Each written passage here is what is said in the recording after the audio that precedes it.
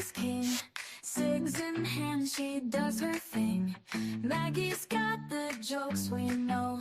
Together we are ready for the show. Chat's on fire, the crowd goes wild. Maggie's clips just drive me wild. Leanie's love for Java steams. We're living out our crazy dreams. On a chorus, Leanie, life's no lie. Sip that coffee, watch time fly. With Maggie by her side, it's clear the best damn show around is here. Subscriptions climbing, views so high. Leanie's truth, it makes us cry. Maggie's got that wit so quick.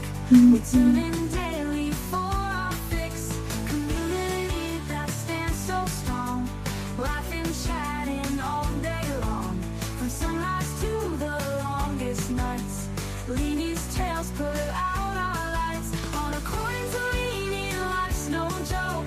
Spark that cig and take a toke. With Maggie by her side, it's clear the best damn show around is here.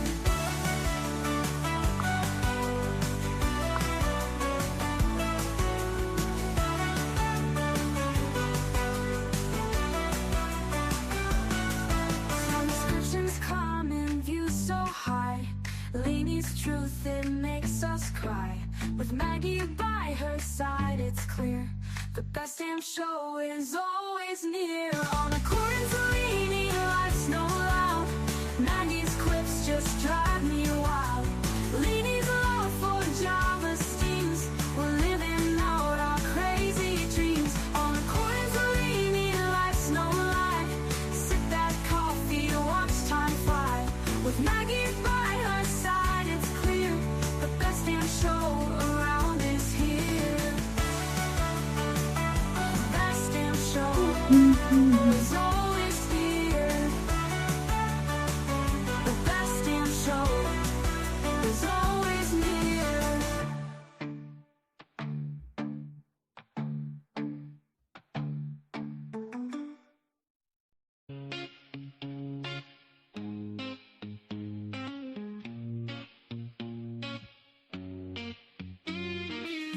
In the studio we laugh all day. She's got that sass in every way. Talking fast, not a pause in sight. Leanie's got my head in a spin tonight. Oh, shut up, Leanie, can't you see? You talk so much, it's drowning me. With your white hair and sassy flair, just give me a breath, let me share. Podcast queen with a wicked smile. Running jokes, mile after mile. Try to speak, but in she slides. Leanie makes it a wild ride.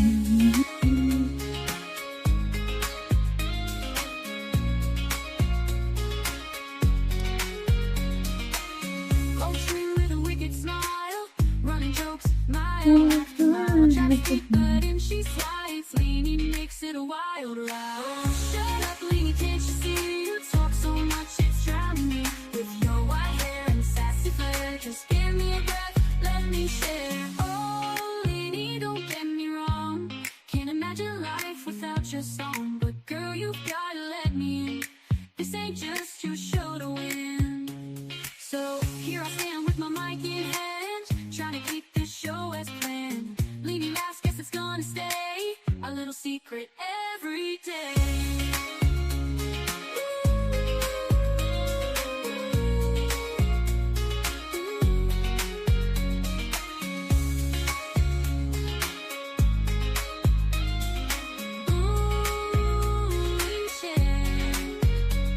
So here I stand with my mic in hand, trying to keep this show as planned. Leanie laughs, guess it's gonna stay a little secret every day. Oh, shut up, Leanie, can't you see? You talk so much, it's drowning me. With your white hair and sassy flair, just give me a breath, let me share. Let me share. Oh, Leanie, don't get me wrong. Can't imagine life without your song. But girl, you've gotta let me. This ain't just your show to win. Oh, shut up, Leanie, can't you see? You talk so much, it's drowning me. With your white hair and sassy flair, just give me a breath, let me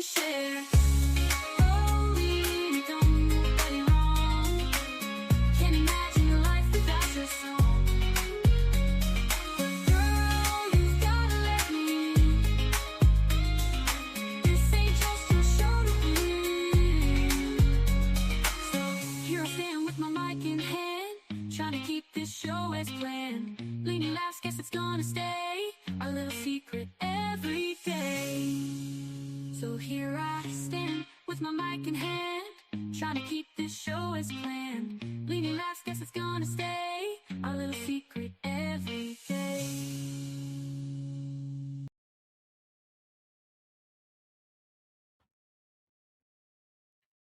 So I'll move this from the stage and then we're ready if this court starts early.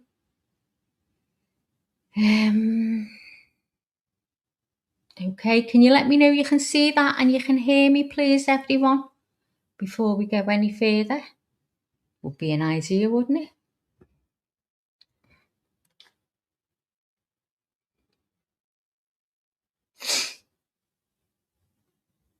Yeah, all good. Thanks, MJD. So I don't know what time this is going to start today, but it's not on time anyway because it's 8 minutes, isn't it? 8 minutes over. So how are you feeling about today? How are you feeling? I've had it. Do you know what? I left on Friday saying I'd had enough. I couldn't think about another trial again in my life. My head was full of it, and all I've done all weekend is look and read about it and watch videos. Don't sniffle it. Shut up, MJD. I haven't got a sniffle in me. If I had snot up my nose and it sounded terrible, it wasn't me because I haven't got any. So shut up. Can't see the shield of the court. Can't hear you either, so can't answer your questions, Maggie. Fuck off, Lou. Like, do you know, yous gang, right, have my nerves shattered. Yous all mess around with me. Remember that time when you told me I never had any, yous couldn't hear me at all? And I'm like, oh my God, and I'm trying for ages, and Leanie starts laughing. That was Lulu's fault. Good morning, everybody. Oh, and Good by morning. the way, I watched your video, fell asleep to it, right, watching it. So it's a duck, Leanie, and the duck shouldn't be looking at a boring It's window. a mallard. It's a duck, and It's it a needs to be mallard. looking. It needs to be past the family, not its fucking beak, pointing towards two doorknobs. Okay, listen. It wants to go outside. It is not going to be looking indoors. It's scared. It can't see outside though. It can at see all. outside. Where? The doors are right there.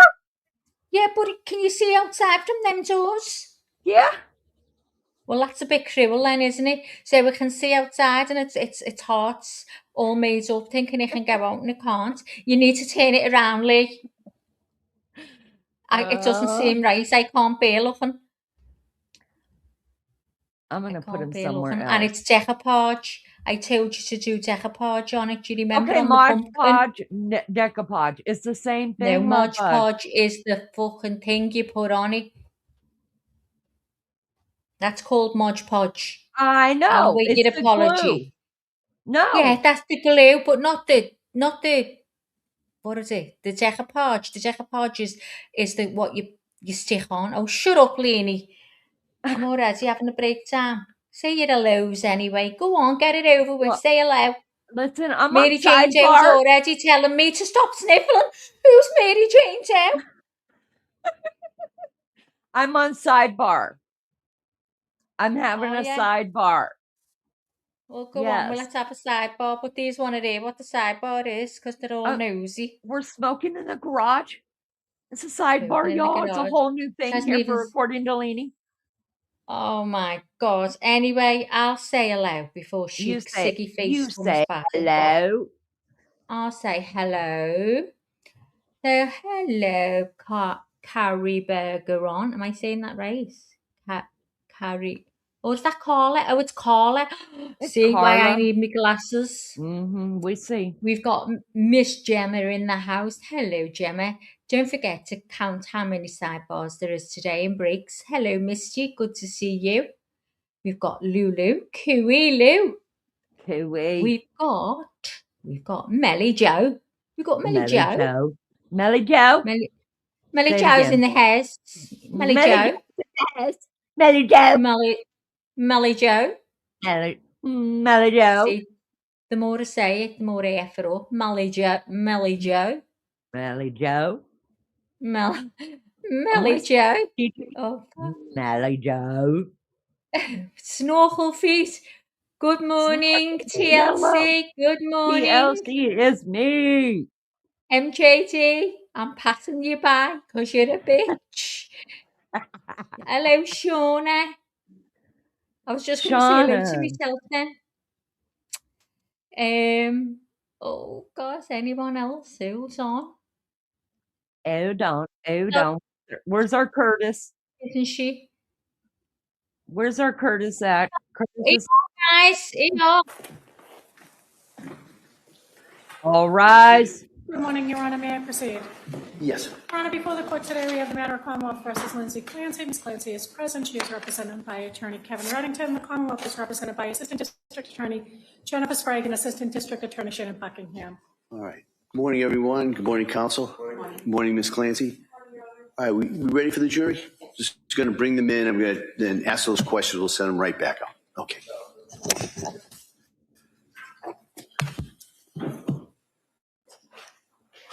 We've got Britty and Flower and Wheels. Hello, hello. All rise. I'm going down the list, see if I'm missing anyone before it starts. Because I feel that Maggie, hello, darling. Thank you for coming in.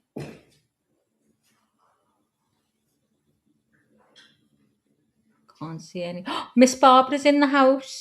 All rise. Rise. All rise. Queen of this channel. Dun, dun, dun, dun, dun, dun. Hey, all persons having anything to do before the Honorable William Sullivan, Justice of the Superior Court, now sitting at Plymouth, within and for the Commonwealth. Draw near You've got to hear Toshi. shall be heard.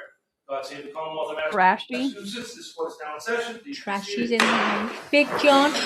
We've got Katrina as well. Yes, please. Your Honor, present before the court are 12 deliberating And the jurors real and 6 lunchy. alternates in the matter of Commonwealth versus Lindsay Clancy. Ms. Clancy is present. She is represented by Attorney Kevin Reddington. The Commonwealth is represented by Assistant District Attorney Jennifer Sprague and Assistant District Attorney Shannon Buckingham. All right. Well, thank you, Madam Clerk. Well, good morning, everyone. It's nice to see everyone again. All I'm going to do, I'm going to ask you those questions and then send you right back out. So the first question, has any member of the jury read, seen, or overheard anything from any source that would affect your ability to be fair and impartial juror in this case? All right. Next question is there any other serious matter or concern bearing on your service as a juror in this case that anybody needs to bring to my attention?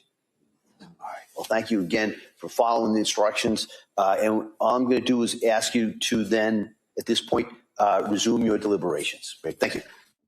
All rise. I just like saying that. Somebody should hire me just to go into court and say that. We will, yeah. Okay, thanks. Welcome. Except for I would say, all rise. Jury's getting the hell out, y'all. Woo, All rise. I say it better. Fuck off, Maggie. All rise. Now you got to say it longer. You got to stretch it out. He All doesn't right, well, I'll say fast. it British. I'll say it British. Yes. All rise. Oh, no, that's Anything too fast. we need to address this time? All right. So we'll be in recess at this time. Thank you. We are in recess. Recess. Oh my gosh, you guys, Oh, they didn't my. take the sidebar. They've been recessing. That's why I told you that they've been recessing unless they need something, the jury needs something. What do you guys think? So I'm out of it completely as far as I thought they would be back already. I thought they'd be back like by lunchtime the next day. I'm out of it. I know 2 people, Lisa and was it Brittany or someone? There were 2 people that said they're not coming back until Tuesday. And then I cannot remember what other. Oh, I've people. seen loads saying that. Melly Joe. Yeah. Melly Joe. Melly Joe thinks the same. We've got Flower. We've got Nikki. We've got Charlotte Tweedy. Charlotte says today after lunch, that would be my luck. Oh God, what you all think? What you all think? Tell me, is Shauna. the verdict going to be today or tomorrow? Oh God, Lisa Dodson's here too. What time do you call this, Lisa? Coming in at this hour? You getting your pay docked? Getting it docked. Got to send a note into Mally Joe. Charlotte thinks they're coming in right after lunch, you guys. Wow. it's gonna take it up to 2 weeks. Shut up, Lou. Natalie, hello. 2 weeks. Ew. Dragging in. Lisa It's said she's, Natalie in. Hi, Nas. listen, Lisa said she's dragging in and you suck it because you don't tell her what to do. Her daddy don't tell her what to do. No, She'll she's come just in. said, who does Lainey think she is? No, I Saying, don't, I'm pretty sure. rise when Maggie's better. You've missed it, it's gone up. Cases is not in at the minute. Oh, sweet Curtis. Lisa says the verdict on Wednesday. Go back out, Lisa, Oh, Lisa. Do not back it up Yeah, any Millie further Joe. than tomorrow. Millie Joe wants to know. Millie Joe. Lisa. See, I can't do it. I start talking Cockney. Talking Cockney when I try to do the Australians. If retaining a phone call to Pat mid-psychosis doesn't prove in touch with reality. Oh, where's it gone? I don't think anything will. Flower says. Maggie, I'm just going to say this right here. I don't know if anybody else, I know you were because we've been in touch during the weekend, but I don't know if anybody else like tried to stay away from this. I tried to stay away, and I watched some other stuff, sadly, about it, and other people. In fact, I had to turn one off, y'all. I know I don't like him. I don't know why. I just decided to. Who don't you like? I'm not going to say. He's another creator. I just don't want to say.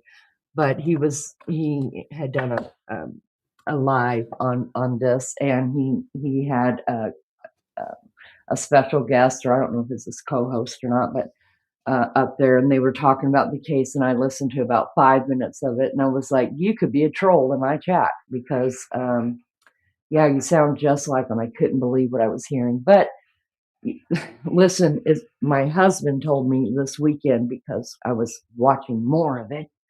Good morning, Laurie. Good morning. Laurie. It's okay.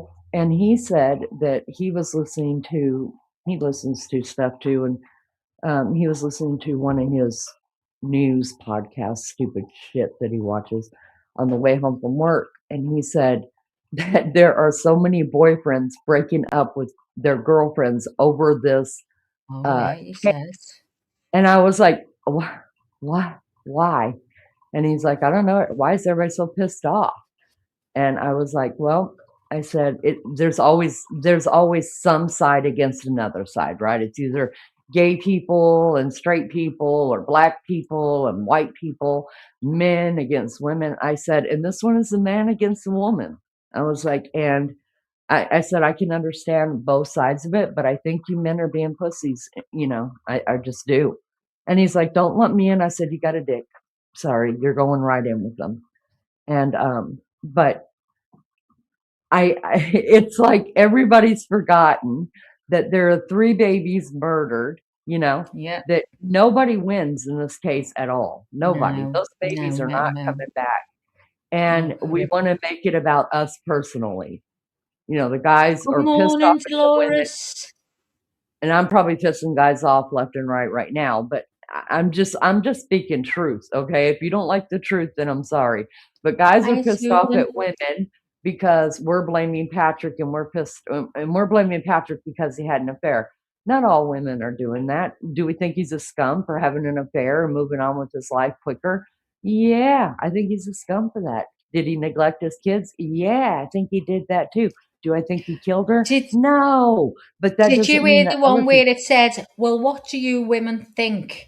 Do you think how long would it be apt for him to have waited before he was with someone else? And my answer to me in my head, I was like speaking out. I went, well, he could have waited more than he did. He could have waited. It would have given a year at least. And not get married the same year as you're fighting for justice for your babies. Maggie, that sounds exactly like what I started listening to, and I knew better because me and him, he doesn't know me from Adam, but I'm going to say we wouldn't get along at all. And so I just started because I'm trying to watch other stuff, and that's what they were talking about, like making fun of the women because women are all butthurt that he moved on too quickly and all this other stuff. And what was he supposed to do? He took a job. That's why he moved. he moved Yeah. out of town so quickly because he took a job. And I'm thinking, hold on, you say that we don't know the story and we're just making stuff up to fit a narrative. But has Patrick talked to you to tell you, hey, the sole reason why I moved to Manhattan was to take this job when I already had one? I'm sorry, not buying it. And they were So, saying, you know, he's got to live with this tremendous guilt day in and day out, which we've said anyway, it will be terrible yeah, because yeah, we've all made mistakes in our lives where we've thought, oh my God, I wish I'd never if done that. And only. you're Hmm. guilty, and it eats away at you. You know, I remember arguing with my mum, and then when she died, I was like, oh my God, the guilt has away at me. Why did I ever argue with it? Blah, blah, blah, blah. You know, Hmm. guilt, it does, but when it's about protecting your little ones, you know, I Yeah, a just little don't bit different. understand how they're expecting no one to be angry at the fact that he didn't protect his babies. He could have Yeah, got them out the way. It could have been a very different story. I don't yeah, believe that he did it at all, yeah. But but you I know think what? he's People that guilty of neglect. End of. absolutely. And he was a shit husband, if you ask me. And you know what? The people that do believe he did it, well, he gave them reason to believe he did it. Yeah, So, I mean, maybe you should have hired a exactly. publicist before you went on with your life, so they could tell you, you're going to get creamed in the, you're going to get creamed in the papers, and then women on YouTube are just going to, and TikTok are just going to have a field day with you. I probably wouldn't move if I Yeah, was you, dude. Like keep your relationship, because the guy I was listening to, he was talking about that, about how we've all gone mad over that. And yeah. that's the only reason why we're like, like anybody that's had an affair are now killers.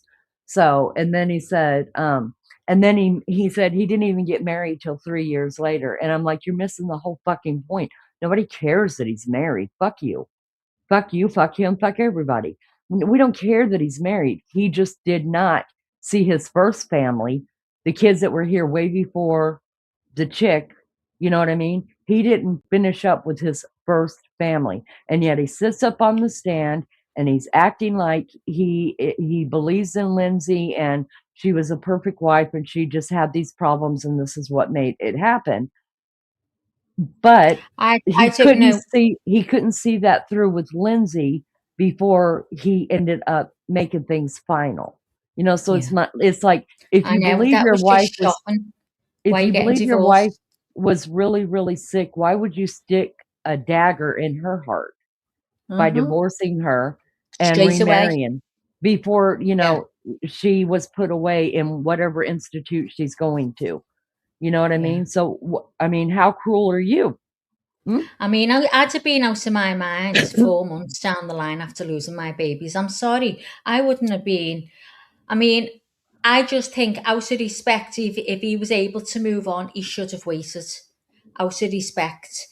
Because who moves on that easy? Do you know what I mean? And it's Hmm. just unless there's something going on. That's why people are thinking there's something going on. Exactly. He's The given him wicked reason to. witch has wrote how she ties her exercise bands around her waist the same way the belts were tied around the babies.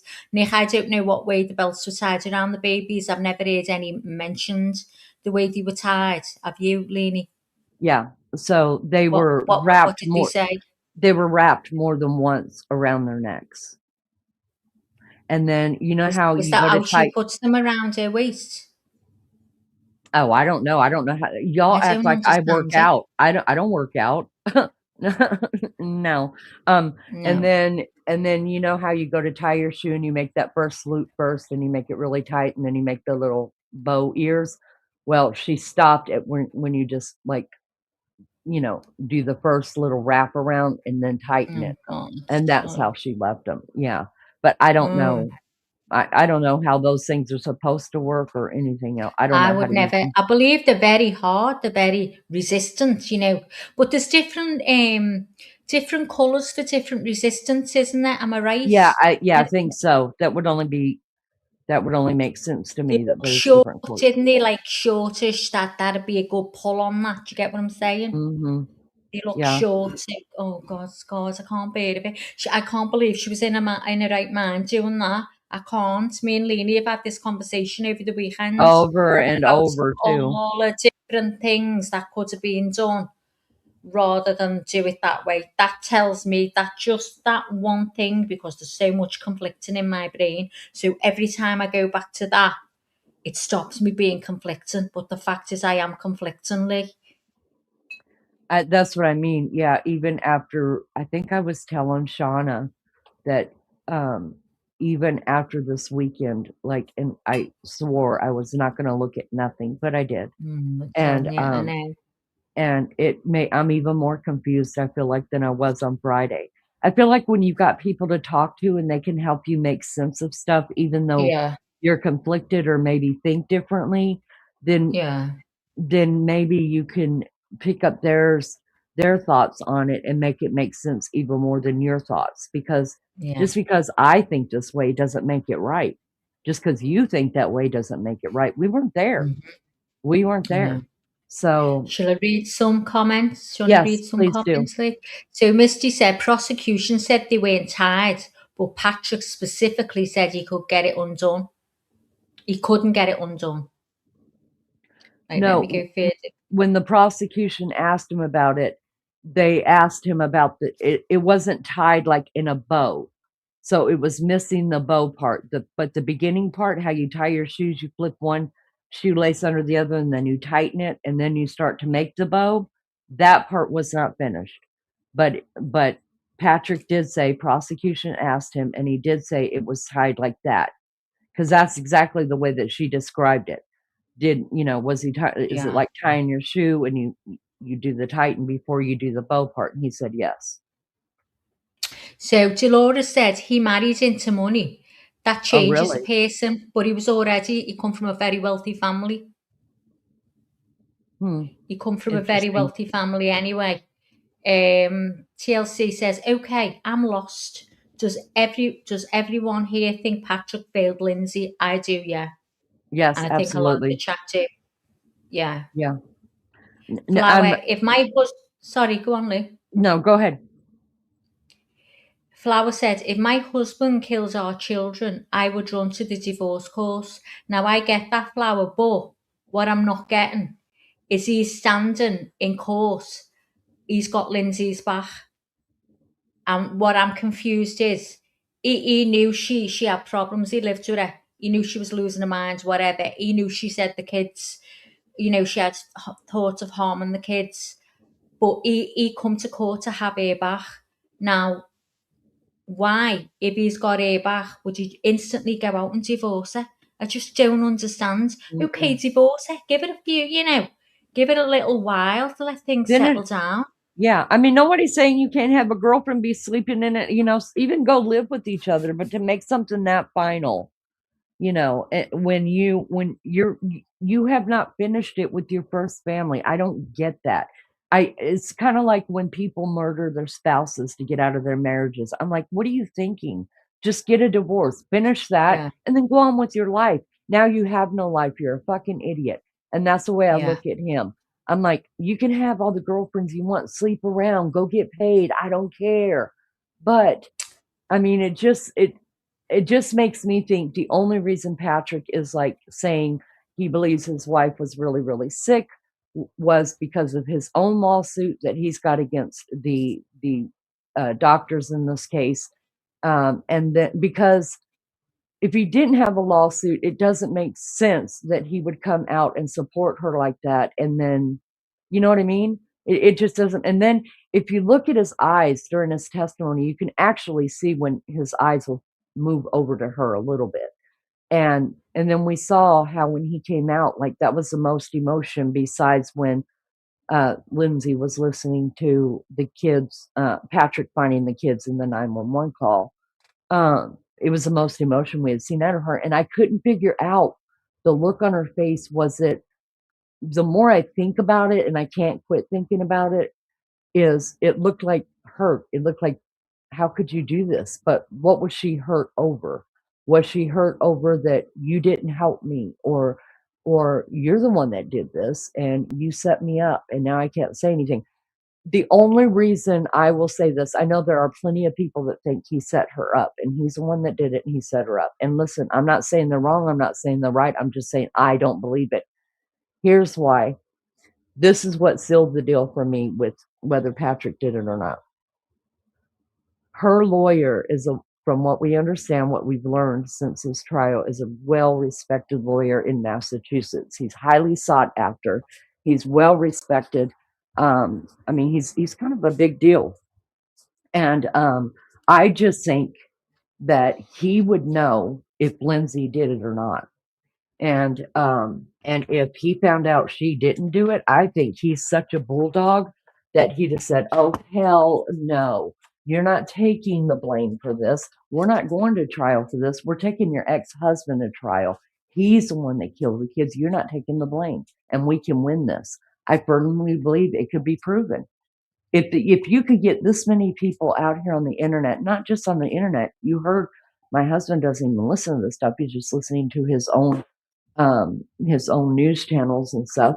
You could get this many people to believe that he did it.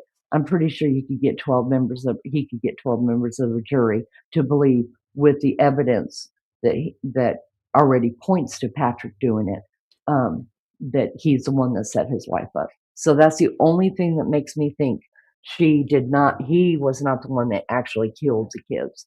Like I said many times before, you guys, I think he didn't want his kids dead, but he didn't care if his wife was dead.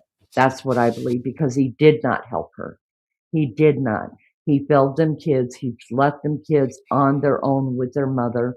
He didn't get them kids out of the house after she had already warned him and told him, "Look, sometimes I think about harming the kids." We know of at least twice that he testified to. We know his mother-in-law, she was told that. She told her own mother that, and her sister wasn't forthcoming with whether Lindsay's the one that told her that or her mother is the one that told her that. But her sister also knew. Every one of them failed them kids. You've all got blood on your hands. Congratulations. So Susan says, I thought they said they were tied like a ship or boat knot. Again, I can't remember. No, I could pull it back up. So if you reach down to tie your shoe and you do that first loop, and then you tighten it, and then you start to do like the bunny loops. That's how it was tied. It was like tying a bow, but the bow was not finished. Let me pull that up real quick, Maggie, while you talk to chat really quick, just so we could be sure about it.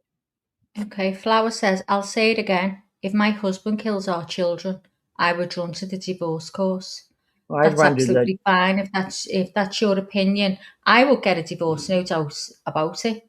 But I don't think I wouldn't have been, I just couldn't have, my head would have been everywhere. I'd have just had to sort my head out. Obviously, he's going to get divorced, and I totally understand that. Yes, absolutely. He should get divorced. Yeah. But if you believe, I'm sorry, Maggie. But if you believe that your husband was sick when he did that, I mean, literally like sick when he did that, then would you run to the divorce court right away? Or would you fight for your spouse to get, for people to understand that she was sick, and then end it after you saw that through?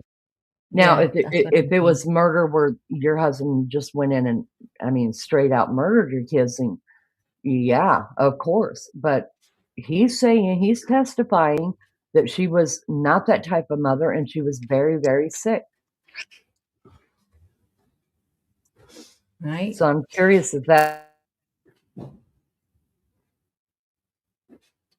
So, Laurie said, Mister, you would think that the prosecution would make sure their case doesn't conflict itself. It's all conflicting, it's everywhere. Shauna says, I'm still confused as hell. Oh, it's awful as well. Sorry. Nikki, the Wicked Witch, said, and it wasn't a psychic reading. She was showing video and images that were legit. I've no clue.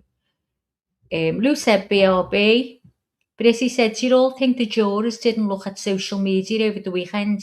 It was all over mine. Listen, I don't believe for a minute that none of them look at stuff. Honestly, I just don't. There's no way I wouldn't be. I'd be like, oh my God, I need to see. But I'd be scared to look on my computer in case they checked. I'd be thinking they've got like like cameras on me and everything too. That would scare the shit out of me. Does anyone else think that? They'd be scared in case they had these things on them.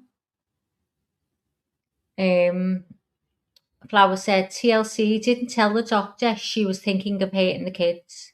He left her alone with the kids, knowing she had those thoughts. I could go on, but no need. Um,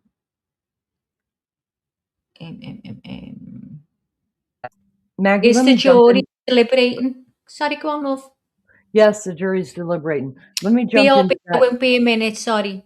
All right, BRB. Maggie's gone to sidebar, y'all. Listen, I wanted to jump in on that comment right there about what the hell was the comment about? Because I can't remember. What the hell was just said? And I was like, wait, what? Because I thought about something this weekend about that. Hold on. I'm trying to find who Maggie read out last. Please prosecute to make sure their case doesn't conflict.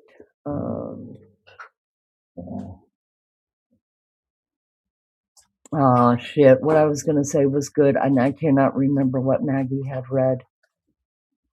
Oh, damn it! Who is that? Laramie, go lay down, buddy. Give me a second, you guys. This is totally unprofessional of me, but no, I'm not professional. I try. The last comment I read out was Flower. Yeah, what did she say? Oh yeah, that's it. TLC, he didn't tell the doctor she was thinking of hurting the kids. He left her alone with the kids, knowing she had those thoughts. I could go on and on, but no need. That's what I wanted to comment on. I thought about that a lot this weekend as well, because listen, y'all know I am upfront, open, everything with my doctor. Like there's nothing my doctor doesn't know about me. But there are people that hide symptoms and things from doctors because they don't want to know how bad it is. Like some people could be sick, but they're scared to go to the doctor because they're scared to find out exactly what's going on with them. And sometimes when you go into the doctor, you make it seem, maybe not on purpose, but you just do make it seem like it isn't as bad as what it really is. And the only reason I know is because I've got family members like that. And I thought about that with Lindsay this weekend when somebody else had brought that up, that she didn't tell the doctors that she had thought of hurting her kids. She'd only said that she felt suicidal at times. But we don't know if she did tell the emergency room that time, and she did tell the suicide hotline both times, and they turned her away. They said she didn't meet the criteria because she didn't have a plan.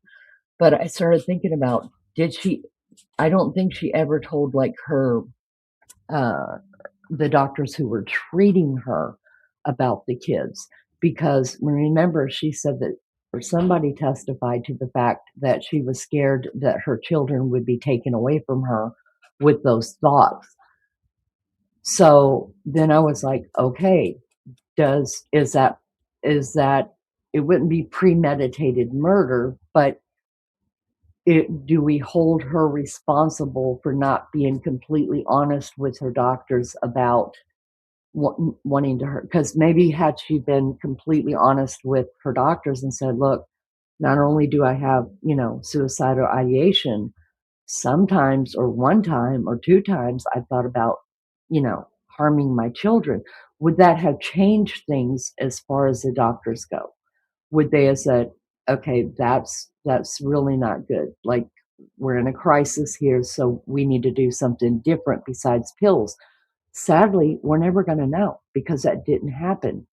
So my question to you guys is, do you hold her responsible? Do we hold her responsible for that? Or not? Do we just chalk it up to another one or part of her illness? I'm curious about what you think about that, because it could have changed things, Maggie. What do you think?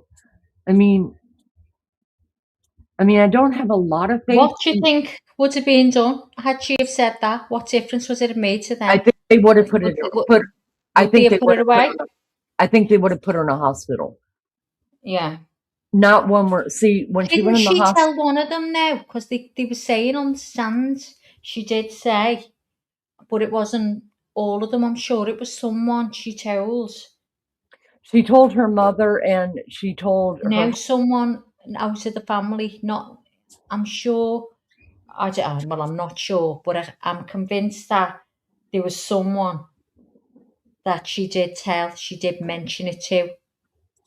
I don't remember that part But it could because be wrong. Could be wrong.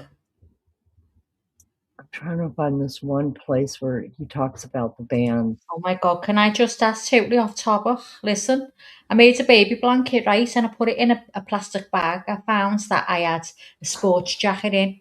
And I didn't notice any smell on it, obviously. So I folded the blanket. I thought I'd get back to it because it was doing me head in. So I folded it and put it in there. I've just got it out to carry on. And the smell on the blanket is knocking me sick. What am I going to do?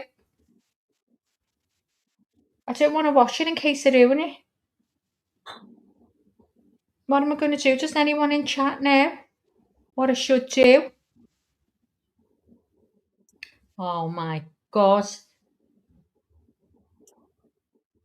Susan said, when Lainey put up the photos on the phone. Do you want to read them comments, Lee, so we know where we're up to? If anyone knows what I've just asked, let us know, please.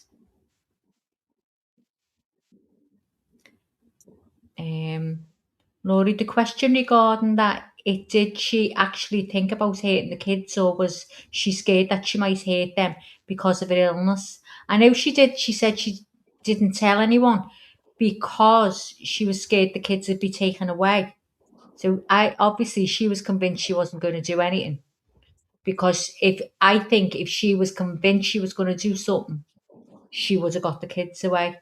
But regardless of that, there's two parents there, and he knew she was losing the plot. He should have stepped in.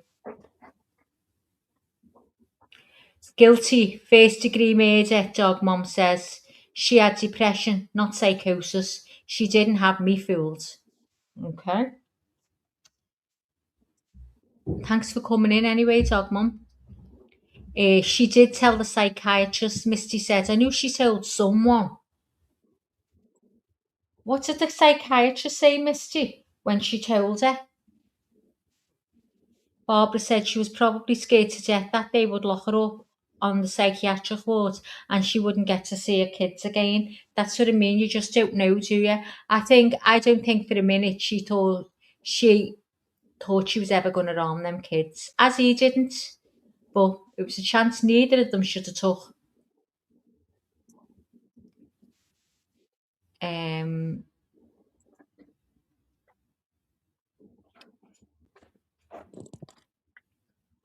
She was probably about the doctor visits. Personally, Lisa says, when I was a puddle from depression and anxiety, I was ashamed of being a mess. My life was so blessed, and I felt that with it so much abundance. Oh. I don't know what photos you mean, Susan. I don't know. Do you know what photos Susan Marshall means, Lee? You put them up on the phone. I forget what photos we're talking about. What photos, Susan? Lou said, if doctors knew of risks to the kids, risk assessments would have forced them to keep the kids safe. Children's services would have been notified and a system put in place for the kids not to be left alone with it. Thank you, Lou. Yeah. I think both of them were wrong. She should have told someone because you can't take that risk if you're never going to lose it. Maybe wash it by hand. Susan, the crime scene in the basement. Yeah. What about that part, Susan? What about that part? Good to see everybody. Thank you all so much for being here. Will you do us a favor? Hit the thumbs up, the thumbs down. Really doesn't matter to us. If you dig it, hit the thumbs up. If you don't dig it, hit the thumbs down. And we appreciate you so much, Abe. It was so nice to see you. Let's see what investigation was needed. She admitted to it. Maggie, I'll let you answer that. Well, Abe wants to know what investigation was needed. She had admitted to it. well, that's what they were saying. Why did it even go to court? I don't know. I think it should have been investigated further. I mean, Yes. I'm going to watch Brian Enton a bit later. We've got it up ready for you. It's quite interesting. He's having a conversation and he's indicating himself that, you know, I wonder if something's going to become of this, that people are saying, you know, they should have done an investigation like Red when he was talking and said they just took Lindsay's word for it that she done it. There was no investigation at all made, none at all. Red said, Misty Febreze, I'm a bit iffy on that for the baby. So I'd probably go with what Lou said, hand washing, wool wash and fabric softener, Maggie. Thanks, Thank you, Lou. Lisa. I'll have to do something. Because So it Abe, absolutely stinks. Abe wants to know what was missed. Abe, so you have to, if you've been watching this case, honey, you have to know that there's so much division from this case, especially in the men against women, women against men, right? And if the case was investigated more without automatically suspecting, okay, Lindsay was the only one here. So the police got there after supposedly her husband got there. And her husband said, I don't know, I just brought home dinner and I found her laying out here. My kids are downstairs, but he doesn't even know they're dead yet, supposedly. And so the police just automatically, okay, so once they found that the kids had been killed, the police automatically, okay, we see the crime. The crime is the mother killed her children while the husband was out and then tried to kill herself. So there was no investigation done, as in like finding out complete time frames exactly when Patrick that we know of. I will say that we know of, because there's a lot of things that we don't know of. But some people are saying like they didn't investigate Patrick Clancy's phone the way that they should have. Some people are saying that Patrick is the one that actually had Lindsay's phone. But I think that's been disproven because the phone never left the house and they had a breakdown of that. There is a few minutes of time anywhere, I understand, from 7 minutes to 15 minutes of time of Patrick being unaccounted for. They should have the route that he said that he took to get to these places. They should have pulled cameras from different places that there's cameras on those streets, just to verify the timeline. There's another thing. Why was the Wi-Fi out? Why was the internet out? Why was the baby cams not working on that day? So had all that been investigated, I think this would not have turned into such a men hating women, women hating men thing, because they could verify and they could prove exactly where he was at all times, especially if the baby cam inside the house, the babysitter cam inside the house is working. So that's what we're talking about, the investigation part of it. I want to bring this up, Maggie, if you don't mind, and everybody else that was here. It's just the end of, we might have to take that down and watch that in back half, but let me see. Okay. Go on. Can you do it your end, or do you want me to? Hold on, let me see if I can. Phone. Hold on, let me see. Can you still see it up there? Yeah. I see it in back. Yeah, we see it in back, right? Yeah. Okay, good. Okay, good. So this is just the part, you guys, where Patrick is the second day of testimony, and he talks about finding the children and finding her. And then you're going to hear about him finding her and how the bands were wrapped around his throat. So he's already gone through all the days prior and all that. So this is the end of his testimony. So let's go ahead and listen to this. Let me see if I can make it bigger. Yeah, let me just start it. Watch your ears, guys. I can't control your volume. Okay. Me and Leanie thought it was us yesterday.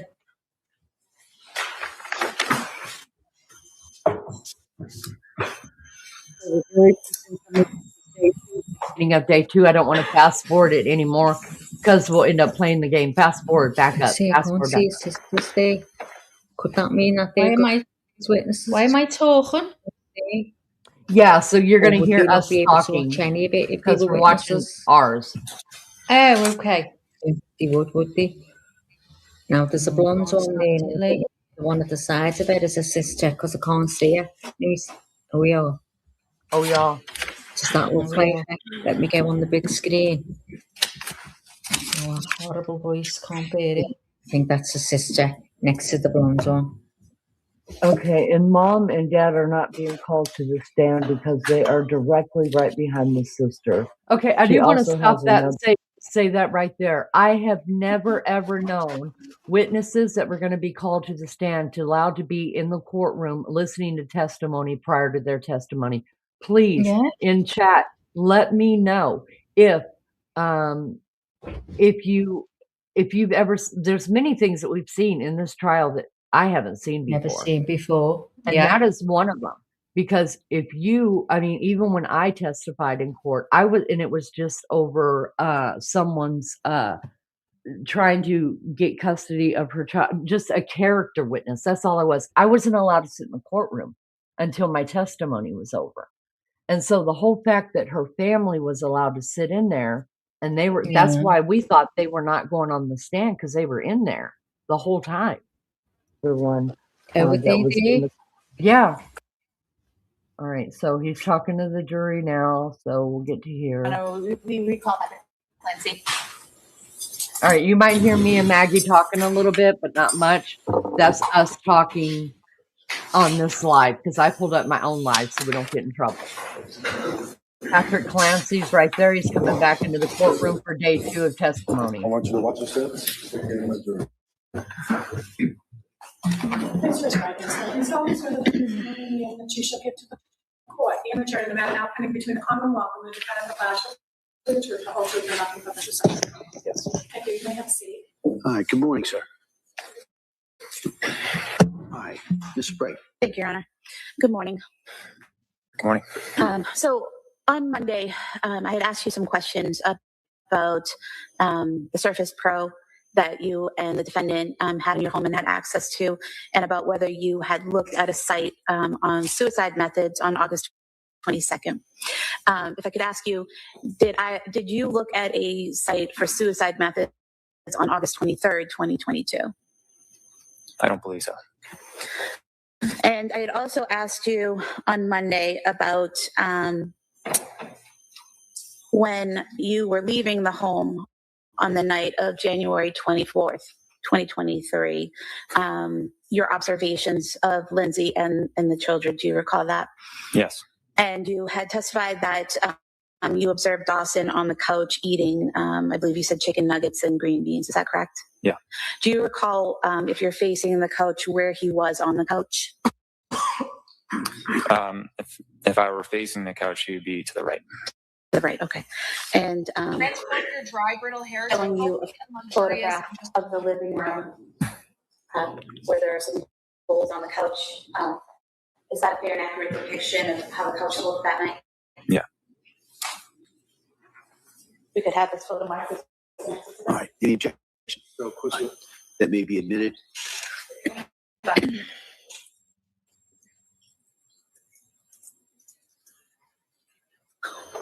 So Patrick looked up suicides. As you're getting ready to leave the house to head out to get the takeout, did Lindsay say anything to you? Nothing specific that I can recall, just other than maybe goodbye. Do you recall something about discussing something about CVS with her? Yeah. Okay. And what did she say about CVS? She wanted me to pick up some stool softener for Cora. And she hadn't mentioned that earlier in the text, correct? Yeah, I don't think so. So as you're leaving, she asked you to make a second or another stop while you're out. Is that correct? Correct. Okay. And in response to that request, did you ask her to do something? I don't remember. I could show you page 77. lines 23 and 24, if you could just read those to yourself. Yeah, I told her to text it to me, which she did. I'm sorry, so that refresh your memory and Yep. ask her to text it to you? Yep. And did she do so? She did. And was that at approximately 5:15 p.m. that she texted PDLX? Sounds correct.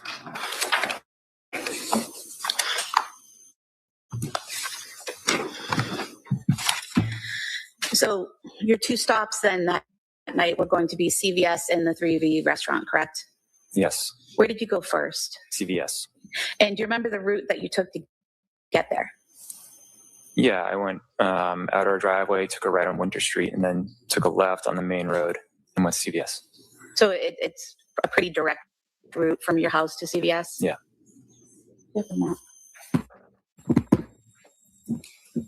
Just going to have you look at the screen, if you would, to a map.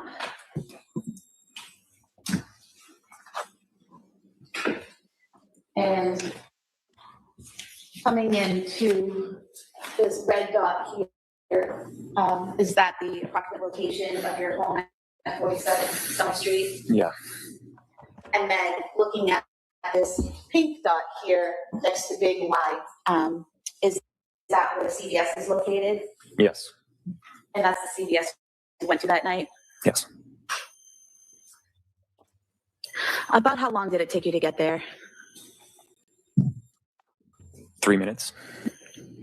And when you got to CVS, did you go inside? Yes. Okay. And what section did you go to in CVS? I think it was pediatrics.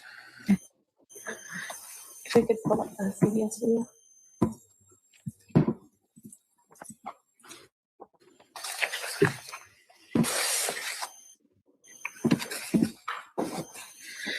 I'm going to ask you to look at the video here. Is that you entering the store? Yeah.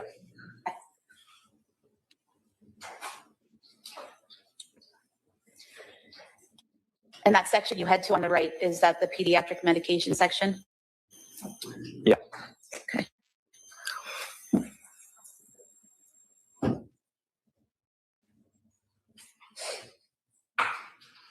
And while you're in that section, looking for the medication, do you do something? I called Lindsay Hold Why on, did you call guys. Lindsay? Lenny, because Yeah. what we were looking for wasn't there. is there any The way you shelves can were make pretty empty. the It was still during screen any COVID. bigger? I'm sorry, what? It was during Yeah, COVID, hold on. so Okay, so It would take and me was just that a call at minute to about do it. approximately 5:33 p.m.? yeah. Okay. And They're all then, asking for did she answer the screen to be call? bigger. Yes. She answered Yeah. when you called her? Do you want to jump through Actually, chat I really think- quick? I think she didn't Um, at first. She called back. Let me Okay. pull this one And did you off, receive a and I'll call put back from her regular about a court minute TV later on. at 5:30? Okay, give me a second here, guys. Give me a second. We'll add So this back. Lacey says, okay, we've got Leah Jones. Hi, Leah. Welcome into the chat. Feel free to debate with everyone, love. Lacey says, he has fault regardless for leaving his kids alone with her after him, stating her fears about hating the kids, seeing people charged for less. I agree. I said those exact words to Lenny. If someone else was up in court for neglect like that, that'd have been it. And I don't understand it. It was the same with the Madeline McCann. I don't know why there was no neglect in that either, leaving the kids in an apartment. Couldn't even see the back of the apartment. But I was tired. yeah. I had back pain and I Oh, had what are we no getting energy, now? but It's I I'm discovered getting the our Emma bits. mattress. It's okay, Ordered it guys. one day Hold on. delivered to my I've got it on two screens in case I'm terrified I'm going to miss it.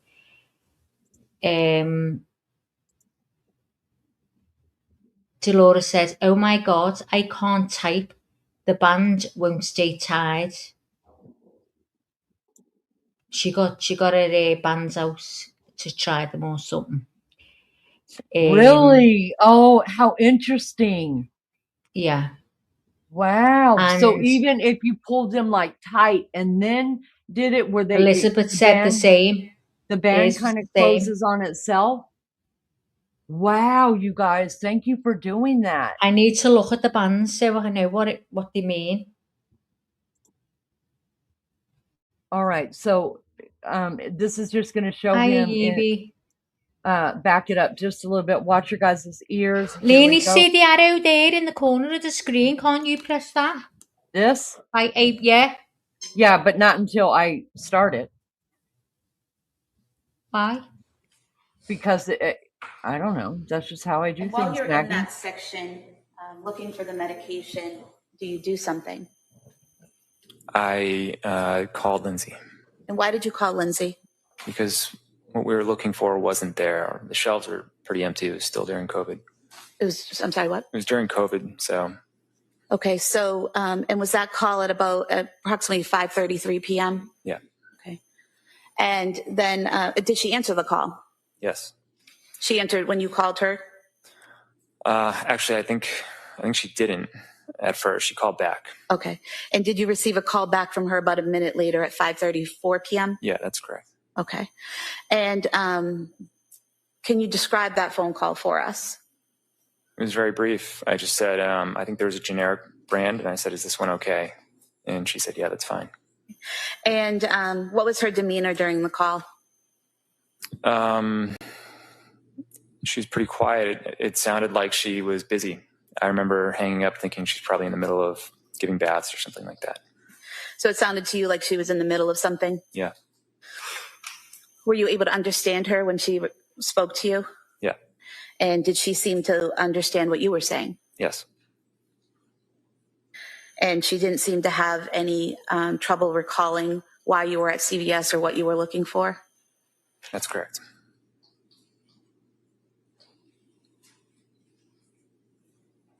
And did you, in fact, purchase some Pedialyte at CVS? Yes. Did you purchase anything else while you were there? I bought a pack of Skittles. Just showing you a receipt here from CVS. Does this appear to be an accurate description of what was purchased? Yeah. We could have the CVS receipt marked as the next exhibit, please. All right. That may be admitted. 26. And then if we could have the original CVS video marked as an exhibit and the CVS timeline, a condensed version marked as the following exhibit. 27 and 28.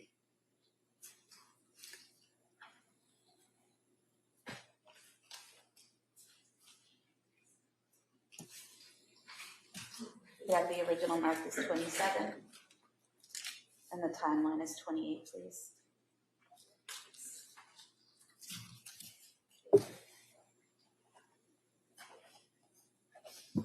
It's 26, 27, and 28 is the mark. All right. Thank you. After you had made your purchases at CVS, where did you go next? To 3V. And do you remember the route you took to get there? Yeah, I think I got on Route 3 South for just one exit. And then I got off and went straight to 3V. And showing you the map again here on the screen. This green dot here on the bottom, is that where 3V restaurant is located? Yeah.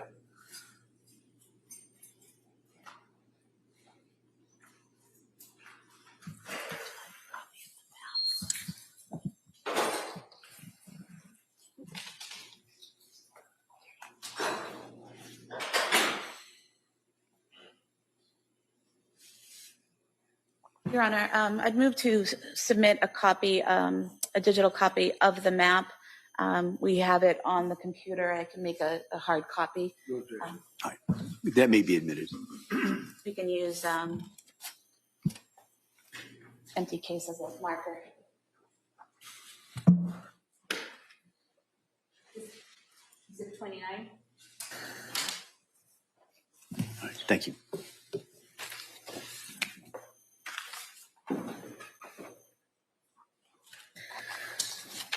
We could pull up the 3V video, please.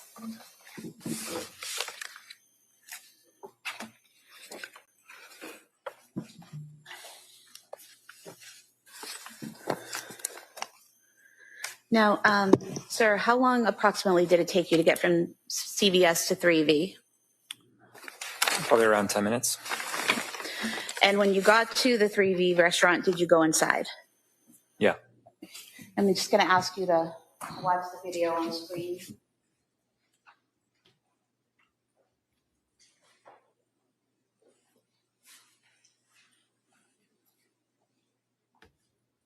At 5:54:15 p.m., is that you coming in behind that other couple there?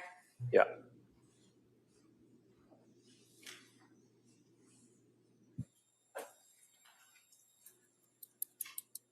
And what are you doing at that point when you're looking at the bags? I think I was looking for the bag with my name on it.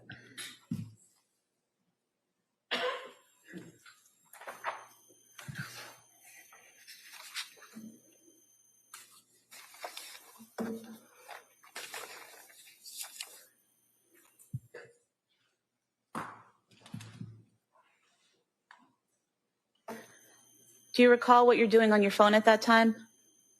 I don't. It could be work related. It could be anything.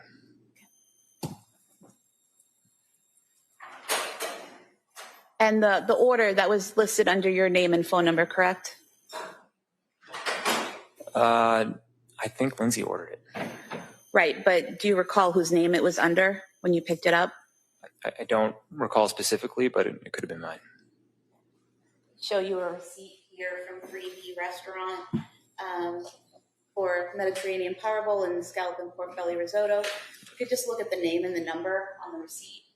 Yeah, that's my name and my number. So that's your phone number? Yeah. Okay. So although the defendant called in the order, your name and phone number were given accurately. Is that correct? Correct.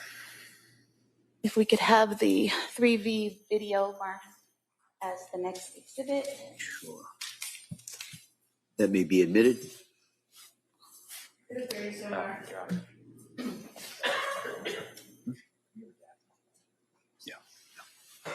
Yeah. Can I see counsel just very briefly?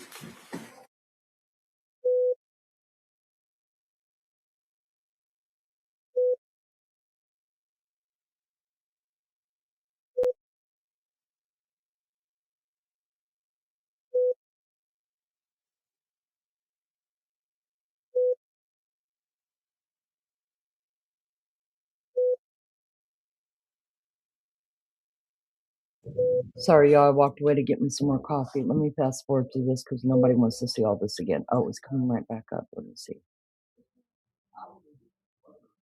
Approximately how long it took you to get home? I would guess 10 to 12 minutes. Okay.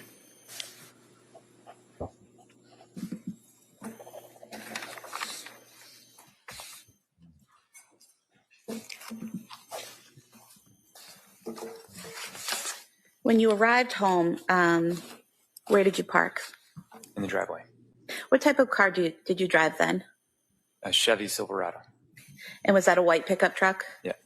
What kind of car did Lindsay drive then? It was a Kia SUV. And once you parked there, were both vehicles now in the driveway? Yeah.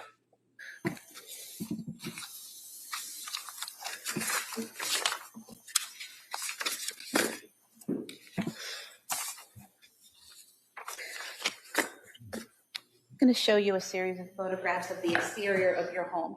You could just look through them and tell me if they accurately reflect how your home looked on January 24th, 2023. West Eye Consultant. To schedule an appointment, please select 1. For questions about an existing appointment or to reschedule, please select 2. Please wait while your call is processed. Calls may be monitored or recorded for quality and training purposes.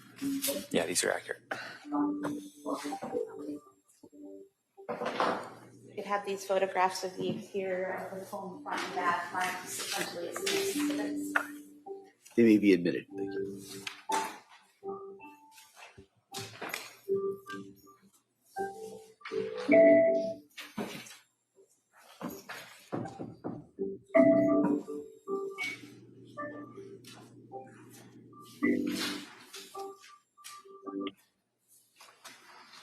Thank you for holding. Your call is very important to us. If you would like to leave a message, please press 1, and we'll return your call as soon as possible. If you wish to remain on hold, Sir, the next available showing you what's representative been will marked be as shortly. exhibit 32. Is this the front of your house with the main door? Oops, Yes. that's me. And then showing you what's been marked as exhibit 33. Where is this in relation to that main front door? It's to the right. And here, where the light is that a secondary entrance at the front of the house? Yes. And for the record, that's to the left of the garage. Yeah. Showing you exhibit 34. Can you tell us what portion of the house this is? It's to the left of the front door. So if I'm facing the front door, it's to the left. There's a fence there, is that correct? And exhibit 35, is that more of that same fence on the left? Yes. And then showing you exhibit 36, is this looking at your backyard from that left side area where the fence is? Yeah. And then exhibit 37, can you tell us what we're seeing here? This is the back of the house and the window where Lindsay jumped out. And exhibit 38, is that a more direct view of that back of the house? Yeah. And so the window you referenced about Lindsay, is it this upper right top window? Yeah. And what is behind that window? Our bedroom. And the window to the left there in the middle, what room is that window in? That's the upstairs bathroom. And then the top window on the far left, what room is that for? That was Dawson's bedroom. Dawson's, okay. And then directly below the top right window, so the bottom far right window, what room is that window for? The living room. And then again, the middle window on the bottom level. Downstairs bathroom. And then that window on the far left there, is that the kitchen? Yeah. And on the far left of the photo where the sliding glass doors are, where does that lead into? There's like a room off of the kitchen where there's a kitchen table.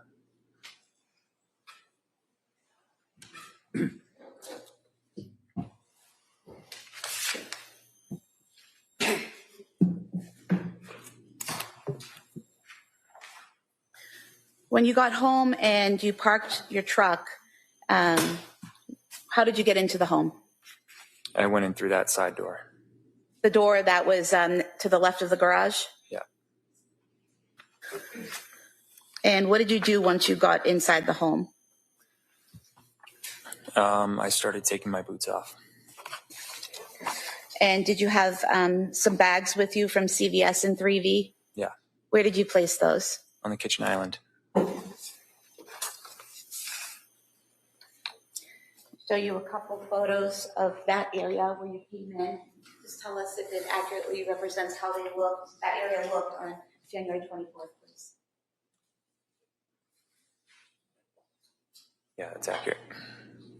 You could have these two photos marked as the next exhibit, please. It may be a minute.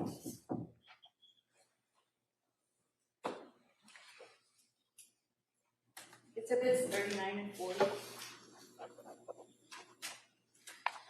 So we're showing you what's been marked as exhibit 39. Can you tell us where the sliding glass doors are in this photograph? They're to the left of the kitchen table. So we have here the kitchen table, kind of in the center of the photograph, is that correct? Yeah. And so these are the sliding glass doors? Yeah. And where's the door that you came through? To the right after the kitchen table. Right here, next to the curtain? Yeah. And the door, when you're looking at the photo straight ahead, this door to the left of the mirror or the photo there, where does that lead? The garage.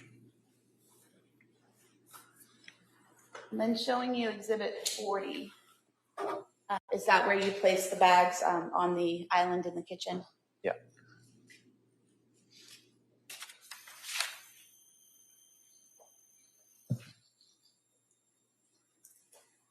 When you came into the house and you were taking off your boots and putting things down, was there anything you noticed? Yeah, the house was really quiet. Is that unusual? Yeah. And when you realized it was really quiet, what did you do? I called out.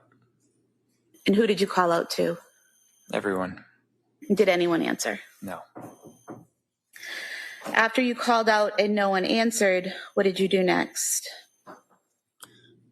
I think I don't know the order, but I called down in the basement and no one answered. And then I called Lindsay to see if she was home because I looked out and I couldn't see her car, but it's because it was dark and her car's black. Okay, so when you say you called down to the basement, when you approached the basement door, do you remember if it was open or shut? It was shut. So did you open it and yell down? Yeah. And there was no response? Correct. And showing you a photo here, is that a fair and accurate depiction of the stairway down to the basement level? Yeah. We could have this marked as the next exhibit, please. That may be admitted. Exhibit 41. Do you recall when you opened the door to yell down whether the light was on or off? Yeah, it was on, but Lindsay always left the light on. And you said you called Lindsay. Was that a phone call? Yeah. And was that at approximately 6:09 p.m.? Yeah. And did she answer? No.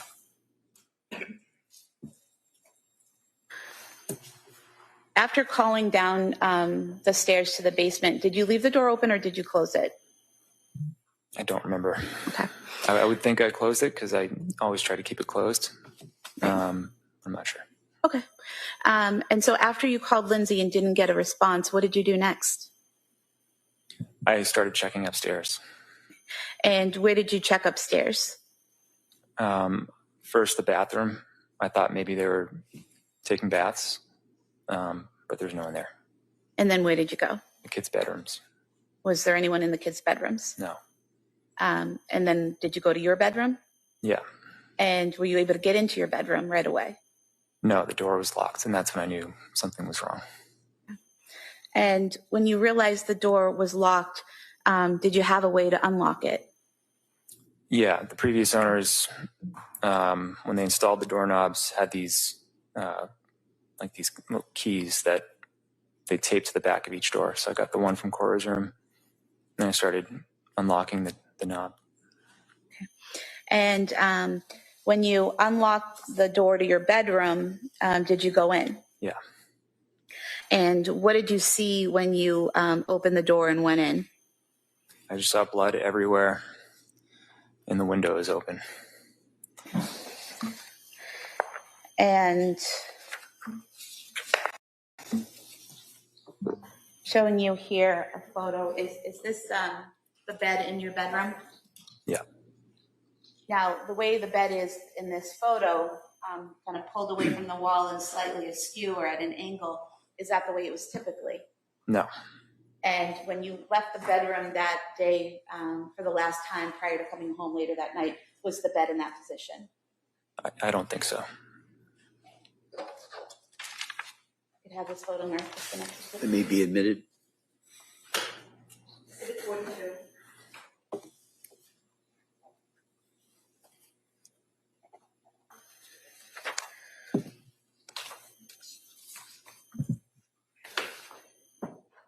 And you said you saw the window, is that correct? Yeah. Was it open? Yeah, there was wind blowing in. Showing you a photo here. Is that a fair and accurate depiction of how the window looked? Yeah. Mark this the next exhibit, please. That may be admitted. Exhibit 43. Did you walk into the room and over to the window? No. How far into the room did you get? Probably 1 or 2 steps, and then I immediately turned around and went outside. And the blood that you saw, where was that located in the room? It was everywhere. It was It looked like it was sprayed almost with like a hose, and there was a huge puddle in the middle of the room, and it was sprayed all over pretty much every surface. I remember it was on the doorknob. Okay. Showing you 3 photos. Do you recognize what's depicted there? And is that a fair and accurate depiction of how the room looked on January 24th, 2023?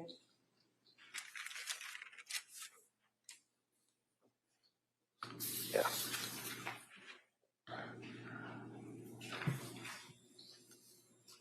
We could have these photos, 3 photos marked as the next 3 exhibits. They may be admitted.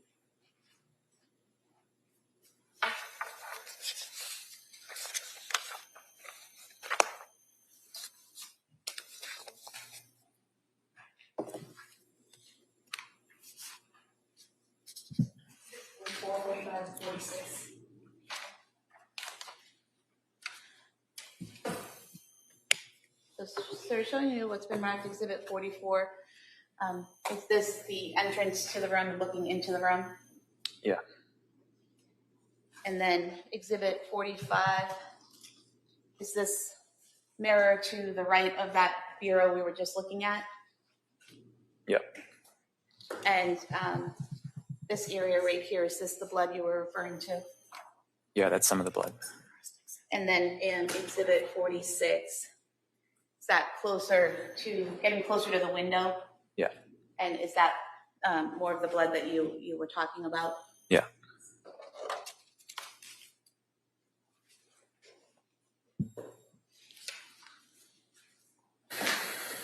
Going back to Exhibit 42,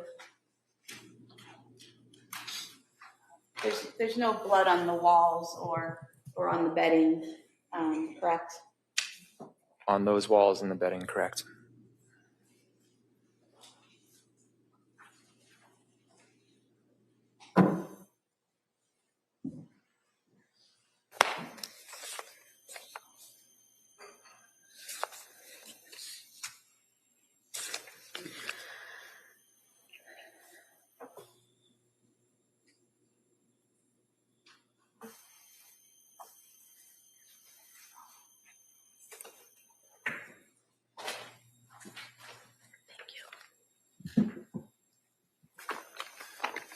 Sir, were you aware that the defendant's phone was found on the bed in the bedroom that night? No.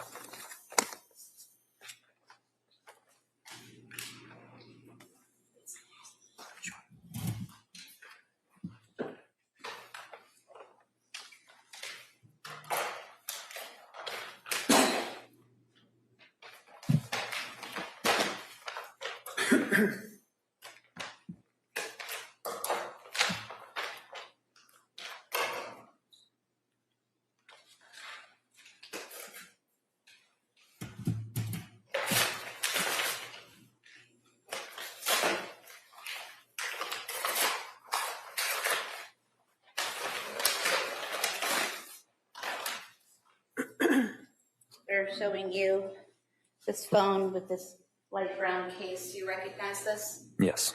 Whose phone is it? That was Lindsay's phone.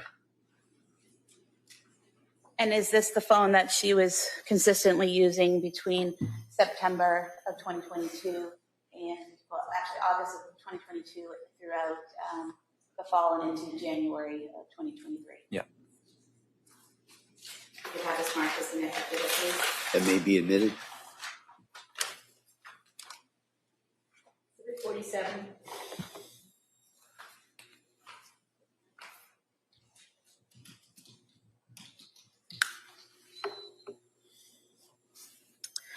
Sir, after making those observations in the bedroom, what did you do next? I ran downstairs and went outside. And do you recall whether you went out the front door or the back door? I went out the back door. So that would be the sliders, is that right? Yeah. And where did you go from there? I just looked around in the backyard below that window, and I saw Lindsay. And where did you see her? She was face up in the backyard.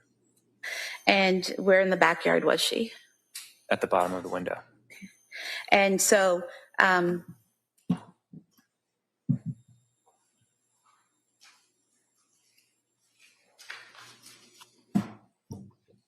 looking at exhibit 38, you said this was the window, correct? The top right? Correct. Where was she in relation to that window? Directly below it. So down here by the window well? Yeah. For the record, I was pointing straight below the bottom right window by the window well. I'll show you a photo of that window you were referring to. Is this the exterior view of that window to your bedroom that night? Yeah. We could have this marked as an exhibit, please. That may be admitted. Exhibit 48.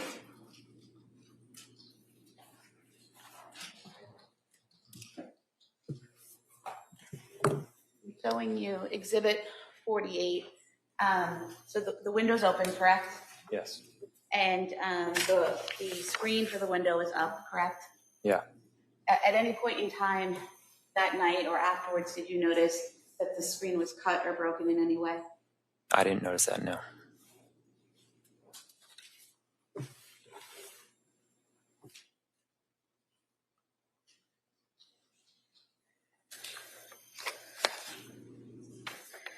And when you saw Lindsay on the ground there under the window, which direction was her body facing?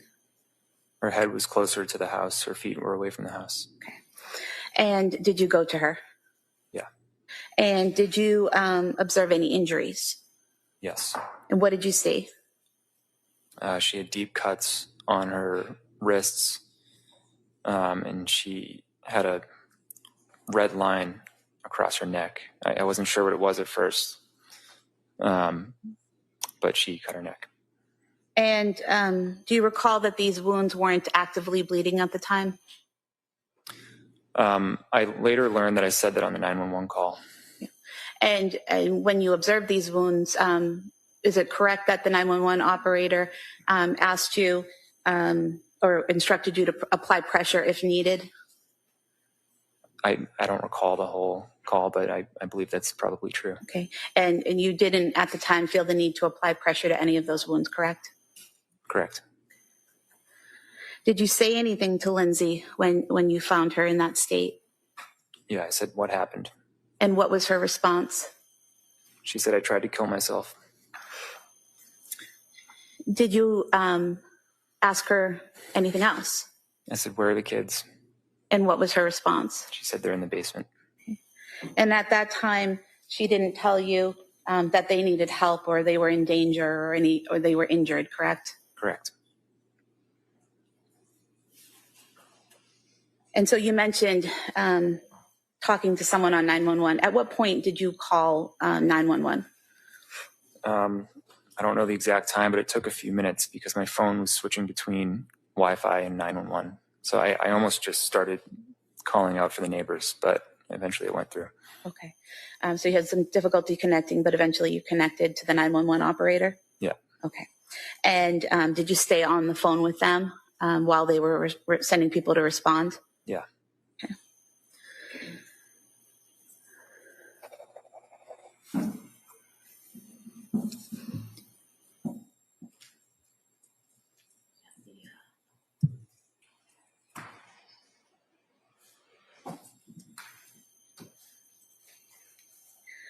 While you're on the phone with 911, are they asking you questions and you're responding with information about her condition? Yeah. Okay. And if you could just look at the screen here, is this the model of the first floor of your home? Yes. Okay. And so we have here the sliding glass doors. Where would the basement door be in this model? Directly below the stairs.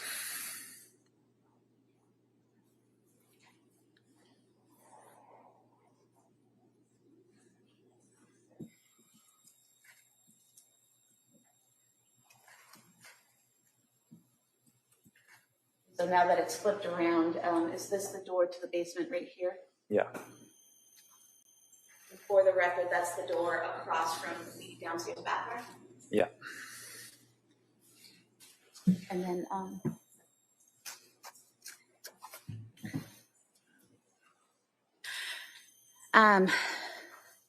how long approximately, and I know you weren't looking at your watch or anything like that, but can you estimate for us how long it took for first responders to arrive? 4 or 5 minutes. Okay. And during that time, are you continuing to try to talk to Lindsay? Yeah. Is she responding? She's in and out of consciousness. Okay. Was she breathing on her own? I believe so. Okay.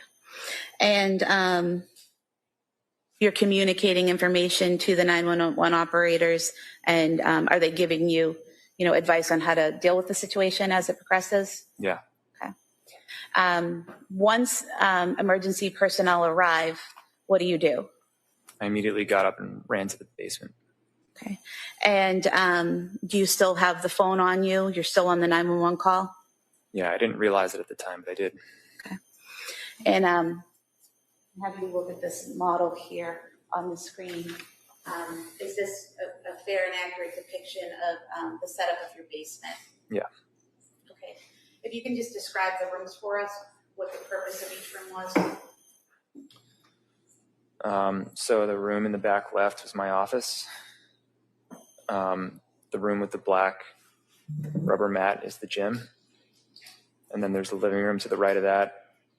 And then the back right is just an area of the living room. And then there's a bathroom next to that. So when you come down those stairs that night, which direction did you go? I immediately went left. And when you went left, what did you see? I saw Cora. And how did she look? She had a band around her neck. And was that an exercise band? Yeah.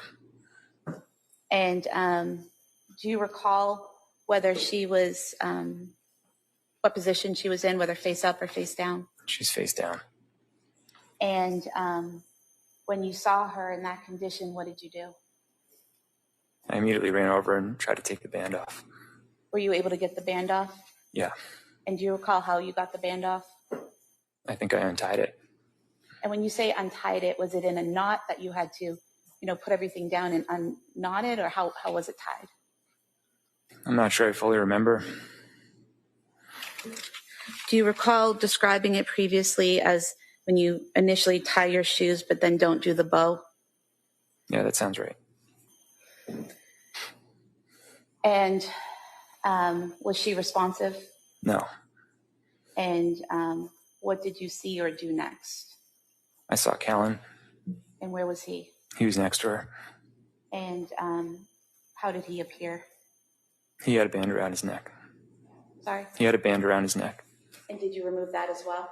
Yeah. And do you recall what position he was in? Same as Cora.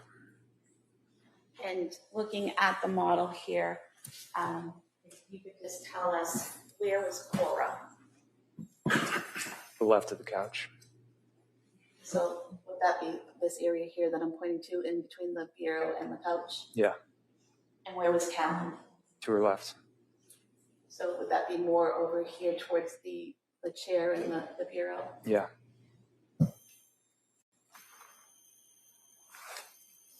After you removed the band from Callan's neck, what did you do next? I tried to find Dawson. And where did you go? I looked in the bathroom and on the other side of the couch. And then I went to the other side of the basement and he was in my office. And when you saw Dawson, what condition was he in? I knew he was gone. And did he also have a band around his neck? Yeah. And did you remove that band? Yeah. And looking at the office here, where was he located within the office? Just to the left of the door when you went in. Just in this area here, right inside the door? Yeah.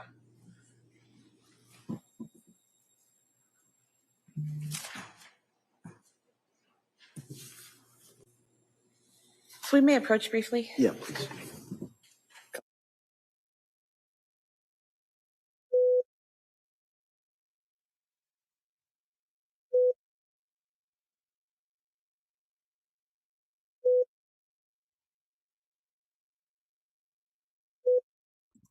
Sorry. Interesting, right? I think it gets more interesting every time we talk about it. I just really do. Every time I watch that, it gets more interesting, and I'm getting more like, I think I want to hear more about stuff. I think you're choosing your words really, really carefully, and there's some missing parts in between it. Like, I don't know, like they purposely aren't asking certain questions. Kemp says, "Hi Frank, good to see you, honey. The fact that she killed them and put them in his office is significant." What do you think is the significance? Just curious. Frank, you want to come out and talk to us? 2 of the kids weren't in the office. The baby was in the office. No, the middle child. The middle child the was middle in the office. child. I mean, Dawson. yeah, Yeah. yeah. So, Oh, doorbell. Hold on. but the fact that, I mean, why take them downstairs? I don't know. What's the point of that? What's the point? Did she not want him to find them before he found her, or because they were all in the living room area whenever you're at work? It's okay, Frank. Because they were all in the living room area when he left. So that means she had to take them downstairs. Why? Why downstairs? I mean, does it make any sense? You guys, this is 3 different floors. So nobody could hear. Good point. Especially if you took them down one by one, Lacey, or she took them down one by one. Because they said Dawson went first, and then Cora, and then the baby. So did she take Dawson down there first? I mean, Mel, you don't even know this case. Oh, it's terrible. It's terrible, and we're all, well, some of us are still just like, WTF, what happened? We don't know. Lunchy says, "Sorry, y'all, I'm going to be in and out for a bit, but I'm listening. Please hit the like. If you haven't subscribed, Leanie will never ask you to sub." Love you, Lunchy. And Maggie is going to spend a penny, you guys. Dawson first. Yeah.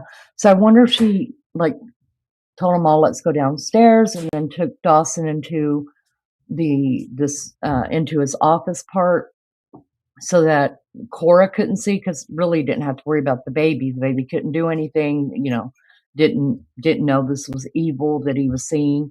So all she had to worry about was Dawson. So and Cora.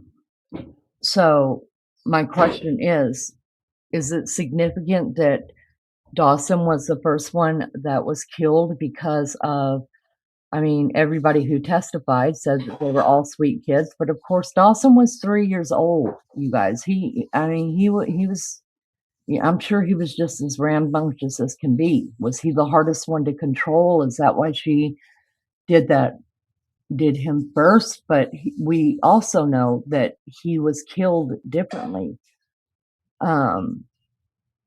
He was hung.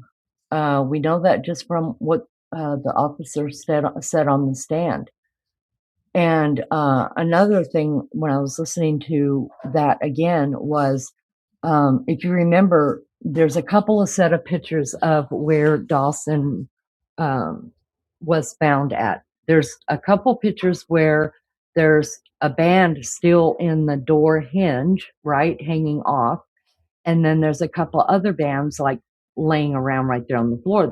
One was the same color and one was a different color. Then there was a picture with only the bands hanging off of the door.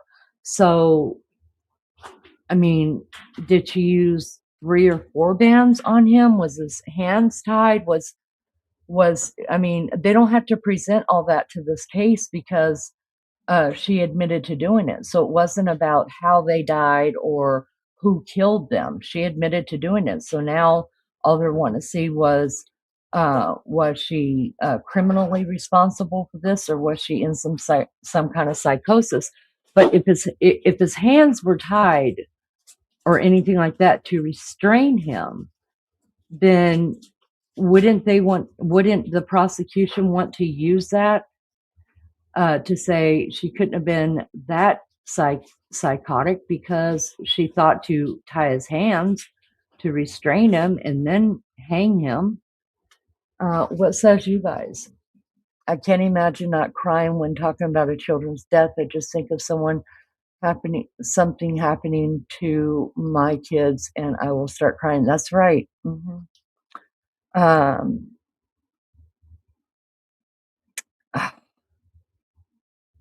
says 3 children are gone, and who's to blame? My opinion is both parents failed them. However you look at it, that's right. But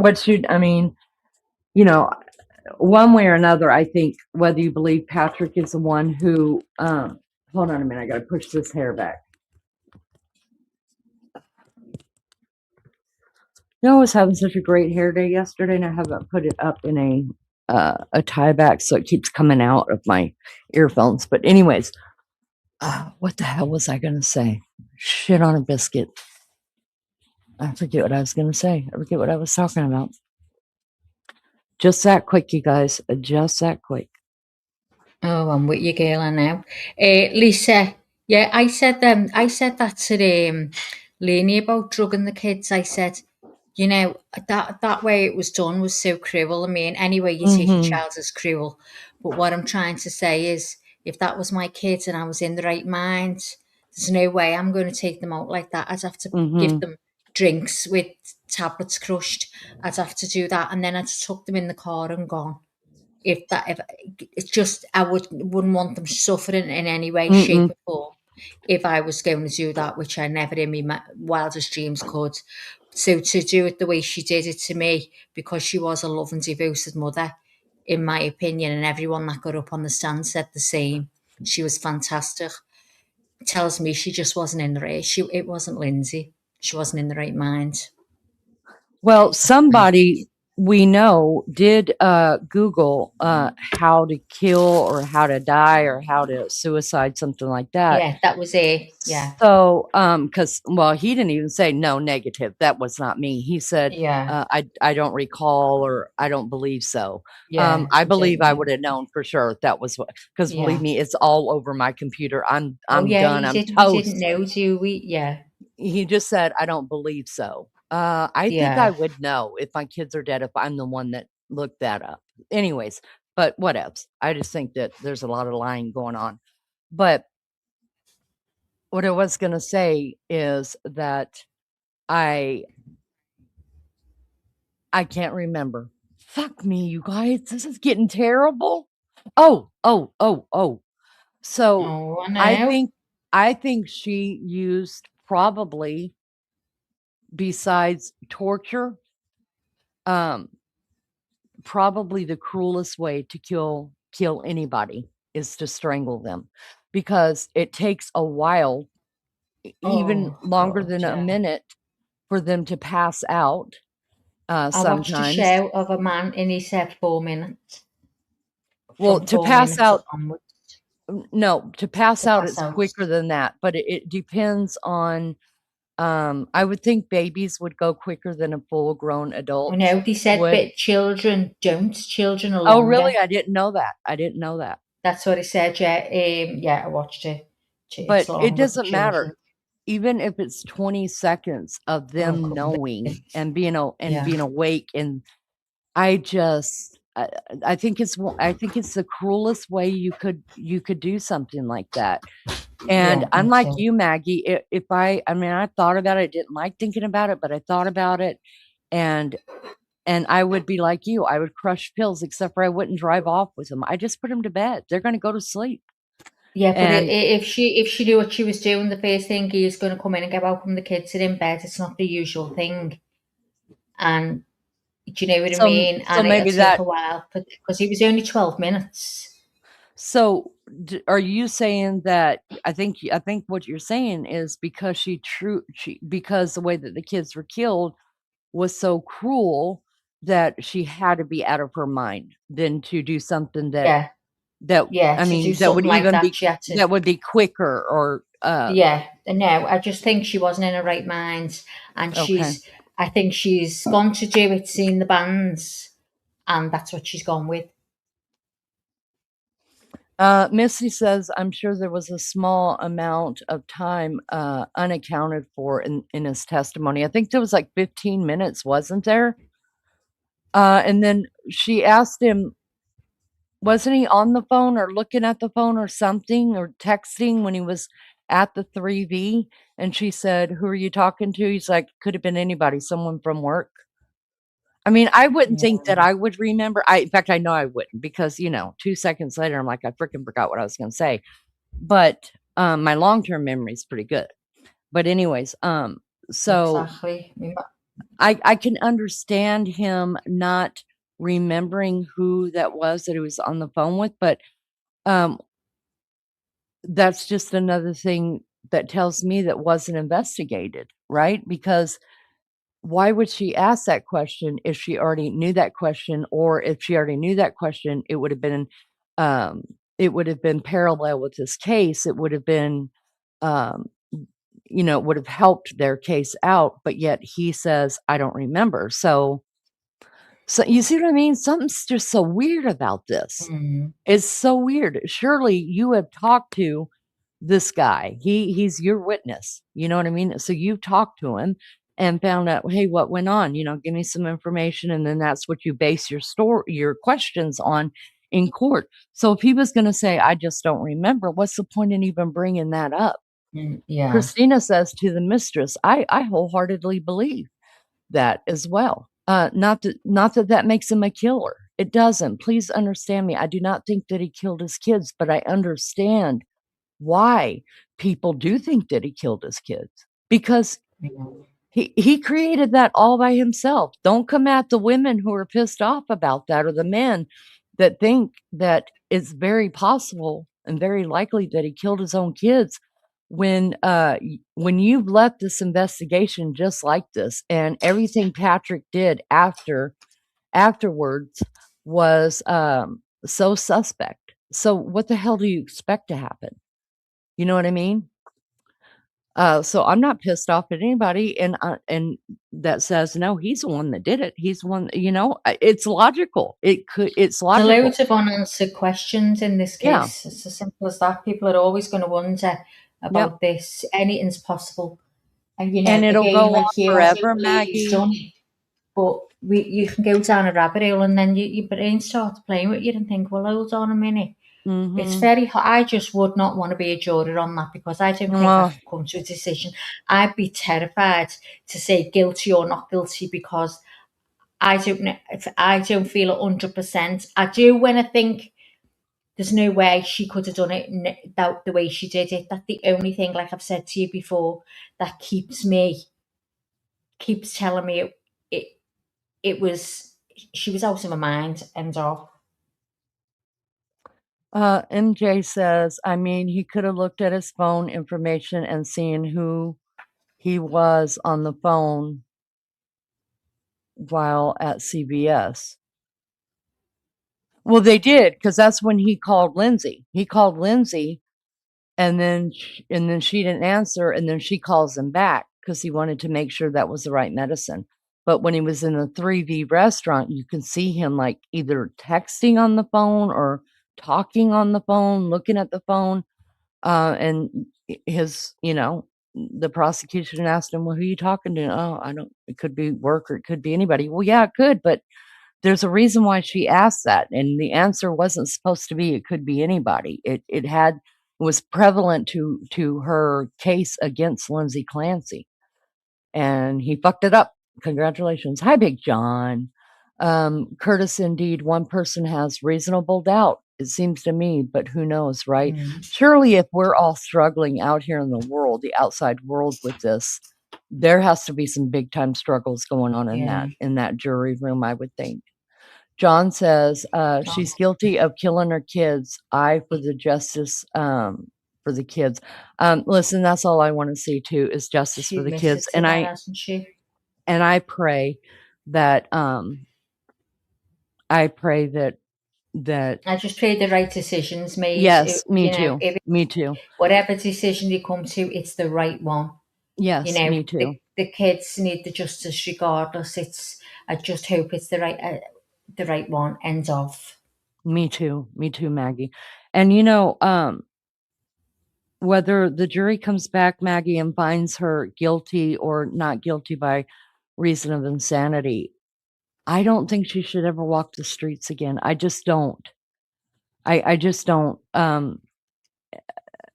Because at any If it point was she could. reason of insanity, I do believe she should be able to at some point.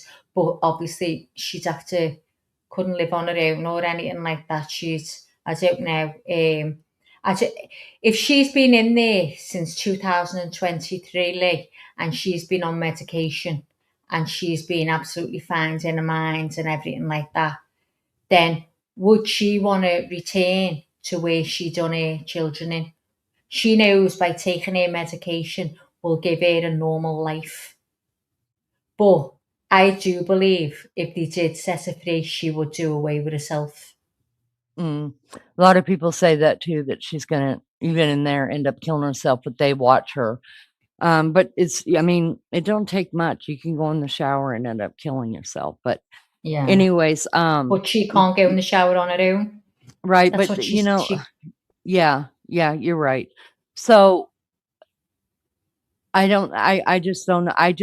To me, if someone has to be on medication like that for the rest of their life, in order to keep them sane, and they've already killed 3 people, I wouldn't trust her to take her own medicine. I just wouldn't. You don't know it. I mean, look at me. I freaking forget to take a shot. I forget to take a pill. You forget to take your pills. All of us forget to take our pills. It only would take just a couple of times for that to happen, that she could actually go back into some kind of maybe psychotic state or back into depression slower.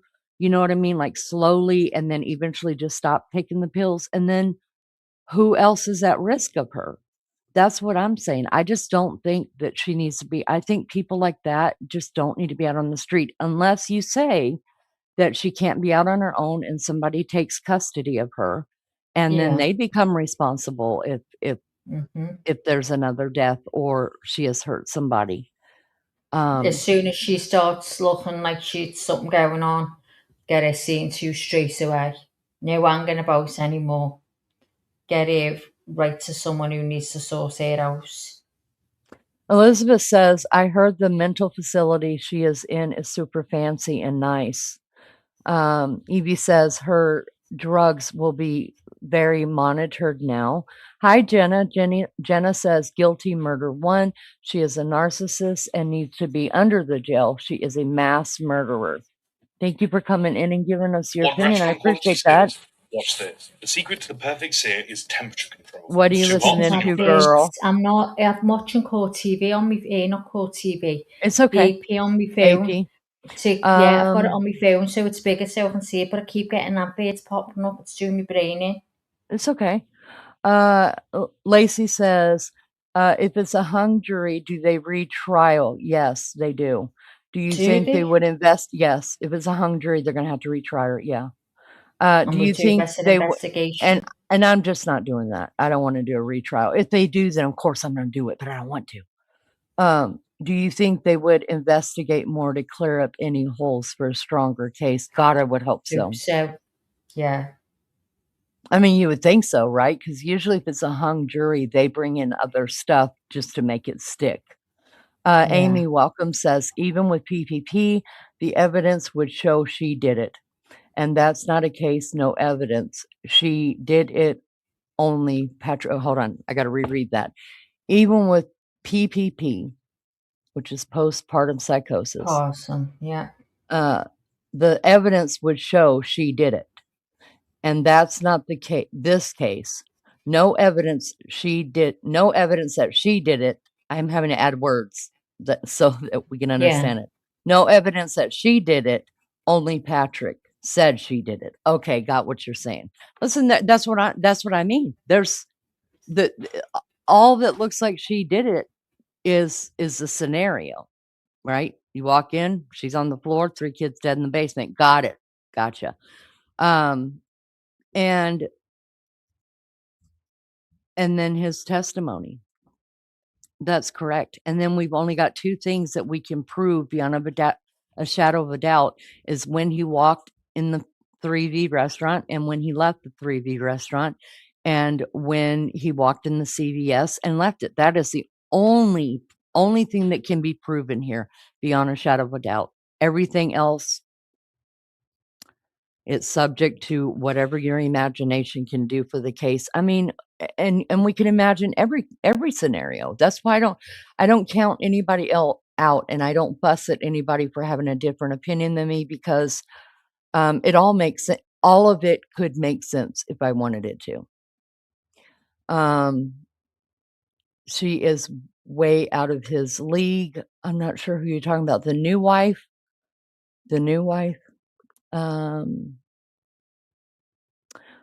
Lori says lots of instances of mistreatment and sexual assault there. I think something big time was going on in this marriage, only because I had lived under coercive control before, and I see that all over this case. I see it. Now, to what degree, I don't know. I think it's death with dignity or something like that. New jury, and that jury would be very tainted. I mean, I think you could find people. It would have to be people that work for a living, that don't sit on here all day long looking at trials like I do. But my husband listens to podcasts and the news and all that on the way back and forth to work. He knows about this case. Plus, he knows I'm doing it. But even if we weren't covering this case, he would have heard about it. So you might be right. You might be right. Mally Joe says, "Come on, guys in the bushes, please hit the like button. It doesn't cost you anything." Elizabeth says, "I feel like if someone wants to kill themselves for real, they would get the job done. My father did it and got the job done the first time." I'm sorry to hear that, Elizabeth, but I tend to agree with you. Lacey, the amount of money that Chris Watts has spent on his trial, I'm not sure they'd try it again. She had to confess to her lawyers. So, TN, let me tell you what I found out about that.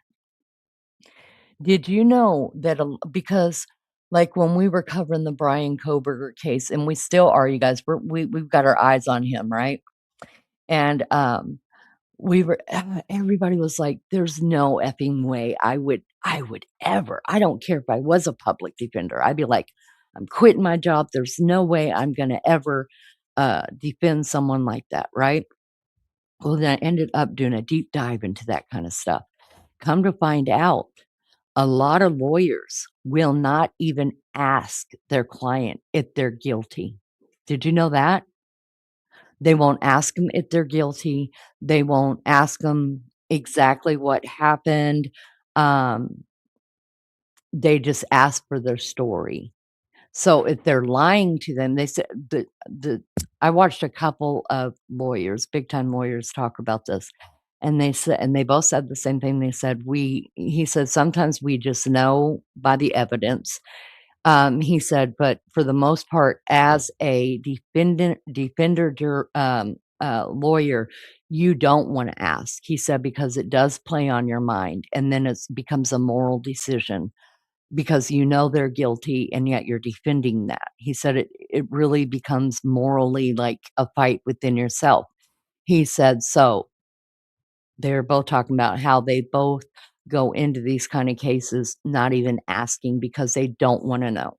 They just want to hear their story and then they will defend that story. I did not know that. I thought all lawyers know because I was like, that fucking lawyer of Brian Koberger's, God, y'all, she pissed me off. She pissed me off so bad. I'm so pissed off at her, even though I think she knows everything. And Taylor, punch her.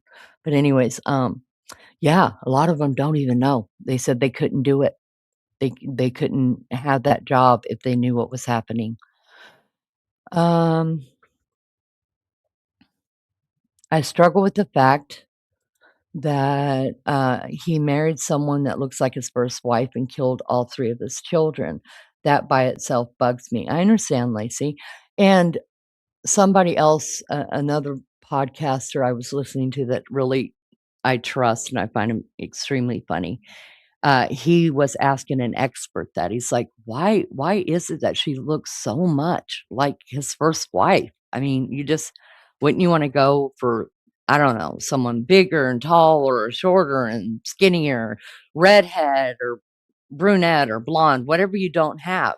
And he said, not necessarily. He said, maybe he's trying to recreate what they had in the beginning and of their relationship, and that's just who he's attracted to, those people. Thank you, Elizabeth. Thank you. Will the case for medical malpractice be on TV? That's a good question, Charlotte. We don't know. I'm sure it's going to be somewhere. And listen, I don't really, not to be mean, but I think I've heard about everything I ever need to hear about Lindsay Clancy and the medicines and the doctors. I think they're all shits, and I think they all should be held accountable. But I would like to watch Patrick Clancy's trial, which I think they're all going to settle out of court. If you ask me, I think it's going to be settled out of court, especially depending on how this one goes. And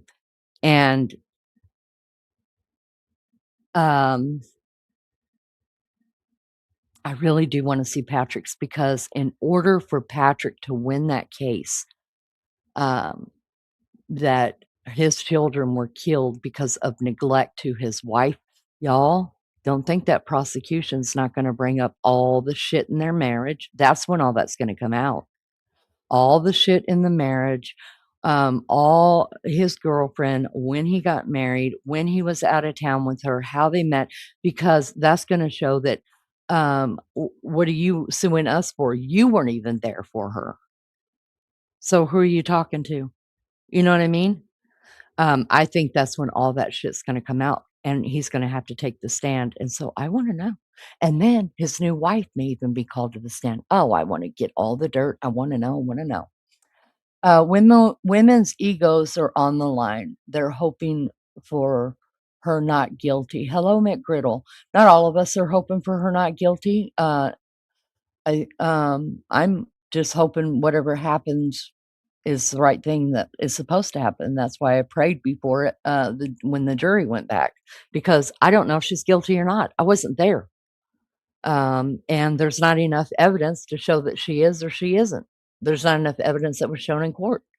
So for that very reason, that's not guilty. They did not give me, all they did was give me reasonable doubt. That's all they gave me. So I would have to say not guilty for that reason right there. So McGriddle, before you worry about our egos, I think you should ask a woman, or ask almost every woman you see, like, why do you think she's not guilty? Because there might be people like me that say, look, I'm not supposed to judge this off of what I've heard on TikTok or what I've heard on, we watched this trial gavel to gavel, okay? Every day we've been here. And we're supposed to judge our thoughts and what we believe to have happened by court testimony. It doesn't say judge on rumors or things that people know or think, or the way they're reading the crime or reading what's happening or reading someone's face. No, you're supposed to base it on the facts. And because I don't feel like, I've got so many questions of the prosecution, I'm sorry, that's reasonable doubt. I'm not saying she did it or she didn't do it, or that he did it or didn't do it. I don't know. I wasn't there. But I do know that hasn't been proven either way. What says you, Max? Maggie's on BRB. Yep, she's a fertility doctor. That's right. Tian says, if it was questionable she did, he would try to put a question mark on everything. Good point. But when they're looking at 2 other court cases, I think that's why the words were being chosen so carefully. because depending on what he says on this stand, if he does go to trial against the doctors and such, this testimony is going to be used against him. So I think that's why there's a lot of I don't knows and can't remembers. Hey, Carrie. Carrie says, Elizabeth, I agree, which is why this doesn't make sense. She was a nurse. If she wanted to off herself, she would have succeeded and not tried 4 different ways. That's someone trying to make it look that way. Sorry, love, I was otherwise engaged. That's all Now right. drop me hook on the fucking floor. On the fucking floor. Less horrific way to go, I meant. Yeah, I just don't understand at all picking the cruelest way to kill your kids. I will never understand that. Abe says a small amount of time unaccounted for does not mean he killed them. You're absolutely right. Yeah. And I mean, I could fight for both sides. Abe, throw me up there in that jury. I could fight for both sides, but my vote all day is going Do to come out. you think when, I mean, was it said, I can't remember, I don't know whether you did, I just read something before in the chat, well, a lot earlier, that he asked for the text not to be shown in court or something, or for everyone else outside to see. Obviously, it must have been seen. I wondered if that was because there was indication in there he was talking to someone else. I think I don't remember about the text, but I do remember that he didn't want his part of the 911 played, and Yeah. and he didn't want any pictures of the kids shown, but the judge said they can show pictures and video of the kids well alive, well in life. Yeah. But he may have said, I mean, that may have been part of that. Did that anyone as else well. say that? And you mentioned that earlier on. Because I would like to go near that. Lainey, I loved the way you and Maggie cuss. Oh, well, you're in the right place. Listen, I never cussed until I met her. She taught me all now. No. These people Witnesses. are I've bad got influences on witnesses. me. I've got witnesses too. witnesses. They're bad influence. I was a We'll sweet get girl. them. I was such a sweet girl. Telling She you was right such now. a sweet girl. Yep, You know innocent as what? all get out, like If just I was sweet and there caring and now, I'd loving. say, show me your tongue. That's what I'd say if I was there now. Show me your tongue. I love how that works with the kids. Are you telling lies now? Let's see your tongue. And you won't put it out, so it's so funny. I love it. And you can't even shout at them then because it's that funny. Yevie, I saw that comment, Maggie, but never noticed you said it now. I don't Who remember says that it? part at all. But if you do know, please let us know. Dawn says the husband, he was playing her after having those babies. By no means am I sticking up for her, but it sounds like they had a lot of issues behind closed doors. I believe that as well. I do. I do. I can just, there's something that emulates with me with Well, their obviously, relationship. because if I was in love with a woman, obviously my whole family, and that had have happened, he's lost everything, hasn't he? He's lost absolutely everything. I Yeah, but don't he's know gained so how he much. could. I'm not going to give. Oh, I've said it all before. I'm just repeating myself, like. No, it's okay. He when you think of, I don't think he was sad to lose his wife, because I've always said that I don't think he wanted his children to die, but he didn't care if his wife did. And I do believe Yeah. that still. So did he Yeah. lose 3 children? Yes. He chose to sell the house and move, so he got the money for that. He gained a new wife and gained new kids. So, I mean, I'm not saying that he won't forever hurt over the 3, his 3 first babies. I'm not saying that because I don't know the man, and I can't judge him like that. But I'm saying that he's got a pretty damn good life. Let's just say that. Let's see. Brittany says, I rarely cuss until I had kids. Now I cuss like a sailor. I never cussed until after I got divorced my first time, and then now I cuss like a sailor too. I try to tone it down on here, I really do, but sometimes Maggie just brings out the worst in me. Just the worst, very Girls. worst. Oh my God. I'm not even going to fight on here, you know. I'm not even fighting anymore now because you're going to bring the worst out in me. There's going to be murder. You know that? And when I say there's going to be murder, guys, that means there's going to be a really bad argument because I'll get a cob on that much, which means I'll be in the mood that she'll get it. She'll get it. Mark my words. Carry on, Leanie. That's what my mother used to say. Carry on. Carry on. Misty says, I agree. I think he was hoping she would top herself, which means that go ahead and just take her own life. I really don't think he thought, because think of yourself. So think of someone in your family. Well, for me, I understand mental health, and I have to give this guy some kind of grace. Maybe he didn't understand mental health. I don't know. I always try to play devil's advocate, you guys, both ways. And maybe he didn't understand mental health. But so his wife is telling him, yes, I have suicidal thoughts. And a couple, I thought about harming the kids. And then I know he got told this, do you have a plan? And she says no. And then also I could imagine him thinking, no, not Lindsay. Lindsay loves her kid. She's a great mom. There's no way she would ever. And I could see him even saying that to her. Remember in one of the text messages when she had taken Cora that morning, she took Cora to the doctor about her stomach, and then she was texting him back, and then so she was texting him back and then telling him what was wrong and stuff like that.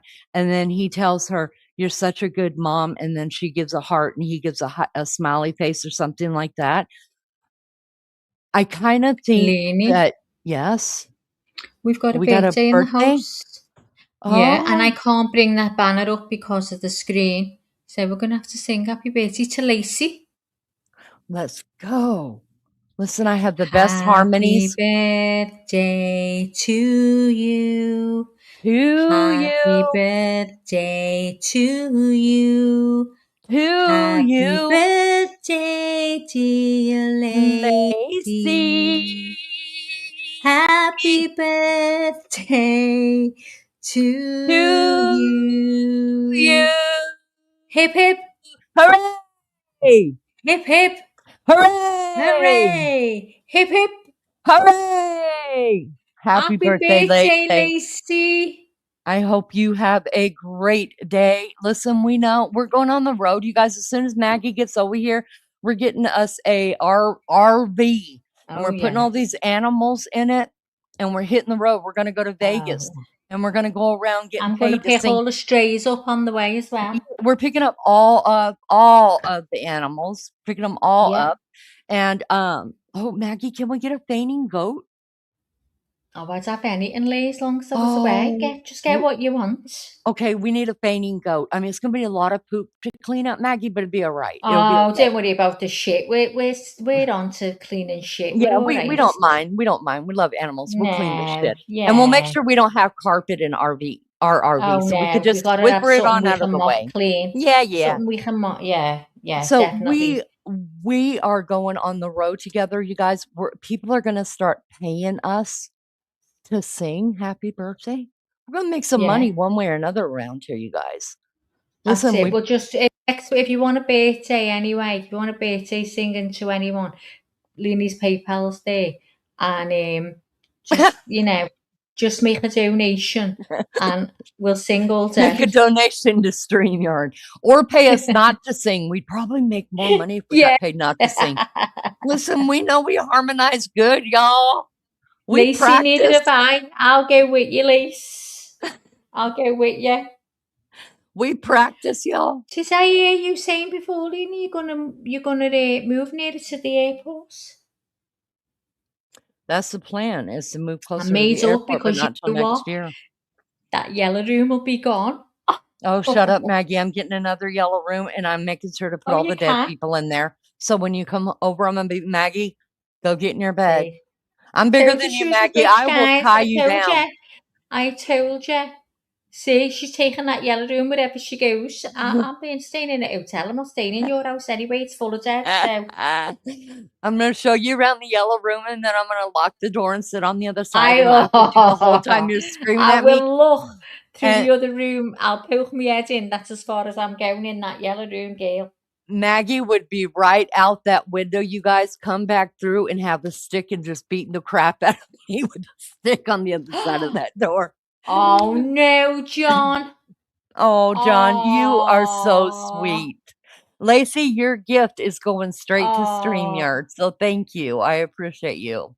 thanks, Happy John. birthday, Lacey. We What are you appreciate you, saying, honey. Wild Angel? Let's see what you're Wild saying. What Angel. complaint have you got? She got a complaint, Lee. Hang on. Let's see what a complaint is. Where's she gone? Oh, yeah, I got this piece of I tooth that can't won't come find her out of my now. gums. Here she is. Lunchy says, I'll So- sleep in the yellow room wallowing in the Oh, deep good. I'll dead leave you there. people stuff. Me too, Lunchy. Wild Angel says, Max next year will sing to me on my birthday. I had a horrible one this year. No one did nothing. Nothing thoughtful for Mama. Go away. Well, do you know what? Join the club, girl. I have nothing thoughtful any year off mine. So there you go. Yeah. Yeah. Join the not getting anything club. Well, I do have have to to say remind. we do have to feel sorry for Wild Angel. She's only got 50 kids that she birthed. You would think at least one would do something. Oh my God, Wild Angel, I I mean, wouldn't have it. There'd be murder. my No, seriously, I cause murder. I do cause murder. I think you should cause murder 28 times, kids, whatever how many you've got. I mean, you I'd be guys think I got a fuming. big family. Wild Angel has got the biggest family. The But am I biggest. right in thinking this? If you've got a daughter, they will make sure you get your Mother's Day, your Christmas, your birthday. Mhm. It's the lads that swear to God, everyone goes. It's the lads. They're not like the girls. If you've got a girl, you're always sure to be looked after. Is God's daughter still here, 43? She says, having a difficult time understanding what's being said. But anyways, God bless you all. We appreciate you that. Is it because I have a Scouser that is my co-host? Who said that? Let's see. It's right here, God's Okay, daughter. listen, God's Or daughter. I'm so sorry. I'll speak slower for you. I forget that new people are coming into the chat and haven't got a clue what I'm saying. So I'll try and slow down. I hope you stay here and I will try and talk slower. Is that any better? Because if not, I'll talk posh and you'll understand me then. Oh, you'll understand posh right away. And then I don't have any teeth but one. I got one tooth in my head. So I had all my teeth pulled for pure vanity. Okay. But I'm getting new teeth in a couple. I get to take home my new teeth in a Slow couple down. weeks. Okay. I get to take home my teeth in a couple weeks, you guys. So then I just have to learn how to talk with these things sticking all over my mouth. But we're going to get better. Maggie's probably not. She is Scouser through and through. She's not even English, y'all. She is Scouser. And Yes, there's a but God's difference. daughter, I can speak posh. And now Lenny can't say the same thing. Do you know what I mean? She's just trashed through and through. So Trash. I hope you understand me when I speak like this. I hope it's better for you. And thank you for coming into the chat, darling. There you go, Lenny. It's over to you. Lord Dandy. What? You do not owe any peace offering ever. Hey, Dandy. Lion. I've only just seen. Has it always been Dandelion? Lord Dandelion. Well, I never. Thank you so much, but never need a peace offering. Look, friends fight, people fight. I mean, I always think if you don't care, then you won't fight. You won't fight for someone, you won't fight against somebody. You know what I mean? So, please do not ever think that you owe me anything or Maggie anything. You owe us nothing. No. Nothing, zero. So I will be gifting that right back to you in your channel. Because my friendship, nobody gets to buy my friendship. Nobody. We don't allow that around here. I had to charge me £200 to be your friend. And I said, oh, is that right? Well, stick your £200 because I don't even want to be your friend. Ah. I'm only kidding. She fell into my arms. Although you know who's members on this channel? Practically the only people that are members on this channel are my friends. Like that have been with me since day one. That's it. That so I guess shows loyalty. we all are paying each other for being each other's friends. Yeah. $5 a month to be each other's friends. We're keeping the channel going, Lee, because we all want to stay together. That's how God. it is. Wait, and what is he every making? penny that's made goes on the channel. That's right, every penny. Well, what are you making, Dandy? Yeah, we what want are to you know. making? I've made a pan of scouse, Lee. You'd be happy to know. Of course you did. Do you know that just now hit my brain? Like I heard it coming out, it like hit me in the head, and then I actually felt it go to my brain, and I understood what you said, that you're making scouse, that I would love to know. You guys, Who said that? You did. Don't you remember? I thought you were saying someone talks about scouse.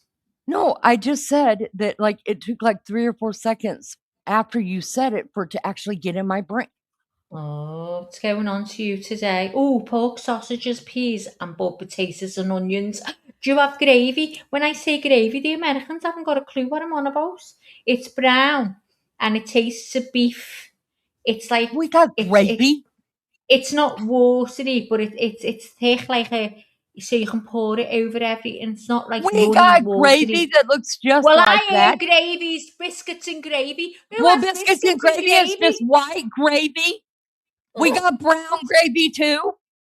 Girl, we're the ones that taught y'all how to make it. And I was dreading going to yours and having a roast dinner with no gravy. Wait, he's making curry gravy. I need to make some curry. Oh, so it's curry. We don't say curry gravy. We say curry. Just curry. Elizabeth, thank you so much. Leonie loves my curry. I sent to her now. Oh yeah, I'm all on the curry now. I'm all on it like nobody's business. Curry. Like white on rice, I'm right there. On it like a carb on it. Elizabeth, thank you so much. Listen, that is not necessary here, you guys. We don't. Now. I don't promote none of that stuff because. Tell me look, what white God's gravy is like. White. What's it taste to like? Me, okay, I gotta say this. I think it is different for different people in different parts of the states. So I make it Southern. Okay. So let's just say I fried some chicken. Okay. Yeah. Like I battered it. I fried it. Okay. So then I've got the chicken grease still in there. That's, the chicken's already fried. It's set off to the side. Yeah. And you then use it as the stock. Yeah. Yes. And then, but I pour some of the grease out because the more grease you have, the more gravy you have. And before you know it, your whole kitchen's filled up with gravy. So then I leave a little bit of the grease to cover the bottom, and then I add flour to it. And then I put more salt and pepper into it, and then I brown it. I just let it sit there and almost kind of smell. What you brown it with? That's it. Just the grease and the flour. It starts to bubble. It gets bubbly, and it's like brown, really. Yes, the but brown. Listen. But do you ever do it with fried onions? Well, if you let me finish talking, then maybe I'm not fucking telling you. No, fuck off. I'm not telling you. Fuck off. I'll ask someone else. Somebody else can tell you. Fuck off. Someone tell me. Hi, everybody. So good to see you. Roasted chicken bones. Oh yeah, the chicken bones is the best. I hope Maggie never learns how to cook brown and white gravy, so she can fuck right out. You can use bacon grease. Well, I suppose you can use any grease, can't you? She can just fuck right out. It gives you the flavour and shut up, pisses me off. Just fucking pisses me off. So Dandy says, you only use pre-packed powder and stock. Yeah, me too. I'm not putting flour in. See, I would teach you how to do. I would absolutely do. I'm not even interested. I'm telling Lionel. Look, that she's I would dying do to it tell live. me She now. could just fuck up. No, I'm not going to even do it. Lionel, you're the only one that's listening. I would She's actually do it dying to live tell on me how to now. make the gravy, but I'm not going to because Maggie's such a bitch. Straight up. You know what? Stick your gravy. I make better gravy than you anyway. I bet you don't. Unless you it's do. curry. I don't know because you could put curry in anything. Oh, I think, do a and make mean it taste curry. so good. Chicken curry or beef curry is amazing. Yeah, I didn't learn that until I met Mags. She sent me some, y'all. Yeah, Sausage, told her pork what to do. sausage, It's dead gravy, and easy. biscuits. Yes, Oh, girlfriend. that sounds gorgeous. See, Lunchy My and I mouth's do cook. dripping. Me and Lunchy probably cook quite a lot alike. Because we're Oh, do both you? I Southern. made Yeah, up for we you a do. lunchy cook and a But we're lot not. of life. But we're not telling you how to fucking do it. So I suck it. don't fucking care. You suck it. Lolly, I don't know how to make tomato gravy, but I would love to learn. And for that, and because of that, I personally am going to go smoke. Maggie, suck it. Thank God she's gone. My head's Well, banging I haven't listening left to her. yet. See, I'm leaving now, like right now. Oh my God. I'm just getting shown some bread that I bought. Right, it's still soft and it's green milled all the way through. Oh my God, be like taking that back. Hang on, Big John said biscuits mean you drink with tea or coffee. Oh, it's different there, John. If we have a biscuit here and we say we're having tea and biscuits, they're like, they know. Leanie wants tea and biscuits. Like, you know, she wants us sitting there all dressed up with hats and gloves on having afternoon tea. So I don't understand why they call it biscuits. I haven't got a clue. Everything's so different.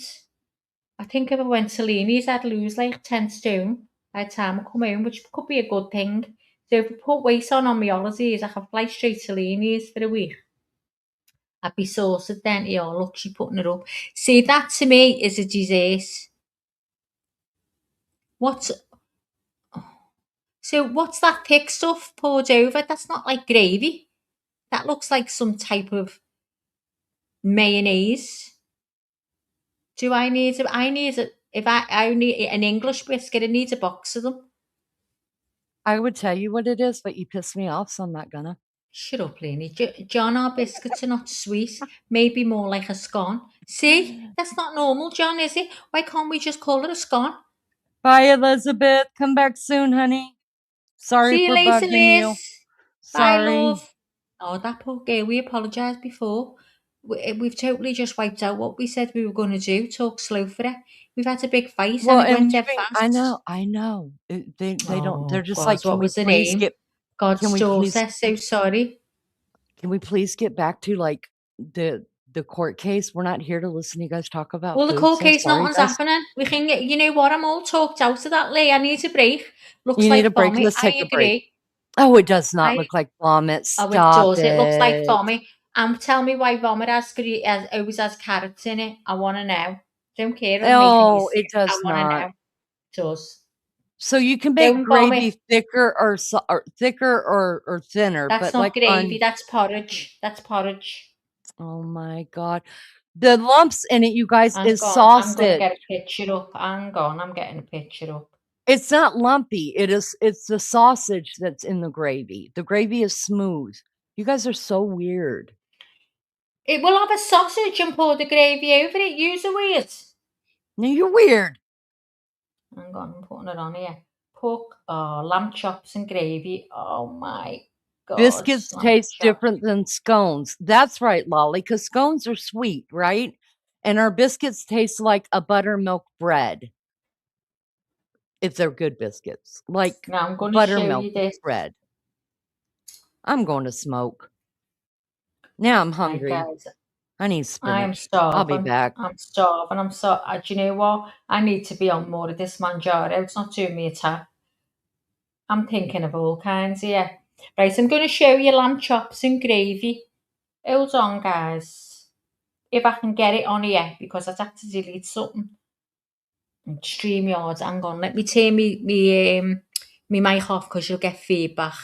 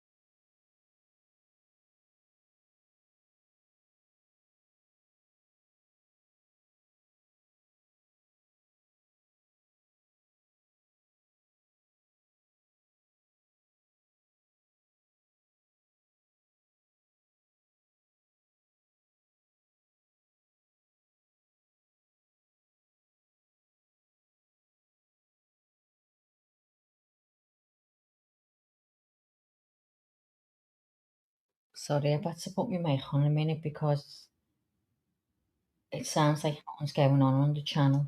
Right, so I've got him. Oh, I'm going to have to turn it off.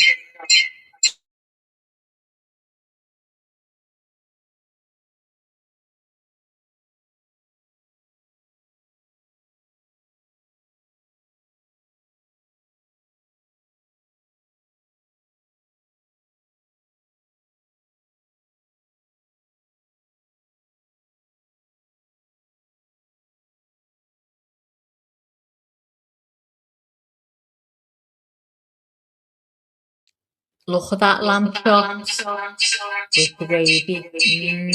See it in the gravy boat on the left, top left. You just pour it all over.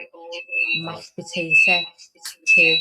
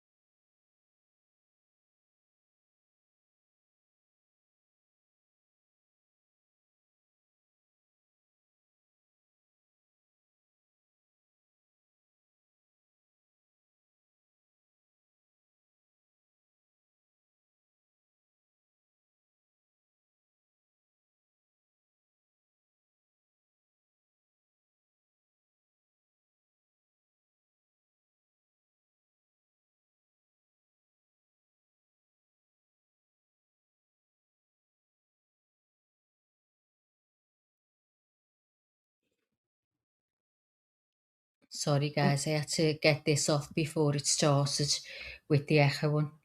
Doesn't it look gorgeous? Lamb chops with gravy. Well, Now all we imagine see, mashed potato at the side of that. all we see is the verdict options explained.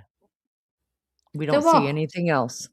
No, The I know verdict. I've took it off now. Oh, I just okay. wanted to put that up in case anyone wanted to see it. So, That's as big as I can make it. so I wanted to tell you something real quick. Whenever you know how you turn off your mic so that we don't hear you echo?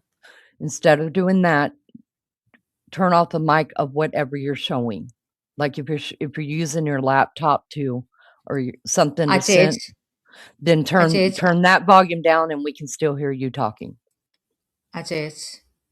I always do. I always turn it off on my phone, and I have to on there as well, or I get the feedback. Oh, really? I didn't know that. Yeah. Lori says, I don't eat beef. That looks like it would be tasty. Oh, God. Oh, it's Yo, gorgeous onion gravy. I've been, Want it now? that's when I know I'm getting anemic again, is when I start craving red meat really, really bad. But since I've been only eating spinach and freaking green beans, because that's all I'm wanting, I could tell my iron's probably low. Because I just eat it right out of the can and then drink all the juice, and oh, it's fabulous. I don't crave anything else but that stuff now. Like I think I've only eaten green beans and spinach now for the last at least 2 weeks. That's it. Yeah. You must be paying me on the toilet. Oh, I'm doing good on the toilet, girl. You'd be proud. I don't eat lamb either. Oh, me either. No, somebody tried to feed me that one time, and I was like, "This just doesn't taste right." And then she was like, "Oh, I'm She ate sorry." it. She I was like, only eat "Oh." chicken. That's all I ever eat now. Chicken. Never. I only have lamb at Christmas. I never eat it any other time. Shauna, Chicken. that's probably your iron level. It's probably your iron level. All right, let's get back to this a little bit, you guys. Even though I know Maggie probably doesn't want to, but No, you're all right. Now we've had the break. I'm not bothered now. I just needed to have a little chat about shite. about shite. Yeah. So Maggie found this because Maggie didn't go. I want you to put that back up if you don't mind. Supports my body. Since then, my mornings are lighter. I've regained energy, and clearly, I feel better. If you too want to upgrade your sleep and your It's okay. So Maggie did a live the other day. She was trying to work something out on her phone, but she was asking the question about the verdict options that were given to the jury in this and what they all mean. So she had found this right here, and I thought it was brilliant. One of them they were given, of course, is first-degree murder. Prosecution argued that Clancy acted deliberately and maliciously, making a calculated decision to strangle her 3 children. And the penalty is if the jury finds her guilty of this charge, it carries a mandatory sentence of life in prison without the possibility of parole under Massachusetts law. They could also vote for second-degree murder, you guys, which is the jury can opt to convict her. It's hard to see, but I'm getting there. Convict her of this lesser charge if they believe the killings were deliberate and committed with malice or extreme recklessness, but lacked prior planning or premeditation. Do you want me to read it on my phone? Can you read it? Because I'm struggling. Yeah, I'll get it. I know it's terrible when you're struggling, really hurts your eyes. No good for you. So, no contest was not given K9. It wasn't given. It's only so these what are we 5. on? Number 2? Number 2. Mm-hmm. Okay. So number 3 is manslaughter. Can you read what number 2 penalty is? If they chose second-degree murder. The penalty, if they choose second-degree murder, this carries a sentence of life in prison with the possibility of parole. Okay. 3, manslaughter. The jury could find her guilty of involuntary manslaughter if they determine she caused the deaths due to extreme carelessness or negligence without a conscious intent to cause harm. The penalty. This charge carries a maximum sentence up to 20 years in state prison. Not guilty, lack of criminal responsibility, insanity. Clancy has pleaded not guilty by reason of a lack of criminal responsibility.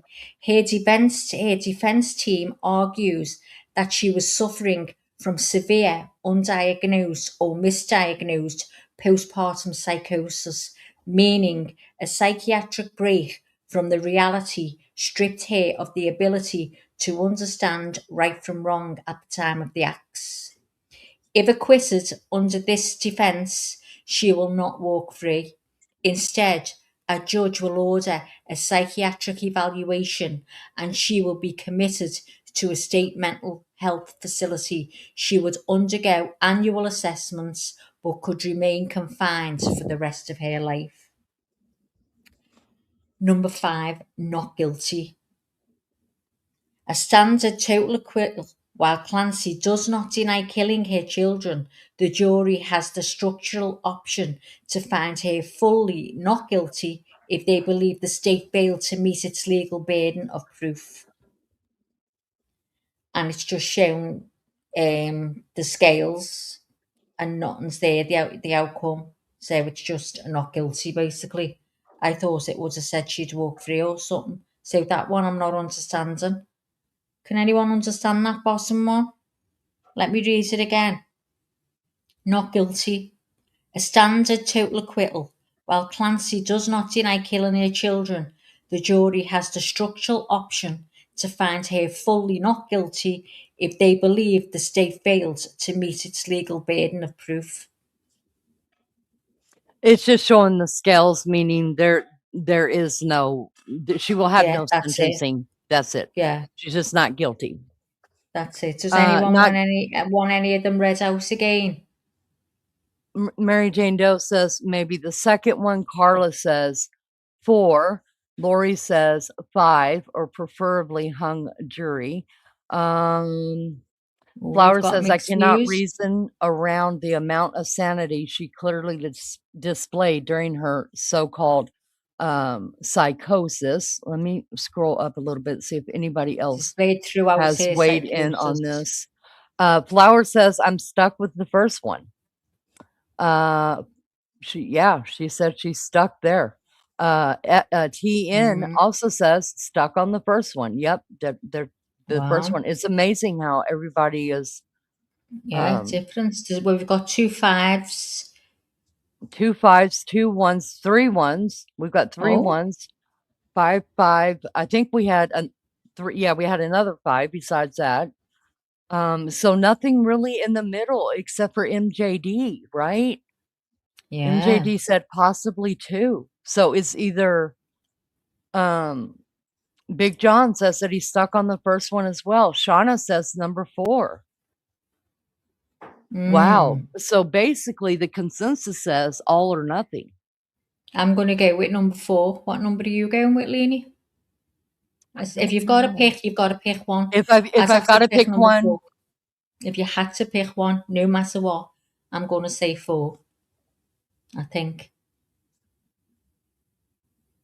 I'd say 3. And the reason is if I had to pick one and there was no such thing as a hung jury, I would say 3, because I'd probably have to say 5, but I don't want to. I want a solid thing, but just because I have reasonable doubt, I would have to say 5, right? Because they didn't prove anything to me, nothing, other than where Patrick was 2 times in that day. That's all I've seen any real proof of. The rest is all hearsay. And they left that out on purpose, I think. So that's me. Thank you, Kristen. We appreciate you so much. Brittany says 4 as well. Wicked Witch wants to know, Maddie, do you really think the court proved she did it with their evidence? Yeah, I just No. That she did what? We know she did it, don't we? Because she's admitted she did it. Yeah, and we have to go by that. We have to go by that because nothing else has been shown And we've got to go. I mean, have we seen that? Have we proved that she did it? Well, we know she did it, don't we? Because they don't have we to know. prove that she did it we because don't have to prove. she pleaded guilty we already to it. know that. It's to see if she did it under psychosis or she was in a sound mind. That's what this is for. So, oh God, I wouldn't want to be on that jury. Flower says you simply cannot explain away the sanity she displayed. Yeah, we're only supposed to take in account, you guys, exactly what the court has brought forward. I know it's, with our own brains, some of us are saying, well, it doesn't add up because Patrick could have done it because, and this proves it, this would prove it, this would prove it. Well, that's what they're not asking. They're not asking that of us. That's not what this is about. So if you had to be honest, you should, if you were on the jury, you would have to remove that from your brain. Just like the judge says, you are not to consider that. Act like that didn't happen. Nothing to see behind the red curtain, folks. That kind of a thing. Yeah. So if I went by just what I saw in the trial, I would have to go with 5 because they didn't prove beyond a reasonable doubt who did this. I don't know who did it. I wasn't there. And I believe there's a lot of lying going on. Not only is there a lot of lying, there is purposely things being left out of this case to cause reasonable doubt. That's my opinion. I want to bring this up really quick. We talked about Andrea Yates during this, and I know some people say, oh, it's not the same at all because Andrea Yates was had done this because of religious reasons. She was really insane because of the religious aspect. And a lot of people have claimed religious, beliefs as to why they kill people or do the things that they do. And that was proven in court. She said it herself. So I wanted to bring up a few things about the Andrea Yates case, you guys, just to give us something else to look at, see what people are talking about in case you don't know what that's about and how it correlates. So let's take a look at what happened, oh God, 20, 25 years ago, you guys. Let me pull this up. We're going to listen to Andrea Yates' 911 call. Now, she made her 911 call herself. Can I just ask, Lee? I never seen that case. Can you just give me a little bit about it, just a bit? Yes. So Andrea Yates was married to Rusty Yates, and they had 5 children. And I forget what ages they were, but they'll tell you in the stuff that I'm going to bring up. She had psychosis as well. She claimed postpartum psychosis. I know her baby was an infant. The smallest one's name was Mary. I remember that one being an infant. The other, that was the only girl they had. They had 4 boys. So the baby was a girl, their first girl. Her name was Mary, and she was an infant. She drowned all of her kids one by one in the bathtub while Rusty, her husband, was either at work. I forget where it's been so long, you guys. Had gone away from the house, or I think he was at work. After she did it, she called 911 herself, told them But that did she have did it. mental issues? Yes. Okay. Yes. So she basically claims the same thing that Lindsay is claiming, with the exception of, like, she was really getting some great health care. But because of their aspect of their religious aspect of it, like, she had been showing postpartum and psychosis way before the 5th baby. Like, it was way back into the 1st or 2nd one, right? And so everybody was appalled that they had more children after that. Has she ever said that she hears voices about or anything about harming the kids? Let me play it for you guys, okay? So let's play a couple of things real quick. Let's get caught up on this one real quick. First, I'm going to share the audio from the 911 call, you guys. This is her on it. And okay, so watch your ears, you guys, because I cannot control your volume. I'll make it bigger as well.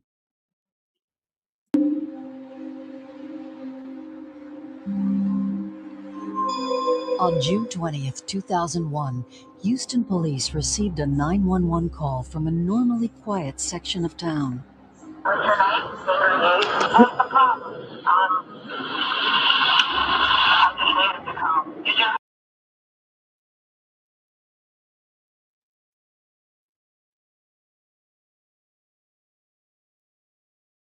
Definitely. Hey, Maggie, can you take this verdict watch overlay off, because we can't see what's on the screen? Oh, okay, love. Sorry.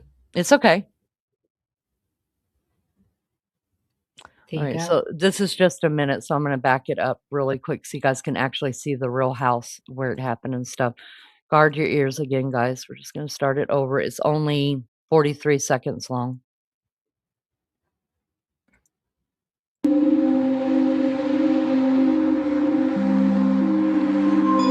On June 20th, 2001, Houston police received a 911 call from a normally quiet section of town. What's your name? What's the problem? I just needed to come. Is your husband there? No. What's the problem? I need him to come. I need to know why we're coming, ma'am. Is he there standing next to you? She? Are you having a disturbance? Are you ill or what? Yes, I'm ill. You need an ambulance? No, I need a police officer. I'll send an ambulance. That was just part of it, you guys, but that's all I'm going to play because that actually belongs to somebody. Well, now and what now? She Mhm. sounds mad the way she's just matter of fact. Yeah, she has absolutely no affect at all. All right, let me go back over here because let's go ahead and hear. So that happened on 12/9/01. You guys, let's play this. Hold on, give me a second. Let's play Me. old Rusty, right? Yes. Can we get, or can you get the 911 what we heard in course? Can you get that at all? I Yeah. would like to hear that again. Yeah, I'll pull it up. All right, so let's look at this one right Before here. September 11th, it was the most horrifying story of the year. 5 children from a middle-class family in Houston, Texas, murdered. Can I stop it right there? You guys, can we go ahead and drop the copyright into the chat and float it across Do the it bottom now. of the screen? You guys, this is 60 minutes. I don't know if they're going to stop me from playing it. If they are, then I'll find something else. Of course, I'm watching my phone because usually they give me a heads up when they, if it stops, you guys, if this stops, then just stay in the chat because once I turn it off, our channel will go right back up. So I've got my phone right here watching to see if they stop us. I don't know. I know 48 hours doesn't let us do it, but since this is on CBS News 15 years ago, maybe they will let us watch it. All right. So Copyright Act of 1976. Get down, little girl. Good grief, you're heavy. Gives allowance for this content to be used for purposes of criticism, comments, news reporting, teaching, scholarship, and research. Do not come after us, YouTube. Okay, it's in the chat and it's scrolling on the bottom. All right, watch your ears, guys. Here we go. And I'm going to have to stop it a little here and there. It's only 6 minutes long. I think we can deal with that. That'll help us understand what happened during this. By her ex-husband's word. Now, he also went on to get married and have children, more children. Drowned one after the other in the bathtub of their home. The oldest was 7, the youngest 6 months.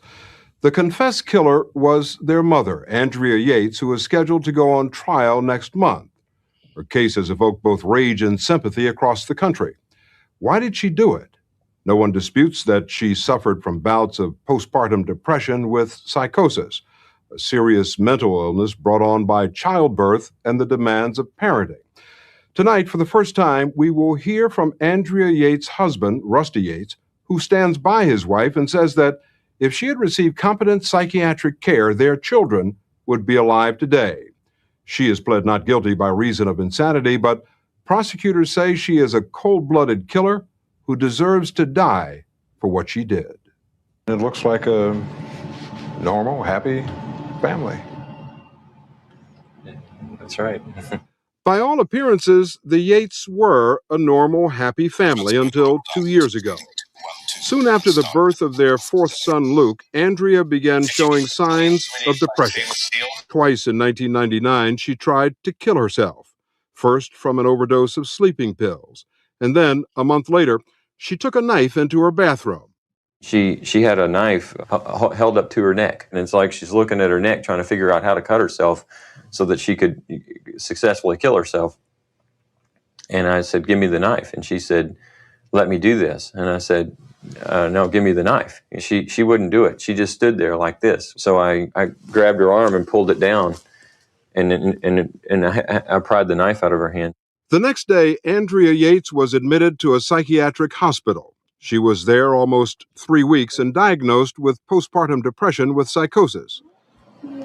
About 75% of new mothers experience some form of postpartum depression. It's commonly known as the baby blues and usually fades away in a few weeks. But Andrea Yates fits into a much more severe category that affects less than 1% of women. They may either kill themselves or their children. There's no evidence that she abused her children, but during her hospitalization, she described being stressed trying to raise so many young kids, saying it was a big responsibility. I don't want to fail.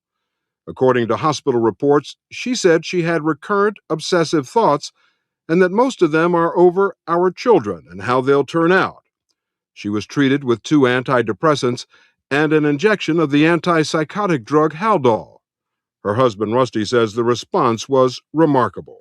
Within a day, Andrea went from being completely catatonic to sitting on the couch with me in the visiting area, and we carried on just, I referred to it as the best conversation we've ever had. The thing I learned from it is that she needed the right medicine. When I saw her respond to the medicine at that time, I'm like, wow, there's hope. There's hope that Andrea will return. How do you respond to those people who said in some of these newspaper articles that you weren't giving her enough time alone, that you were a controlling husband, that you weren't doing enough to try to ease her burden? They don't know anything. They don't know us, we had what I'd call a more traditional family. But to say those things is really, unfair. For more than a year after she got out of the hospital and was off all medications, by all accounts, life in the Yates family was back to normal. They decided to have another child. There's the baby in there. Ignoring a doctor's written warning which said that doing so would surely guarantee future psychotic depression.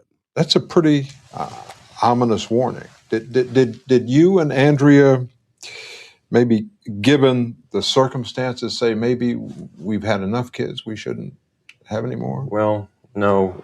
We looked at that and we said, well, this was a very difficult time. But then we said, well, would we rather have not had Luke? Of course, we'd rather have Luke and have gone through that.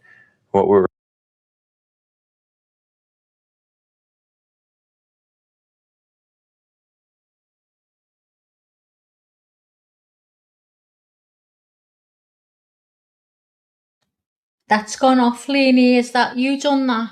Yeah, I stopped it just a minute. Can I ask you a question? Yeah. So she killed her kids, and now they would have more. No, she's still in a psychiatric hospital. What happened was she went into a hospital after she had her 4 boys, and she was there for 3 weeks. They put her on the right medications, blah, blah, blah. She got better, blah, blah, blah. She got out. It was the best time of their life, blah, blah, blah. A doctor told her and wrote it in her chart, if you have more children, you're surely to end up in a psychosis again. Okay. Oh, and this is what people will say is the difference between Lindsay Clancy and Andrea Yates, because Lindsay Clancy was never told not to have any children. But if you pay attention, Andrea Yates was always honest about her feelings with her doctor, what she was facing, what she was feeling, blah, blah, blah, blah, blah. Well, they went against the doctor's orders thinking that was just then, like we were going through a rough patch. We want another baby. Like we would never say, which is the stupidest argument. If you ask me for this case, I would have punched him in the face right there if I was the one interviewing him and told him to shut the fuck up. Because when he said, well, when we thought about having another baby, we thought we never regretted Luke. Well, no, you never regretted Luke because Luke was already here. But you have a choice now never to have another child and put your wife at risk and your children at risk and your life at risk with all this going on. Right now, she's stable. She's on the medication. You possibly could live a happy life. So his argument is that, well, we didn't regret any of our other kids. We won't regret any more. You don't know them. So right now, you don't have any reason to regret them. So make the right choice, and they chose not to. Oh my God. All right, let's keep going. We're told is that there was a 50% chance that she would be depressed again if we had another child, and if she got depressed again, she would have the same symptoms as she had in '99, and that the same treatment that worked for her in '99 would work again. Within months of Mary's birth, Andrea Yates' depression. I'm going to stop it right there again. I just want to punch him. Oh, goodness gracious. Good night, Melly Joe. We love you. I'm a national treasure. Good night, all Mel. right. Have a good sleep, Gail. Good night. I remember Thanks for all your help. watching all of this on the news when it was happening, you guys, and just thinking this guy's a fucking idiot. Okay, so you've got a 50% chance that your wife is going to be screwed up having another baby. Oh, what side are the odds on? Oh, let's just try it. Why not? And then we have a Yeah. 90% chance that the meds might work again next time. So let's just have another baby.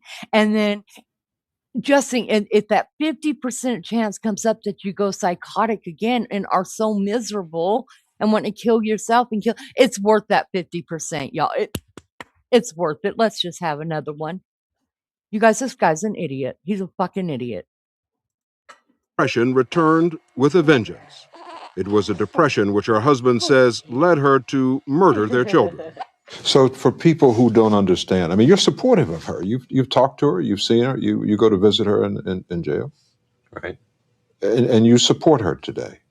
Absolutely. There are people who don't understand, who would say, she killed your children, 5 children, her children. How can you be supportive? What do you say to them? You know, the person that drowned those children is not Andrea. If your brain's sick, then you can think things that aren't real. So because of that mental illness, you're not angry with her. You don't blame her for what happened. I don't blame her a bit, and that's people find that just outrageous. I know, but I don't. I don't blame her one bit.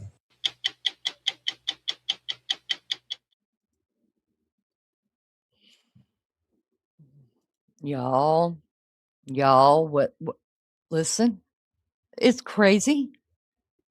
This crazy ass man went on to get remarried and have more kids.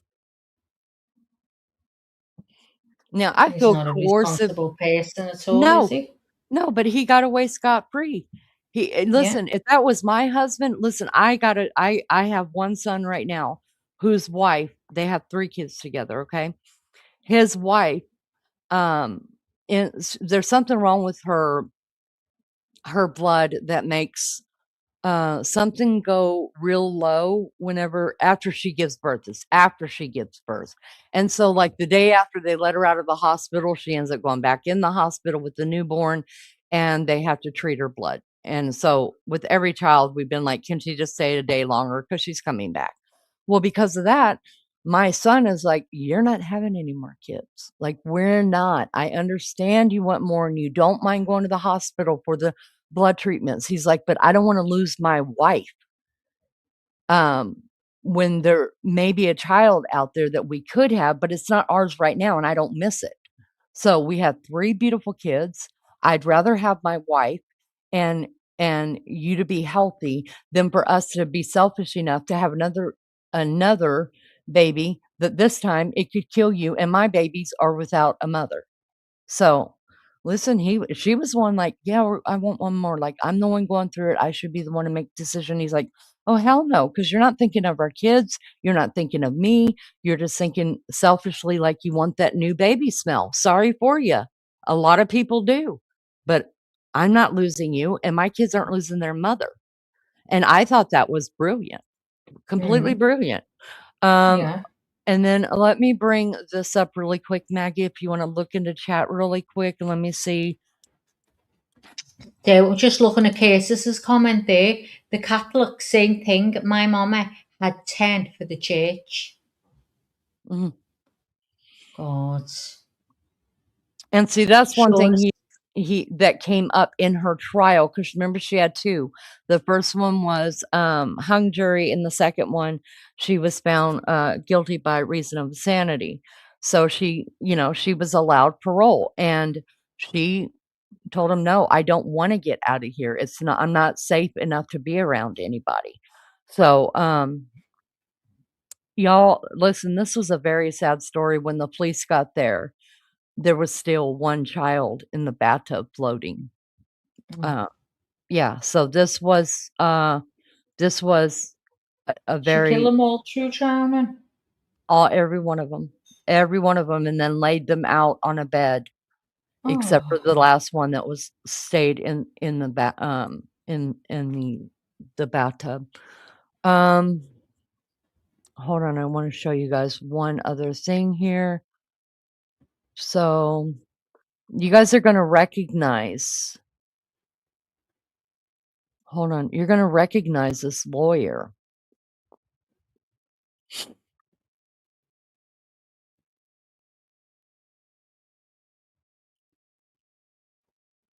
Give me just a second. I'm sorry.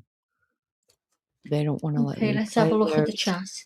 Brissy says, I was raised Catholic, but I was not having a bunch of kids. Maybe I will go to hell for it, but I hated being pregnant. I know in all reality, I couldn't afford a ton of kids. Misty said, prosecution witness brought up the Catholic and suicide, and judge was livid and told the jury to forget it. Yeah, that was in this case, wasn't it? The Lindsay Clancy one. Yeah. The Wicked Witch, Nikki said, they base Shutter Island loosely off her case, correct? I don't know. Shauna, yep, sure did, Misty. He was not having it.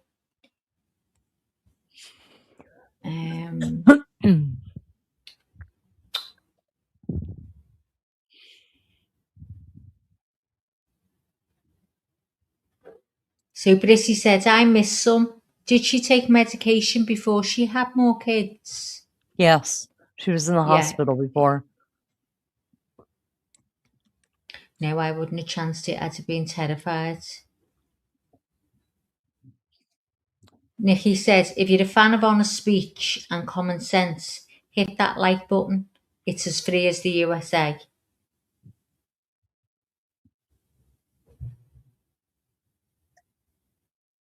Okay. I got it now. Thank you. Thank you for giving me that minute. I appreciate you. All right. We're still watching the courtroom, you guys. They have not come back into the courtroom at all. Jury is still deliberating. And so here we wait. Why did he have five kids with her if he knew? I think it came down to their religious thoughts to have as many kids as God gave them. In fact, I heard him say that before on a interview that I can't play because we get struck. All right, let's see about this right here. And Maggie, if you don't mind reading this for me, if you can. Yeah, let's have a look. I'll try. If you can, bigger, I'm I just going can to try read and it. bring it bigger now. Let's hang on. I'll have a go. Defense attorney for Andrea Yates, who drowned her children near Houston, reflects on the case 25 years later. After initially being convicted of capital murder, Yates appealed and was found not guilty by reason of insanity. The case brought awareness for maternity mental illnesses such as postpartum depression and postpartum psychosis. As he awaited the conclusion of a court case that lasted over 5 years, attorney Wendell Odom rose from his chair of the defense's table in the Harris County Courthouse. His client, Andrea Yates, stood to his immediate right, then 42-year-old. She had been arrested in 2001 for drowning her 5 children, John, Luke, Mary, Noah, and Paul, who were between 6 months and 7 years old. In the bathtub of the family's home in Clear Lake, she was convicted of capital murder a year later. A subsequent appeal and overturned conviction due to false testimony by an expert witness for the prosecution led to Odom standing next to Yates one final time on July 26, 2006. She was found not guilty by reason of insanity that day. Nearly 20 years later, the attorney can still recall the emotions that washed over him in that moment. It was a relief and elation, Odom said. It was a combination that we have actually convinced the jury and the system that she wasn't some premeditated murderer and that also the right result had occurred. Saturday marks the 25th anniversary of the day Yates drowned her children and was arrested. She now is committed to the Kerrville State Hospital. So this is the kids' graves, you guys. They were all buried together. And I love it that it has their pictures on it. But oh God, Yeah. they were so little. And this is Russell Yates right here. This was right after their funeral. So Russell Yates wipes tears from his eyes as he visits the graves of his 5 children on the 1-year anniversary of their deaths, Thursday, June 20th, 2022, in Houston. The case caught the country's attention and brought awareness to the potential horrors of maternal mental illnesses such as postpartum depression and postpartum psychosis. Odom said it also significantly changed the way in which the criminal justice system views and approaches cases involving the mental health of mothers. It educated a lot of people, myself included, and today a lot of these cases are dealt with in between the district attorney and the defence attorneys. Odom said, those that aren't, when they do go to trial, there's a whole new perception of what this type of mental illness is. George Parnham Yates, like criminal defence attorney, and his wife Mary created the Yates Children Memorial Fund in 2001. Blah blah blah. Hold on. Sorry, I don't know why this is coming on. Where am I? And his wife created the Yates Children's Memorial Fund in 2001 to provide support to those suffering from mental health disorders. The fund is now supported by Postpartum Support International under the Yates Children Memorial Fund Legal Justice Programme. It is dedicated to the proposition of trying to educate not only the public and the lawyers and the judges, but also the women that are going to have pregnancies and are unaware of the dangers of what postpartum can do, Odom said. Although Odom hasn't seen Yates in person since the retrial nearly 20 years ago, he said he makes an effort to keep in contact with her. He still receives Christmas cards from Yates, Odom said. So there you go, you guys. It's to me, a lot of it does sound just like very the same, yeah. Very the same, yes. Except for Yeah. I think if you were to watch, I think if you were to watch, Can I turn that off, Lee? Yeah. Or yeah. do I just make it smaller? No, is it Can I off? It should be start off the screen. now? You can go ahead and put the other one back up. That's fine. Okay, I don't know where I am. Hang on. My screen's massive. I made it big, and now I'm back. It's okay. So I'll put the other one on now. I can't believe they've got this has been how long now? Why the hell did they even have it? Just pathetic. What did they call this break? Recess? No, they're not having recess, honey. They are in deliberations. They will not come back into the court unless the jury asks a question. Oh, okay. Oh, yeah, of course. Or Yeah, unless they have a it. verdict. Mm-hmm. Yeah, I'm on it. So I was thinking they'd gone into recess and they were talking about something. I've been thinking that all this time. Oh my You God. silly girl. That's Oh. okay. Yeah, it's really. Well, do you know I what? just sit there and wonder who's doing what with the money. I understand that maybe it's going to other families that need them, and I'm sure it's not like enough to take care of every family in need like this, every woman in need like this. But we need to find out how serious the courts take this case. I don't remember them even citing this case in the Clancy trial. Do you guys? Nobody brought it up. And usually anytime you go to court, they will cite a case, so and so versus so and so.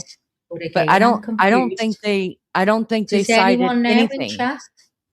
And you know what, Lee? I've got the Brian Entney here now. Do you remember me saying to you before, we'll play it in a longer break? See, I was still thinking we were having breaks. So I could have played it, no wonder. Shauna says, yes, the prosecution did. Okay, I must have missed it. Brittany says, do they have to be there the whole time in case the jury has a question? Yes. So the judge is there. She's still in the courthouse. The family is somewhere in the courthouse. I don't know if they're just giving her visiting time. I don't know how that works. And the judge has to be there. Everybody's there. just because they could come back in 10 minutes or 10 hours. That's why if they don't come back today at a certain time, within probably the next 4 hours, the judge will pull everybody back into the courtroom and dismiss for the day. Prosecution talked about it in closing, and some of the experts did. Okay. Well, So they shall I play it then, Lee? yeah, go ahead, Max. Cool. This is Brian Enton, guys. So it's quite interesting. So let's watch it. Tell me if you can see it. We can see it. Yeah. Yep. Here it goes. Appreciate everybody who's been watching and everybody who has subscribed. I'm outside the courthouse right now, where the Lindsay Clancy trial has been ongoing. This is the building behind me in Massachusetts. The jury was officially sent home on Friday at about 3:55 p.m. or so. The judge decided to call it for the day and for the weekend. They started deliberating around 9 a.m. or so Friday morning, and then there was no decision. There was no verdict. And the jury was sent home, which was kind of interesting. I thought maybe they would deliberate till like 5 or maybe even 6 p.m., but around 3:50, there was kind of a commotion outside that the lawyers were going back into the courtroom. All the reporters went back into the courtroom, and then the judge called the jury in and said that they were done for today and that they were not going to deliberate into the weekend. So this is now going to go into Monday, and then we'll see. It could go even longer. You know, a lot of us predicted that it was going to be a long deliberation, and it seems like that is going to be the case. I'm going to get to, they had one question today, which I'm going to really dive into this episode. I've got a couple of really interesting guests. Susan Constantine, who is a jury consultant, about what she makes of the question. And then also the Daily Mail reporter who I've gotten to know here, who's been in court every single day, has a really interesting theory. So I'll get to that in a second. But first, I wanted to play for you guys. We got Kevin Reddington, Lindsay Clancy's defense attorney, coming out of court, which is always like crazy because everybody runs to get him, and it's like you're in this mob of people. But I managed to get right in there, and I want to play you what he had to say because he had some insight into this now that they're going into the weekend. All right. Kevin, what do you think? I think I got my bodyguard. Kevin, I'm the bodyguard today. what does it mean to you? What's that? What did the jury ask? Question. Were they able to see the knife and the pills? They just wanted to see the evidence, and the judge let them look at the evidence. Which evidence did they try to see? 2 bags that had the pills in them, in the bottles, inside the bags, and the knife. And how do you feel 24 hours after closing arguments? Fine. It's Friday. Happy it's Friday? You were confident yesterday, confident now? What a sweetheart. Yes, of course. Thank you, brother. No problem. Kevin, you said you weren't confident yesterday. Confident today? I said I said I'm never confident. I don't know what a jury's going to do, so I'm not going to say, oh yeah, I'm confident. No, I have no idea. They work hard. It's been a long trial, and I have faith in the jury system. How is Lindsay feeling going into the weekend? Nervous, scared, beat down as usual. I mean, what's the waiting like for her? What's that? What's the waiting like for her? It's gotta be tough. Just waiting for something to If I happen. took you and put you in the locked room, and you were looking at the possibility of 3 consecutive life sentences, what would you feel like? Okay? No problem. Any concerns with the jury going home the weekend, looking at social media? Again, jurors have been very, very focused. I think they listened to the judge. The judge has been forceful in his instructions. So I have to believe that they're going to be fine. Hey, Kevin, the longer this goes, does that bode well for you? I've had them out for an hour. I've had them out for a week. I don't know. I don't know. Why do you think they wanted to see the knife? I could say I'll go in guys. the room and I'll ask them and Barriers. I'll report back to you. I don't know. You know? I don't have access to the jury room. So obviously Kevin Reddington's been doing this a long time. You know, he's done probably countless trials at this point. I think he said he does like 10 a year now, and he's super experienced, and he's right. I mean, you just never know what's going to happen with the jury. So no verdict today. A lot of questions about what that means. The question that the jury had today, though, was they wanted to see Lindsay Clancy's pills and they wanted to see the knife, which is interesting. I mean, I thought they would have questions about the charges because remember, there's the options of first-degree murder, second-degree murder, manslaughter, or not guilty. And they wanted to see the pills and the knife. So I met up with Rachel Sharp. She's the Daily Mail reporter who I met out here. And she's really interesting because she's been in court every single day for 5 weeks, here on the ground for 5 weeks. She had some interesting insight into why she thinks that they wanted to see those 2 items. and just sort of her general take on where things stand now. Here's my conversation with Rachel. So Rachel, by the way, like if we keep looking over there, it's because we're both super paranoid that there's going to be we're just sitting outside the courthouse now. What's the vibe like to you? I mean, you're so interesting because I came for the last week. I've been watching it online, but you've been here 5 weeks, right? Every single day. So you really have like perspective. What's the vibe right now, would you say?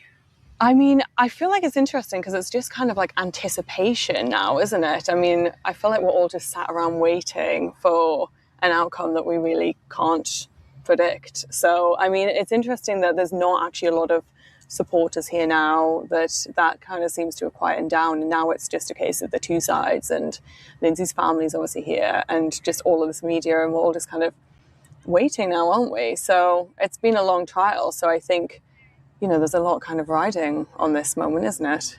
Have you talked to Lindsay's family at all? Like even just in passing? No, I've said, you know, I've introduced myself and kind of said hello, but they, you know, they've obviously been through so much, and I think they, you know, kind of fairly wanted to sort of be, you know, left alone. Yeah. They kind of, in the corridors each day, they've kind of stood to the side, and, you know, when they can go in, they are kind of escorted in a bit earlier than the media, a bit earlier than the public. So, but I mean, her parents have been there every single day and have obviously sat through really distressing testimony, and, you know, the 911 call where we obviously discussed hearing about their grandchildren's autopsies. So, but yet they've been there every day to support her, and her sister's been there several days as well. So, you know, they're very definitely really there as a marker of support. But yeah, I mean, you just think what they must be going through. Reddington, have you gotten a vibe from him at all? He didn't in terms of the verdict, or or just in terms of like, I guess today I felt like he was a little more rushed, a little more, I mean, he's probably, I'd assume he's just ready for this to be over, but yeah, I mean, that's been his kind of sense throughout, that he's wanted to get it done quicker than, you know, the state's presented its case much more slowly, and, you know, when it's been things like days off, he's been very much like, no, let's just kind of get this done. So, I mean, it's hard to say. He seems, you know, the closings were good on both sides yesterday. It's very difficult to say, isn't it? I think it's hard to get a kind of read as to what, I guess no one wants to put their cards on the table as to what they think it's going to be at the moment, do they? Yeah, and I really don't know. I mean, like, all my friends and family are like, you're there, like, what's going to happen? I'm like, I don't know. I mean, no one knows with the jury, and no one knows the timing either. Like, is it going to be when? You know, we just don't know. What did you think of the question of them wanting to see the pills and the knife? It's an interesting one. I mean, it's an interesting one because I think the knife to me suggests they're looking into how serious that suicide attempt was, and obviously that was a kind of a line that the prosecutors pushed initially, but then seemed to backpedal on a bit in their closing and say, you know, this was a serious suicide attempt.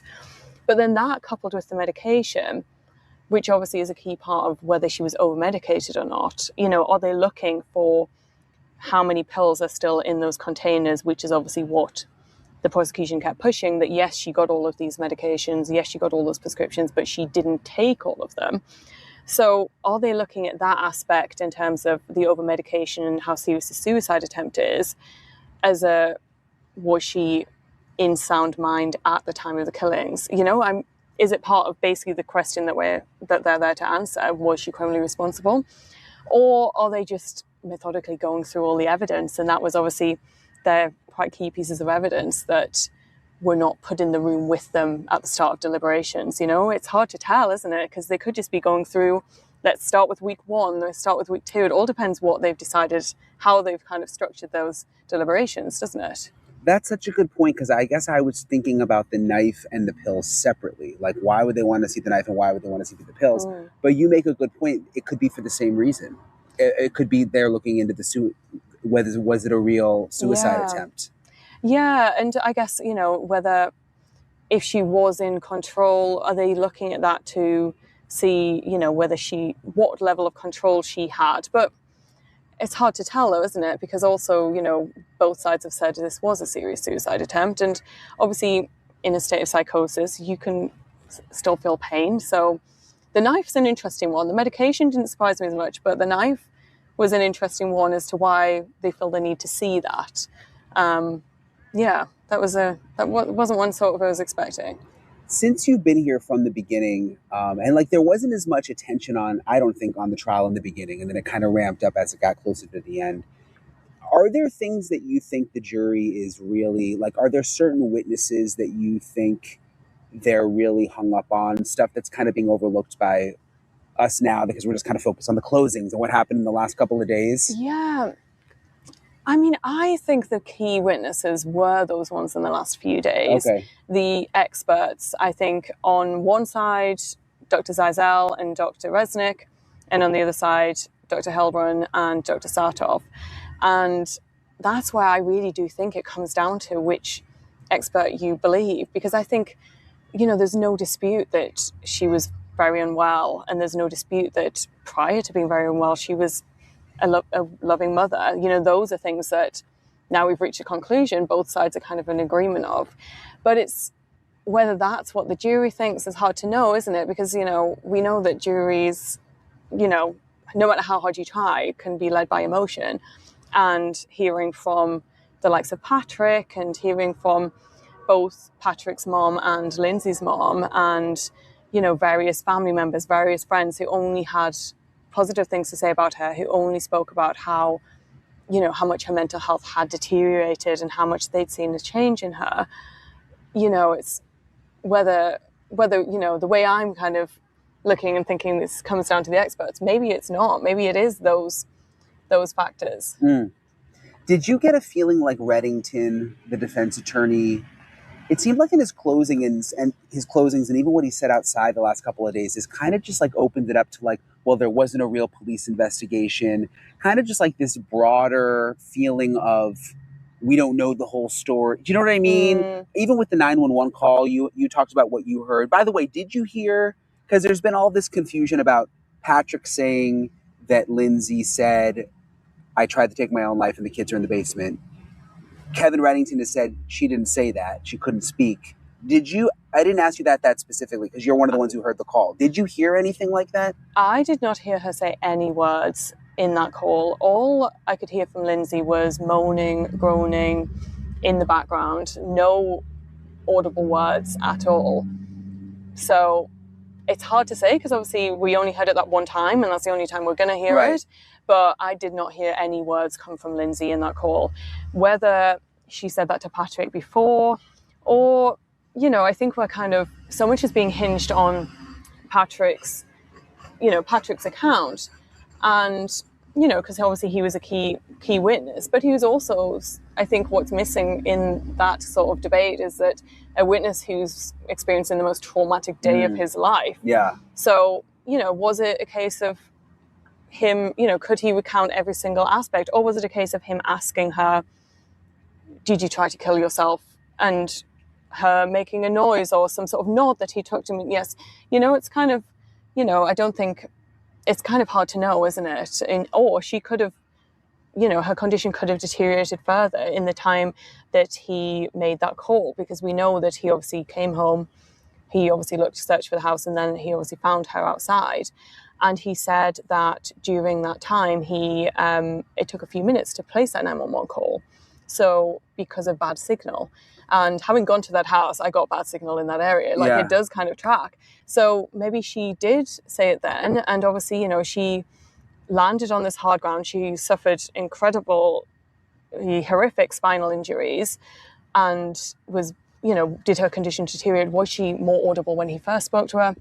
It's hard to say, isn't it? But they seem to have focused a lot on what exactly she said in that moment. And when it's such up for dispute, I don't know how much I don't know how much it should be kind of focused on. Well, yeah, I guess what I'm trying to understand is why Reddington made that into a big deal at the end. Like, he even brought it up in the closings.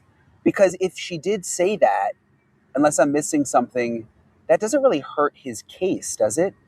Yeah. So I wonder why he's trying to dispute it. Do you know?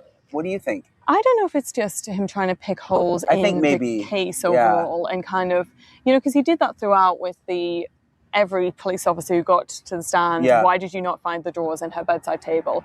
And I feel like it just all goes towards that like this investigation wasn't as thorough as it should have been. And expanding that out to the state's case and gaps in the state's case. And obviously he went on a lot about manipulation in his closing as well. And I don't know, my take is it just more him trying to just discredit the state's investigation and case overall? Anything else on your mind? Besides us just waiting the and trial. kind of being, yeah. I mean, we're all kind of on edge a little bit, but Yeah. you know. I just don't know what way this is going to go. I think obviously there's so many options now on the table because of the charges. Yeah. And yeah. I'm kind of surprised they didn't ask. I was expecting today they were going to ask a question about the charges because it is confusing. First degree murder, second degree murder, manslaughter, not guilty. But like the manslaughter and the second degree, even I had to have someone explain it to me yesterday. I thought maybe that would be a question they had today, but they haven't. Yeah, you're right. Because even listening to the jury instructions, it is quite confusing, isn't it? Because there's very specific distinctions between each charge, but they're not. They are quite confusing, aren't they? And I wonder if that's why we're also going to be waiting here for quite a while, because they're going to have to go through each charge, aren't they? I mean, it's going to be a case of seeing. I assume they're going to be looking first. Is it the criminal responsibility, and then if it is, which way? Or maybe they start with do we meet the burden of murder? If not, go down. Because there's so many options on the table, I guess they have to discuss all of them to see which one. And it's possible that right now there's, amongst those 12 people, there's people voting for 4 different options. And I guess often you have 2 options, perhaps, you've got guilty or not guilty. That's a good point. Here you could have 4 different camps going on in there right now, couldn't you? Yeah.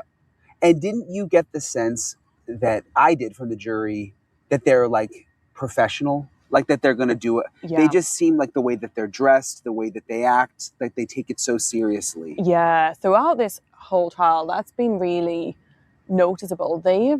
This has been obviously such a long trial and very grueling testimony and very long testimony as well. And they've been so attentive. There hasn't been any moments where, they've seemed to become bored or, wanted to quit or anything like that. They've really been constantly just paying attention, very, as you say, very kind of professional looking, taking a lot of notes. I mean, some of them, there's a variety, some didn't take any notes, but most of them were taking quite a lot of notes and are really sort of paying attention to all the testimony. And I think that comes through in the fact that we still had 18. They obviously seated 12 and 6 alternates. Right. They didn't even need any of the alternates. Yeah, which I think is surprising, isn't it? Because they obviously seated more alternates thinking 2 might not be enough. Right.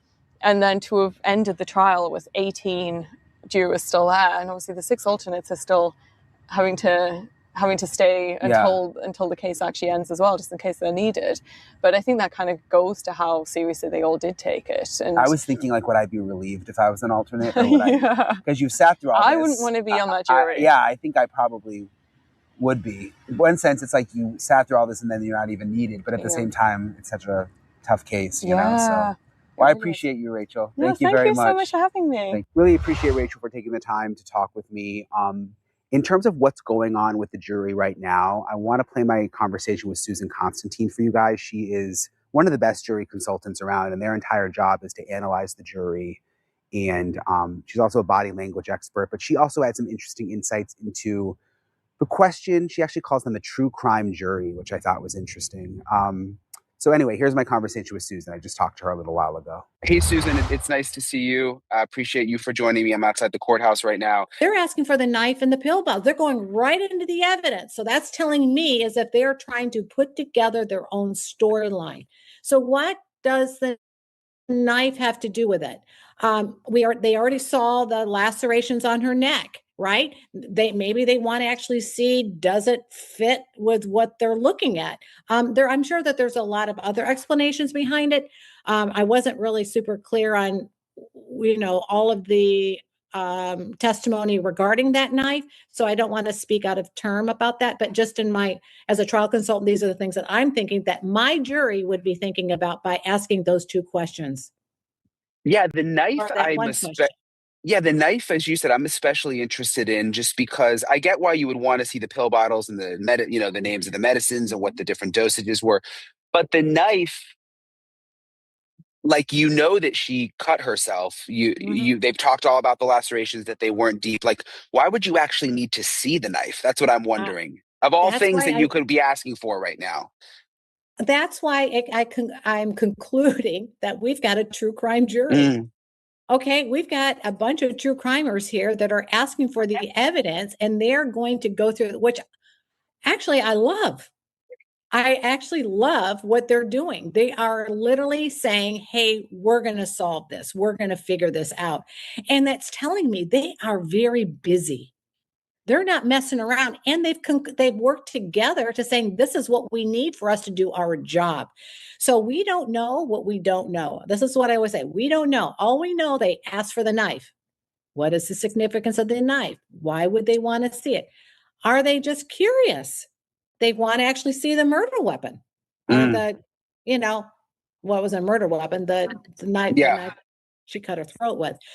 We don't know, but it'd be interesting because I think, we'll find out a little bit more as we go forward. And I don't think this is going to be the only questions. They're going to continue on because I think this jury really wants to have information. They want to have the evidence in front of it. And when they want it, they're going to ask for it. And last time I interviewed you, it was before I had come here, and I have a better feeling now about the jury just because I was in court and I was really actually I was thinking about you, looking at them like I got to tell Susan what I noticed or whatever. And I said this on News Nation too when we were on together, but they're very, very professional looking. Like, it's mostly women over 40, I would say, dressed nicely, like they're going to work almost, like, and they careful not to look over at the media. Like I've covered some trials where they kind of look over and it's kind of awkward. You try not to make eye contact. Like, it's almost like they're very focused, dressed nicely. They had their notepads out. They even like when the judge would talk and then when the defense attorney would talk, you would see all of their heads move. Like, that's how kind of locked in they are. You know what I mean? They weren't just sort of in a daze ever, that I noticed. What do you think that means? I mean, to me, that almost means like deliberations could go longer. Like, I just feel like they know how serious this is. They realize that you don't want to just make a quick decision. Yeah, first of all, what this tells me is they're all in rapport. Because when you see people mirroring body language, their all heads go the same way. That is telling me that they are cohesive across the board. So I looked for deviations, right? If one was looking this way, one was looking that way, but they're all like paying attention. They're locked in. They're highly paying attention. They're very attentive. Now, I want to share with you about this kind of enclothed cognition, right? So they're ready, they're suited up or dressed nice. That is what we call being off their baseline. So if they were in their baseline, they were in their casual clothes, they were comfy because, they knew they were going to be in there. It was going to be a long day. Now they're ready to get to work. What do you do when you get ready to go to work?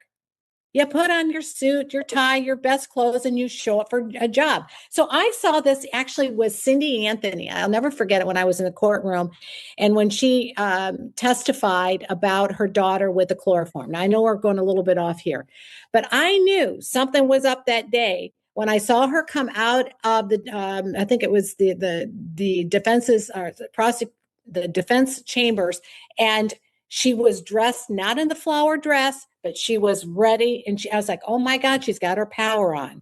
And that's what I'm saying is that now we're getting to business. We're now in, we're all in this together. And the fact that they all looked well dressed and ready, that's telling me they're ready for action. They are ready and moving and going forward. So I'm very proud of this jury. I love it. I love what I'm hearing. Yeah, and even the judge said that yesterday. Like, I forget exactly what his comment was, but he commented just how professional they've been. Because it's been a 5-week trial. I mean, and they had the alternates obviously for a reason, but no one got sick. No one had a panic attack. No one said, I have to leave you know what I mean? It's like they were able to dismiss all the alternates. They're not allowed to talk about the case right before deliberations, but do they kind of typically like make friends at lunch and stuff? Like, do you think they all do they have a relationship by now after 5 weeks? Oh, sure, they do. And I've seen juries out together and sitting there with the judge when he's taking them out to lunch before in other cases that I've worked on. And they do. They just have small talk, and they really usually the judge and the clerk and those that are that are working are governing over the jury. They want them to be comfortable and have feel as comfortable as they can given the situation. So they try to make light of it. So they take them out to special lunches or they give them something special. So I think when we look at the whether they're having a conversation, they are already forbidden for having any conversations regarding the case. Now, that doesn't prohibit them from making eye contact and rolling eyes or a smirk or, a shoulder shrug or a nonverbal message, because I'm sure you can't control some of it. Some of it's just uncontrollable, right? It just kind of leaks out. So, but they have to avoid those conversations. But that doesn't mean that since they're not speaking it, that they're not nonverbally sending messages. Yeah, it's interesting you say that because also at the last day of the testimony, it was just so drawn out and they would go back and forth with the cross and they were saying a lot of the same things. Like it was frustrating even watching it. I was like, oh my gosh, can they just wrap this up already? And there was one point where two of the women looked at each other. Two of the jurors looked at each other, kind of acknowledging that. Like they're like, when they said, okay, we're going to have one more question, they looked like at each other, like, oh God. So they were clearly they had like made some kind of friendship, I think. Yeah. And that's what when they're looking at making eye contact, it's really important for you to know who they're making eye contact with. One of the things that I look for in jurors is when they, who they connect more with. And it could be just a lean in towards the juror next to them, or maybe when they come back from break, they're leaning away. And then you notice I'm always looking for deviation changes, right? So, when I'm looking at the overall panel, when they're rolling the eyes, that's contempt, just so you know. It's like, oh, dear God, really all over exasperation, but that's a form of contempt. That's not good because you're ticking people off, right? And they're exhausted, they've had enough, and they're frustrated. So we don't want to frustrate our jurors, but nevertheless, it can be when it's long and drawn out. But I look for consistency and behaviors that I can identify what those emotions are. So I'm different than literally almost any trial consultant out there. Like what Chris Como said last night, one of one, because there's very few that do what I do. So I'm watching the behavior, like all of a sudden, was there a quick and rapid eye blink, right? So was there cognitive load? What was asked at that time? When do they put the pen to the paper? What's important to them? Is there a pattern? Do certain jurors pay more attention to the state versus the defense, or who's also looking at the defendant? So, I'm always looking for patterns and changes and shifts from patterns. That begins to tell the story about how I'm able to read a jury, what they're thinking and feeling. Interesting. Do you think it's going to go long, these deliberations? I think they're actually moving along fairly quickly, but the fact, I'm just saying this, I don't know for a fact, but the fact they haven't asked about the actual instructions tells me that they understand the instructions. They just want to get their feet wet and everything else. Now, is there going to be a difference in opinion? We don't know.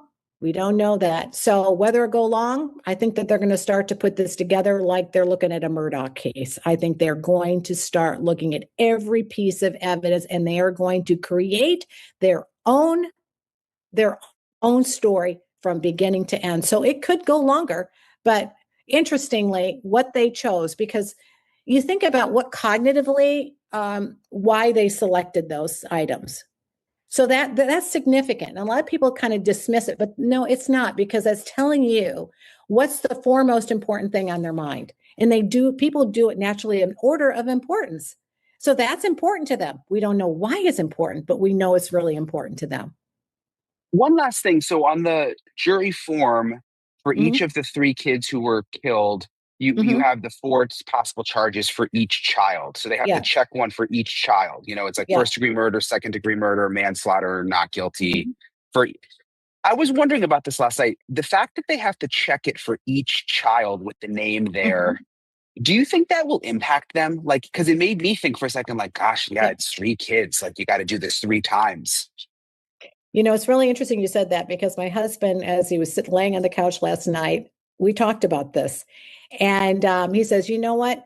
You almost can almost figure, okay, this is, psychosis or postpartum depression that created it with one child.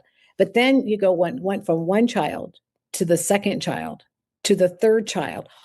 All of that, and why that's on that form, because first of all, they are three separate individuals. They're not just one. They're three. But when you think about three, the number three, that's significant. So when you consciously are having to check for each one, it's telling you how significant it is, because there's literally three individuals. Because it's really easy to finally get numb. They've heard so much, right? Overwhelmed. They've heard a lot of emotion, seen a lot of emotion, but then the reality hits. We have three young children, and we have to decide based on what they saw. They saw the photographs. Just like the state showed the photographs of Lindsay, those jurors saw the photographs of each one of those children. And I will guarantee you that when they were filling out that verdict form or looking at the charges for each one of them, the children, they were visualizing what they saw for each one of those children when they were tied up on that rope in that basement. Yeah. Each one of them. Because the names were there. The names are on the form. They're So like it's hard not to. tombstones. Yeah. They're tombstones. Yeah. And one last thing. The one juror did cry a little when the prosecution was giving her closing and talking about the kids and how they died. We saw her wipe away tears. Does that show that she's sympathetic to the prosecutor, or could she be on Lindsay's side but just crying because it's so sad? I think it could be either one. I think it's so catastrophic that she's a mother or a person that just deeply feels what it must have been like for those children. That would be my presumption. I think further down, I have a hard time thinking that it's because they have empathy for Lindsay in that case. I think it really is more about the loss of that child. And if it was a female, we all have children. We're grandmothers, mothers, caretakers, what have you. And naturally, jurors are going to put themselves in that place. Their child, their grandchild, their daughter, their son. And it's sad. It's just, there's nothing worse on the planet than a triple filicide or a filicide in period. So I think that gives her, in my opinion, she was connecting with what the prosecutor was saying, and it provoked and evoked an emotion. So when you think about when her voice changed, her demeanor changed, her tone changed, and she really was showing, she was talking about Lindsay's mental illness. So she kind of changed her tone a little bit, softening it up a little bit, not as harsh. So I think that she did that that was great, because she's not dismissing how Lindsay felt or what state she was in. But at the same time, she still didn't dismiss that there was three children that were murdered. And when she was walking through the visual and empathy, or I don't want to call it, it's almost kinesthetic, visual and feelings together. Those are very powerful, visual and emotion, much more than verbal. She used her verbal words, but she told the story and used visual paintbrush, like what you do in your work, Brian. You bring to life what happened. You walk somebody through as if they were actually there. And when a person then actually connects with that emotion, it can provoke that emotion to be expressed. And that's what I think would happen. That's what that makes sense. Anything else, Susan, that's on your mind with this as we wait? Well, I think I love questions. I love it when the jury does come back, because it tells us where we're going. And as a trial consultant, and as of course I've worked, on both sides of the fences too, for prosecution and defense, we're all kind of like thinking, we're all brainstorming. What does that question mean? What could it mean? And we all really don't know, but it does kind of give us a roadmap to what they're actually thinking, feeling. So I'm looking forward to hearing more about what they're doing.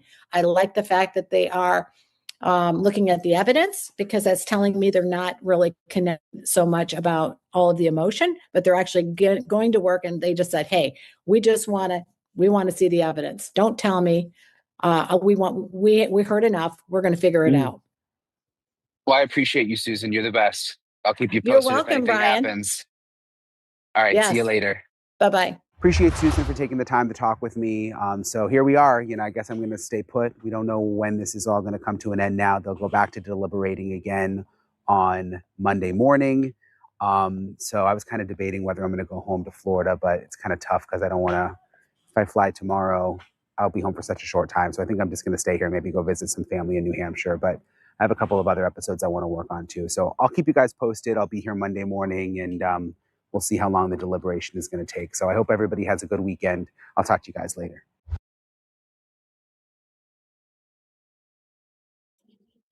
I thought that was an excellent one, you guys. Maggie sent that to me over the weekend, and I watched it and I was like, man, that was it. Just listening to that, the Daily Reporter lady talk, I thought it was very interesting. I feel like she was, I wish I could find the one where he talks to her again later. Let me see if I can find it, because he talks to her again later and she talks about hearing the 911, because she's been in court every day, as she said. And so he asked her about hearing the 911 call. Let me see if I can find it really, really quick. I can't remember. Is it home for the day, Dribbler?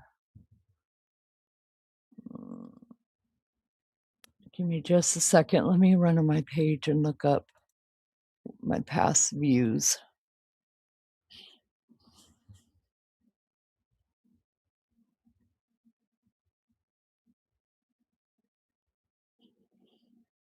Give me just a minute.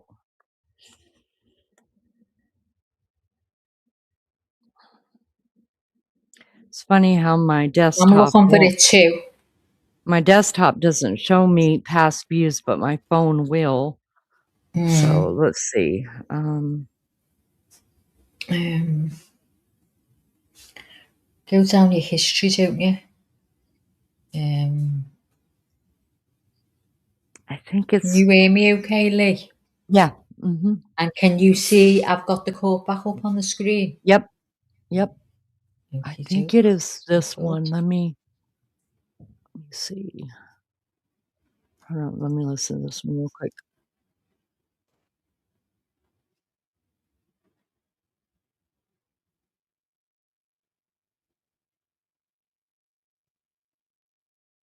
These are for these of what's being playing when I've been asleep.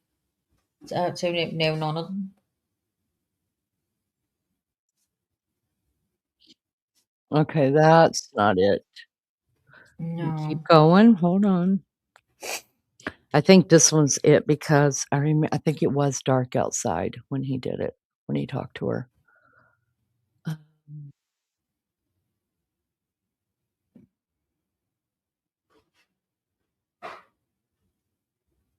No, not that one either. No.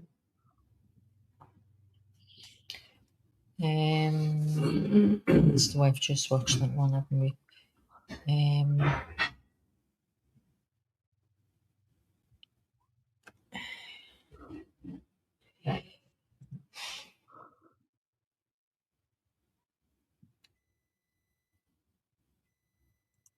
know which one you mean as well. I watched it.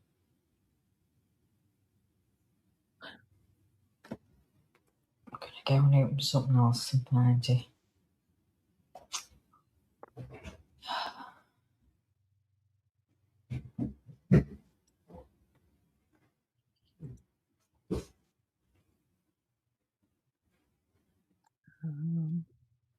It wasn't a short, was it? Because it was longer. Yeah.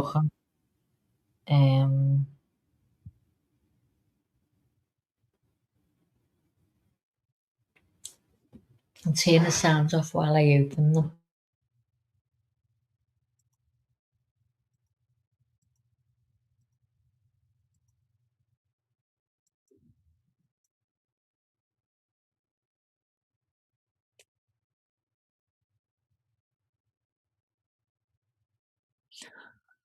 Okay, Brian.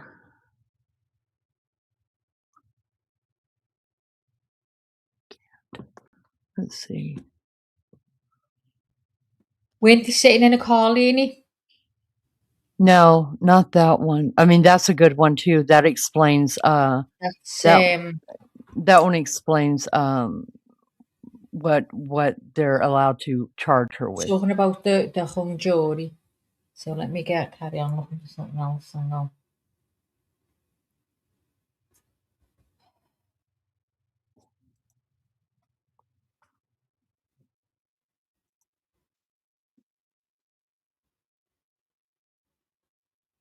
Wasn't long ago, was it? It was 9 days ago. No, it's just been during the deliberations. Mm.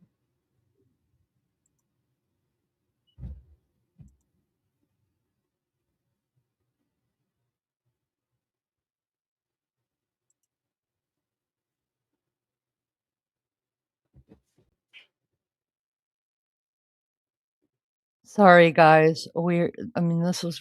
Oh, here it is. Wait, maybe this is it.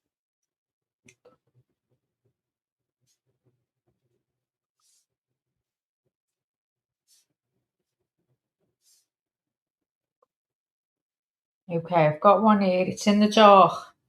Yeah, it's Yeah. Okay. It's called. Get the list up of videos, Lee. And it's called Psychologist Says Lindsay Clancy is Criminally Responsible.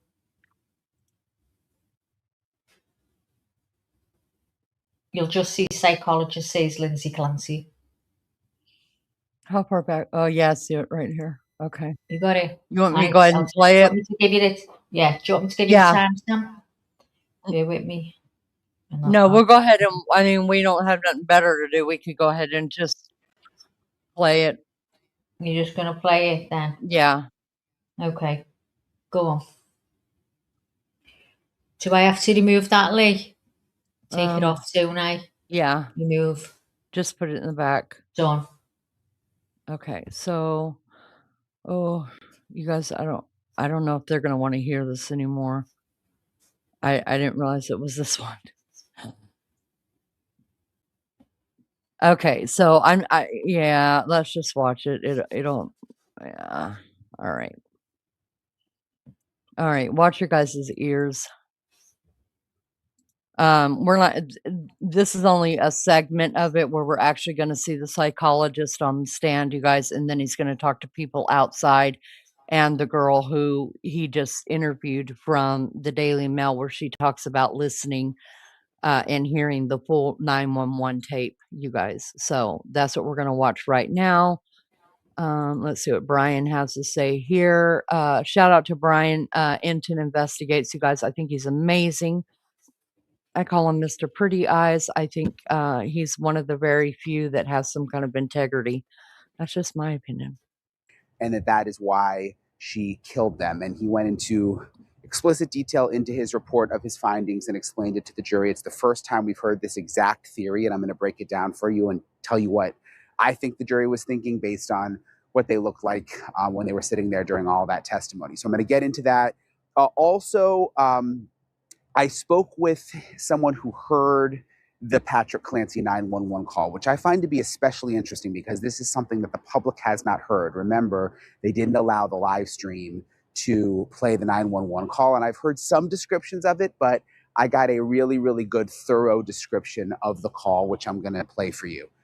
And then also this whole pink lady shirts versus white lady shirts. A lot of people have been talking about it. You know, there's the women outside the courthouse in pink shirts who are supporting Lindsay Clancy. There's now the women in white shirts who say that they are here to support Lindsay Clancy's kids and want her to be found guilty. They've actually been having discussions with each other. They've been in the courtroom. I'm talking to them in this episode, and I'm also talking to a psychiatric nurse practitioner who is here who says the real focus of all of this should be that Lindsay Clancy was failed by her providers. And she thinks that we are losing sight of that with this whole trial. And she wants the focus to be that these providers failed her so badly. And she has specifics about the medications and the symptoms and why she says it is just a travesty that these providers acted the way they did and prescribed the medicines that they did. So a lot to get to. I'm going to get to all of it in this episode of Ryan Ensign Investigates.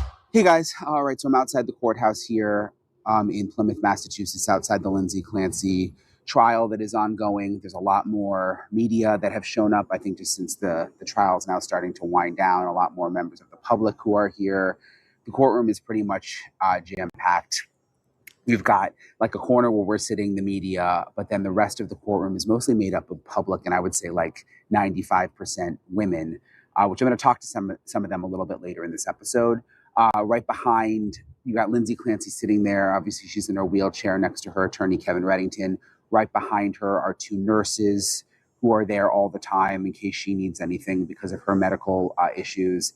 And then Lindsay's family is sitting behind the nurses. So that's kind of like the makeup of the courtroom. It's a pretty big courtroom. What's interesting now that it's starting to wind down and the prosecution is putting on their final rebuttal witnesses is sort of some new theories are starting to come out that haven't been discussed throughout the entire trial. One of them is from a psychologist named Dr. Kirk Helbrum. You might remember him from yesterday. He's the one who sort of sparked this whole second situation with mortal sin and the defense asking for a mistrial when he started bringing up Lindsay Clancy's Catholicism and brought up, questioning her about whether her wanting to take her own life was a mortal sin. And that's when defense attorney Kevin Reddington asked for a mistrial. Now that request was denied, but the judge was clearly not happy about, for the second time, first it was the prosecutor, now a prosecution witness bringing up mortal sin.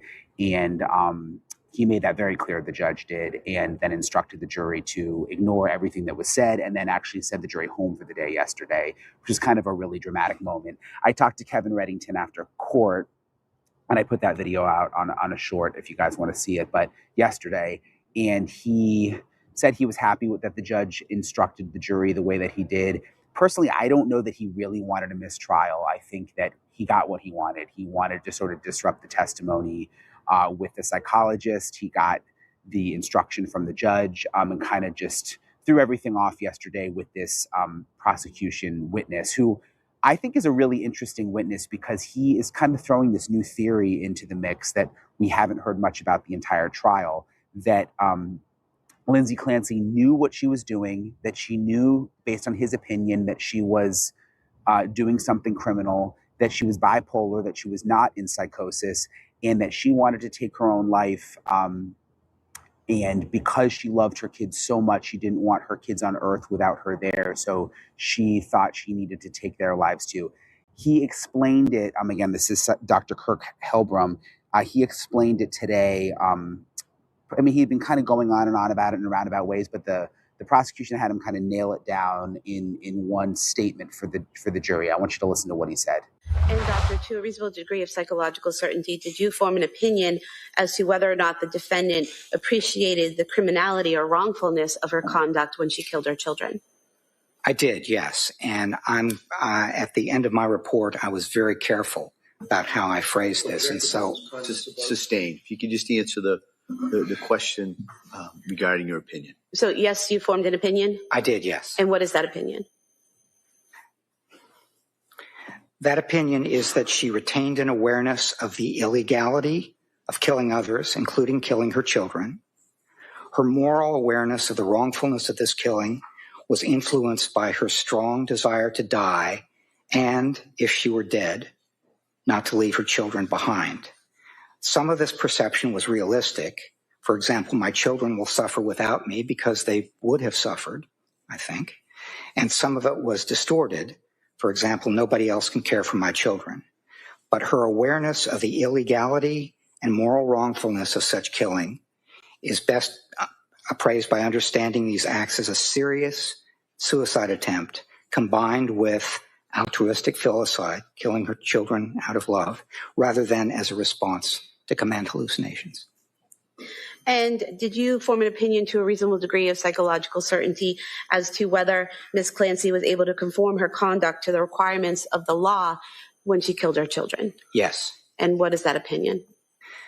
That her capacity to conform her conduct to the requirements of the law is, again, best understood by considering the seriousness of her suicide attempt and her strong desire not to leave her children. She demonstrated such self-control throughout the day on January 24th, and her actions between 5:15 and 6 p.m. that afternoon were influenced by her depression and her hopelessness about her life and the desire to end the pain she had experienced since October. Although this depression and hopelessness influenced her decisions, she retained control over whether, when, and how she carried it out, and the inclusion of her children. And doctor, did you form an opinion to a reasonable degree of psychological certainty as to whether or not the defendant was criminally responsible when she killed her children? Yes. And what is that opinion? My opinion, my clinical opinion, since I'm not the decision maker here, but my clinical opinion is that she was criminally responsible on January 24th. Thank you. So that's the first time we've really heard that theory dived into that way. I felt like the jury was really, really interested in it and was locked in. Granted, the defense attorney, Kevin Reddington, did a good job also during cross of just kind of picking this doctor apart, kind of like he has the other ones, asking how much he's made, bringing up the fact that he didn't really spend that much time with Lindsay Clancy, didn't do a real deep dive into her history, didn't talk to her friends, didn't talk to her former coworkers. And so he spent some time kind of picking him apart, which I think was also effective. So at the end of the day, I mean, we'll see if the jury really bought this, but I thought it was an interesting theory, and I felt like they were really listening and tuned in during it. The jury, by the way, I have found is for the most part, since I've been here, locked in, engaged. They seem like they take it all very seriously, dressed up. It's mostly women. It's mostly women, I would say, over 40 years old. A lot of them taking notes. Most of them have notepads. So they seem like they are very much engaged in the trial. Something else I wanted to play for you guys is I did an interview with a woman named Rachel Sharp. She's a reporter with the Daily Mail. I was really interested in talking to her because she was here the day that the Patrick Clancy 911 call was played. And remember, that was not allowed to go out publicly. So only people who were sitting in the courtroom heard the call, and she is one of those people. And I had seen some videos on TikTok of people talking about hearing the call, but I had not actually talked to someone myself who heard the call. And I had a lot of my own questions, and I wanted to hear the specifics of what that call was like and what Patrick Clancy sounded like. So I asked Rachel about it, and I did a show on News Nation last night with her, and I wanted to just play you this clip because I thought it was really interesting. I want to quickly ask you about the Patrick Clancy 911 call, because when Patrick Clancy arrived at the house, found his wife outside, had jumped from the window, and then found the kids inside, there was this awful 911 call that has not been played publicly, but you have heard the call. You are one of the few people who has heard the call. What did it sound like? Yeah, I mean, as you say, that call won't be released. The live stream was shut off at that moment, so only people who were inside the courtroom heard that. And it was one of the worst, the worst thing I've ever heard. It was the screams coming out of Patrick were just unearthly and guttural and unlike anything I've ever heard, really. And, I think it's important to note that, the beginning, as you say, that he found Lindsay and he was panicked. You could hear the panic in his voice, but he was still very coherent. And he was able to talk to the dispatcher about getting emergency responders there. He was able to reassure Lindsay. And then when emergency responders arrived, he was heard saying, "I'm just going to go check on the kids." And obviously he had no idea what had happened at that point. You could hear him running down the stairs and then just these unearthly screams. And then he was unable to speak. His words were indiscernible until he screamed out, "She killed the kids." Oh my gosh. And I mean, the whole courtroom was just torn apart by it. It was jury members were crying. Lindsay's parents were crying. Members of the media, the public. Lindsay herself hunched over the defense table, quietly sobbing. But then when the judge immediately called a recess, the second that stopped playing, he cleared the courtroom and she broke down in loud, uncontrollable sobs. I mean, it was very distressing to everyone in that room. Yeah, I appreciate Rachel for taking the time to talk with me. I mean, she's been in court every day since the beginning, so she's been a good resource. And I do think hearing the description of the 911 call and what Patrick Clancy was experiencing is important, especially because there's so much online, people thinking that he somehow had something to do with the murders. I also wanted to play for you guys, and I was telling you earlier, there's the women in the white shirts, and then there's the women in the red shirts and the pink shirts. And you've seen all the video of the women in the pink shirts outside. They're women who support Lindsay Clancy. They believe that she should be not guilty, and they believe that that she was in a postpartum psychosis. And there was hundreds of them out here the other day, and you might have seen the video where they were cheering when Lindsay Clancy arrived. I spoke to the organizer of the group, who told me that actually wasn't the plan. She felt like that was kind of caused some controversy. She actually wanted everybody to just stay silent throughout the day and have their pink shirts and their signs and kind of make a statement that way. And she says it was just impromptu when all of the women started cheering, and that she felt like it was off message, that Lindsay Clancy was people thought that they were portraying her as a hero. She said that was not the point, but they did want to be here to show her support, to show that they feel she's not guilty and that she was in a postpartum psychosis, and that also they wanted to bring more awareness to postpartum depression in general. But so you've got the women in the pink shirts, and then you've also got women in white shirts who started to show up this week, who say that they are here to support Lindsay Clancy's children, that they believe, for the most part, the women that I talked to in the white shirts, that she is guilty. Most of them told me they believe she had mental illness, but they still don't think that is an excuse for her killing her children. So I kind of wandered around and just talked to some of these women on both sides, and I wanted to play. It's kind of it's a raw conversations. I was literally just kind of wandering around, but I wanted to play this for you because I thought maybe you guys would find it interesting. What's your name? Michelle McKay. Michelle? Yeah. And where are you from? I'm from Plymouth. You're from here? I am. So what made you decide to come out here? Justice for these children, so they're remembered, so they're spoken about. Let me see. Your sign says Justice for Cora, Dawson, and Callan. Right. Had you been out here before? Or? I haven't. No, like why now? What kind of sparked this? Well, we're coming to the end of the trial, and there needs to be justice for these children. What do you want to see happen? I think she should go to jail for life. It's interesting. It's like really, the whole nation's talking about it and kind of like divided on it. You hear a lot of people on both sides. I don't know, like, have you been talking to your friends about it? I mean, I understand mental illness. I think that everybody's point of view is valid.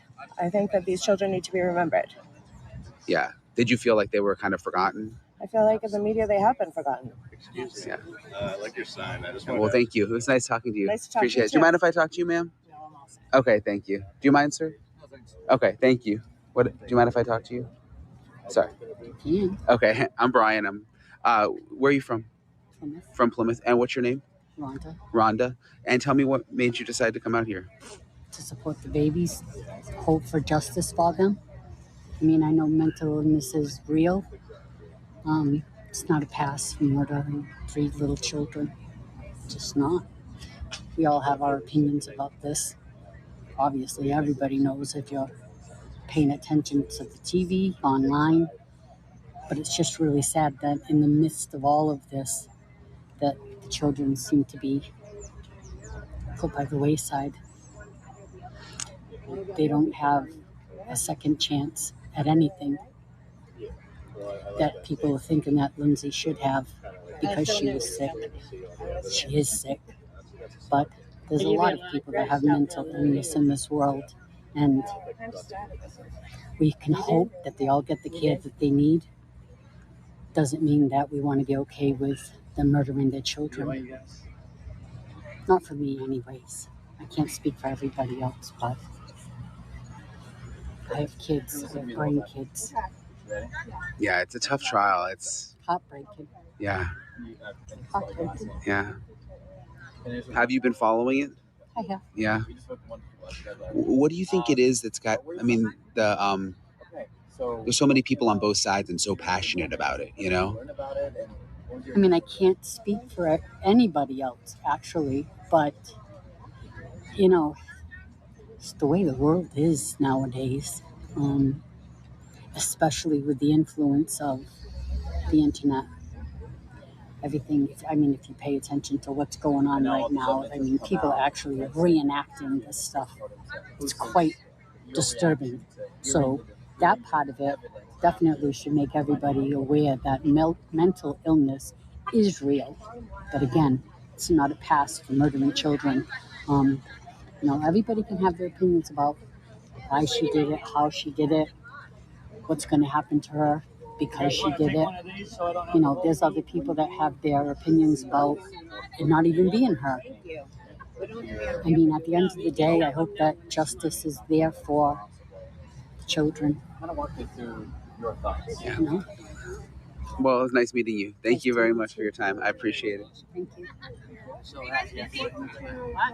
I'm going in the courthouse, but I'm going to set up this shirt so the jurors see it and stuff and keep jumping in. I think right here is a good spot. Yeah. I should be hurt. What does your shirt say? So I'm a reporter. I'm just getting video. You'll see it in 1 second. Okay. It says, it makes sense when you look at it. I'm just trying to get in line so that... Is that a fan? Yeah. I'm dying.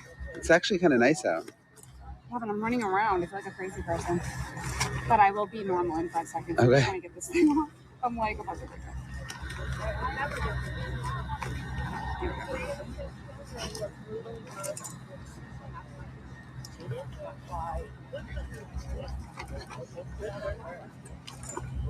So what does it say? It says... Try to get the... Not guilty.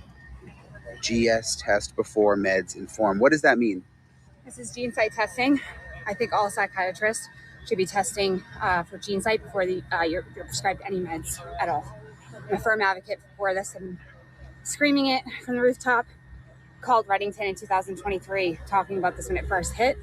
I'm passionate about it ever since. We've touched base for the last couple of years, 2 years. And this says act now. And this is not guilty because the med issue, the withdrawal side effects, people are focusing on the time frame, but I think this is a reaction to medication and withdrawal symptoms and suicidal, homicidal ideations. So that's why I stand by not guilty, no matter where things go and what the public opinion is. I felt this way from the very first day this case hit the news. So, go Reddington. Thank you so much. He believes in a cause I believed in for years. And this is me here today trying to educate people that it's a 7-day test. Very simple. Mouth swab goes to your door. You send it back. They go right to your doctors, right to your psych. You know exactly what to take and it helps you. So I don't know why it's not being used. It needs to be. I'm going to run. Just real quick, there's people out here who want her to be guilty. There's people here who want her not guilty, but everybody seems to kind of get along. I mean, you were just chatting with, I guess that's kind of our country, right? People are on both sides of this. It could be you. It could be anybody. It happened to me. I have a personal story. The same med she was on. It did a number on my life. That's why I'm so strong about this. I hope one day, it makes more sense. People are waiting on me, so I don't mean to cut you off. Thank you so much. Thank you. I'll be here all day, though. Okay, thank you. Yeah, feel free to ask away, and Thank I'm just you. going to put this here, and hopefully that people will see it. Thank you so much. Thank My you. name's Bree. Do you mind if I look at your son? Sure. Say their names. What made you decide to come out? Because I feel like Lindsay Clancy is overshadowing the actual real victims, which are Cora, Dawson, and Callan. You've been watching the trial? I have. Yeah. People are very passionate about it. Yes. Yeah. Yeah. Do you believe that she had mental illness? Where do you sort of stand on that? I don't think her mental illness was as bad as she claims it to be. I don't think that she was hearing voices or anything like that. I truly believe that she's just crazy. She's just crazy, and there was a reason why she killed her kids, and it had nothing to do with the medication that she was on. Which way do you think the jury will go? I don't know. Well, thank you. I appreciate your time. Thank you. Do you mind if I talk to you? Okay. What's your name? Ariana Anthony. And are you from here? Or? I am from Plymouth. Have you been following the... Yeah.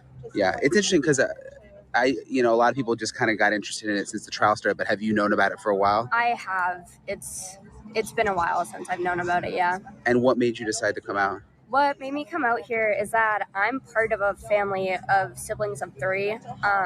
So it would be awful if anything happened to my siblings. These kids deserve justice. Someone needs to be punished for this, whether it's Lindsay or Patrick. I just want justice for these kids. Yeah. Do you think she had mental illness? I mean, I think it's possible. Yeah, but honestly, that's up to the judges. yeah. I can't determine. It's that you're just thinking of the kids. It sounds, Yeah. What do you make of, I mean, everybody in the whole nation is kind of talking about this case. I think it's important because nothing like this should ever happen, and it should be something that's talked about so that we can prevent things. Yeah. Well, thank you. Yeah, I appreciate of your course. time. Thank you. Do you think, I see there are other people here wearing white. Can you tell me, like, did you meet them on social media? Was this like kind of an orchestrated effort? Talk to me about like It was how an orchestrated effort. We wear white to represent the innocent. Appreciate all of those women for talking to me, and I'm just trying to be respectful of everybody here. There's people on both sides, and they've been respectful to each other, I found, for the most part. I mean, I even saw the women in the pink shirts and the women in the white shirts all sitting in a circle at one point, just kind of having conversation with each other.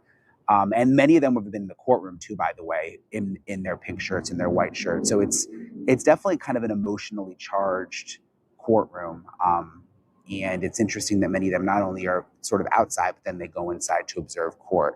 There's also a woman I met named Renee, who is let me get this right, a psychiatric nurse practitioner who made a point of wearing a pink shirt and a white shirt, which I thought was very interesting because she said she supports Lindsay Clancy, but she also supports the children and wants to remember the children. And her whole point to me, which I found very fascinating, was that she is here because she's not as much interested in the criminal trial, but she really feels, even though she is a provider herself as a nurse practitioner, a psychiatric mental health nurse practitioner, she feels that Lindsay Clancy ultimately was failed by her doctors and providers. And she thinks that is the real story here. And she says, she prescribes, psychiatric medicine as a nurse practitioner. And she says what she saw in terms of the medicine she was receiving based on the symptoms she had just make absolutely no sense. So I was really interested in talking to her. She was kind of nervous to speak out, but I found her sort of viewpoint to be sort of fascinating since she had the white shirt and the pink shirt on, but also because she's a psychiatric nurse practitioner. So I wanted to play my whole conversation with her. This is Renee. I'm a mom. I have oh my God, how old are my kids? They're 13 and, almost 13. He'll be 13 next month, and 15. And I had really bad postpartum anxiety. So it's always something I research. I was a nurse then too, but I really just didn't know a ton about it. And I thought it was normal. I mean, it was wicked anxiety, but since then, obviously I did med-surg nursing my whole, for 15 years, and 9 of it was at the local hospital here. And then kind of just seeing the need for more mental health care is what made me go back to school and get my nurse practitioner. And then I heard about and I was researching, but I wanted to watch the whole trial before I made an opinion, because hearing about all those meds or whatever, obviously I needed to piece together what was going on. So before I gave a public opinion, and honestly, it's very scary for me to step out like this and say that, but I feel like she would be the same kind of person that would advocate for someone like that too. Just be careful, by the way, with Sure. your hands right Oh, here. guys, tell me to stop. No, you're okay. But so, are you a psychiatric nurse I'm practitioner? a psychiatric nurse practitioner. Okay. So I've been doing that for almost 3 years now. I have my own practice. So I see all ages, so 5 and up. So, but I do see postpartum moms and stuff. I've never seen postpartum psychosis, thankfully. It is a psychiatric emergency. I'm very aware of it just because of my research and everything I've done. But I work with plenty of postpartum moms who have, anxiety, depression, all that stuff. And did you watch today? I did not watch today because I was here this morning, and then I didn't get a chance yet. I mean, I heard a little bit, but I don't want to base any of my things on all the clips. So I get it. yeah. I guess I have a hard time processing it. Like I get that, and I think that's the hard part because I think a lot of people do, and I mean, I have unique knowledge on it because I'm a psychiatric nurse practitioner, and I'm not working for anyone else or anything right now, so it was a good time to be able. I felt like I had a unique perspective, and it would be helpful to share. But I also know that some people aren't capable of wrapping their head around it. Yeah, and I wanted to get your perspective because it's like, you know, I've watched the trial. I think other people who have watched it, she clearly was asking for help. It was clearly a problem. And I didn't, to be clear, didn't want it to be a provider issue. I'm terrified of that happening. And honestly, we're all human and we all make mistakes. So that's what I also wanted to like see. But it was really negligence on multiple providers' parts, and like we need to do better. And if anything can come out of it, change and more. I mean, she actually reached out and had all the resources, and this still had like it's a failure, you know, and at least let's change some stuff. And I mean, there's always been, but this was the failure on the most ultimate level. And I feel like people should be outraged about it, honestly, because the prescribers should have done better, or I providers. think a lot of people are outraged. Yeah, I think you're right. Yes, you're right. But how do we?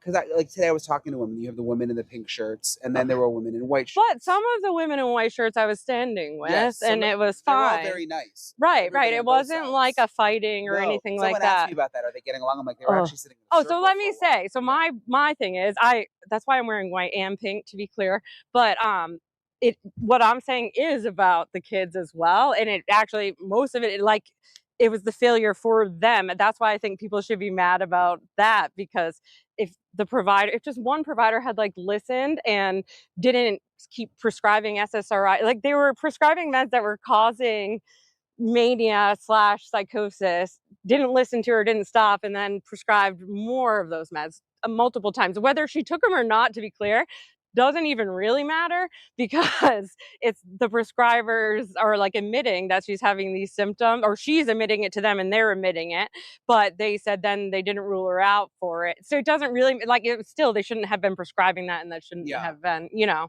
One thing, and you're the nurse practitioner. I don't know much about. Well, and to be clear, I don't know everything, and I am good with that. No, but I just mean generally. Like, one thing that's confused me the last couple of days is you have all these psychiatrists and psychologists on the stand, and they've all evaluated her, and they have different opinions and diagnoses about what happened. And even like the prosecution had two psychiatrists that evaluated her at the same time. I did watch a little of this. Had different. Yeah.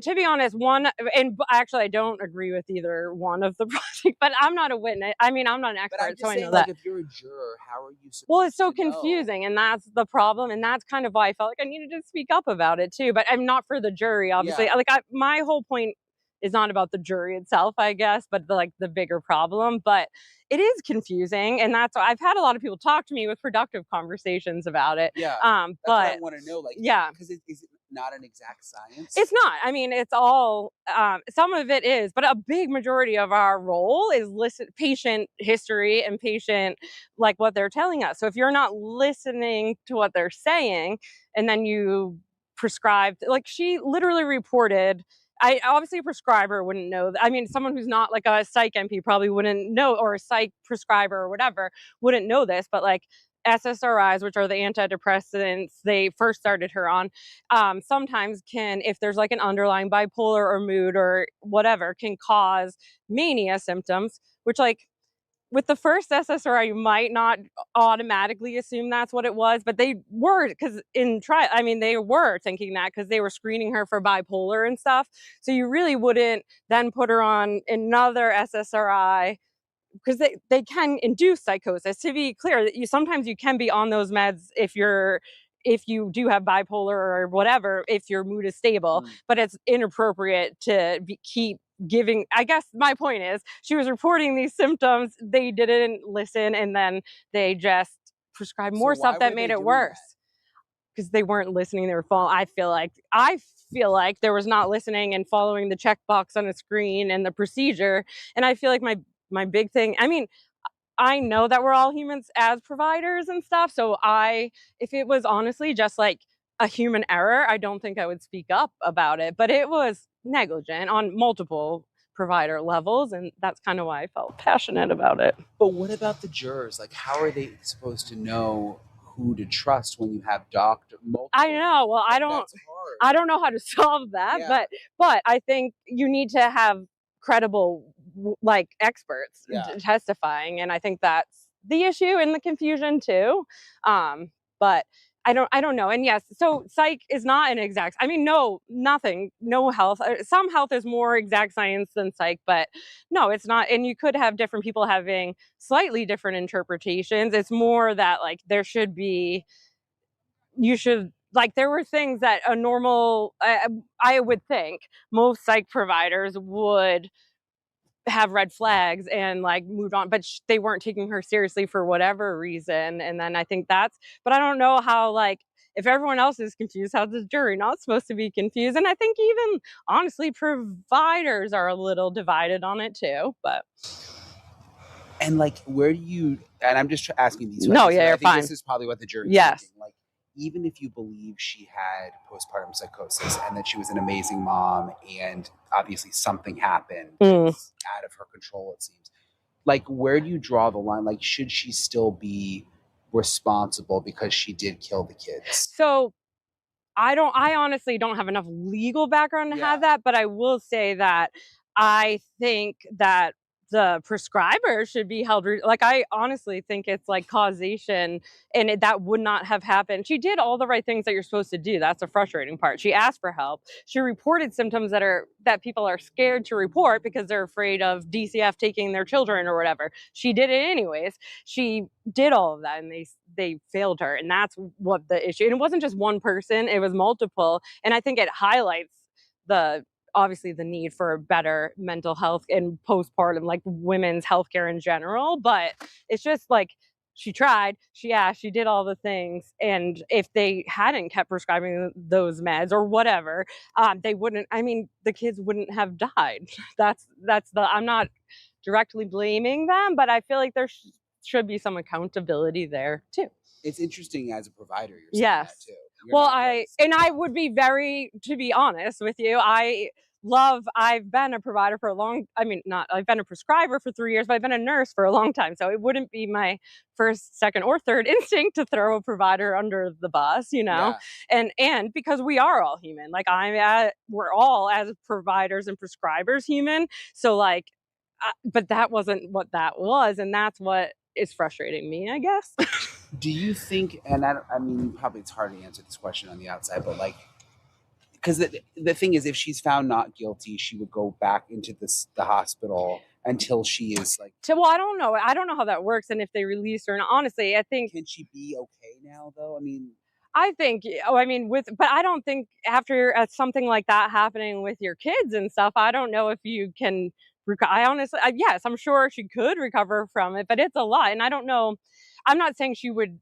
To be clear, if she's not in psychosis, we're not worried about that happening, and that's not what I'm worried about. But I don't like, just mentally and the burden that it carries on her. I don't know how you like live normal after that either. But I don't think there's any good solution, to be honest with you. I think there's no winners in this situation, and if we just learn from it. But I don't see why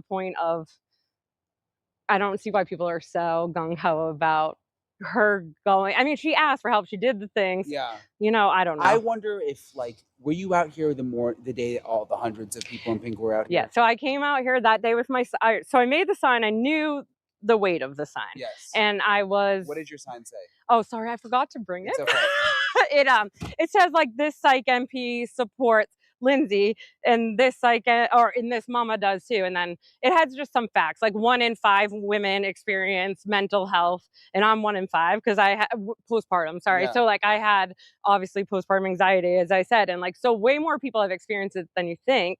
But I am also afraid that if people, the way that it's being talked about, I'm afraid people won't report things even more, and then worse things will happen because how it was met for her, Yeah. I don't know if I answered your question. No, well, I forgot what I was talking about. You did, but the thing I wanted to ask you was, like, that morning when there was hundreds of people out Oh, they inspired me to. That's what I was telling you. But they inspired me to, like. I was saying no to everyone they were asking me then, and they kind of inspired me to speak out about it a little bit. And I'm in a unique position. If I was working somewhere or whatever, I can't speak out on it as much. So I I don't know, I just felt very compelled. But I'm always like, I'm definitely a passionate person, and it's a passionate project for me, and I can't not speak up of about course. certain things. So, But I was wondering, like, do you think did you see when everyone was cheering when she arrived, when Lindsay arrived? yes, I think that like even people who think that she should be not guilty, that still rubbed them the wrong way. and I think they're reading it the wrong way. Honestly, I think most of the people, obviously I didn't talk to everyone out there, but I think it Leanie, like can you hear they me, were Lee? like waving at you just to show that we're here in like solidarity to support you, and more like kind of what I'm saying. Like, she did report it, she did try to do all the things, and then we're shunning her too. Yeah, but you know what I mean. Yes, I can hear you. Like, she's like, Oh yeah, I've muted it this way. I don't know whether it's worked, guys. These are all having breakdowns in the chat watching this. My stomach's in knots with it. I think they want to go past this bit. No one likes it. Because she's a lot to She deal comes with. across. She's very nervous. She's all on. She's having it. It's like she's a nurse, but she's just nervous. She's like me when I get old. I'm going, yeah, nearly all right. What do you mean by that? You don't understand what I'm talking about. So no one understands the thing. That's what she sounds like. That's I'm sorry, me you talking guys. to someone else. I was trying to put on mascara. Okay. I said I'll turn it off and then forgot it wasn't me doing it. Yeah, it's and putting on mascara is an art Mine around too, here, you guys. Shauna. Oh yeah, she's all over the place there now. Let me Hi, Isabel. Good to see you, Shauna. Thank you for being here. Chris, it's me now. Susan, MJD, Nicole. Good to see you guys.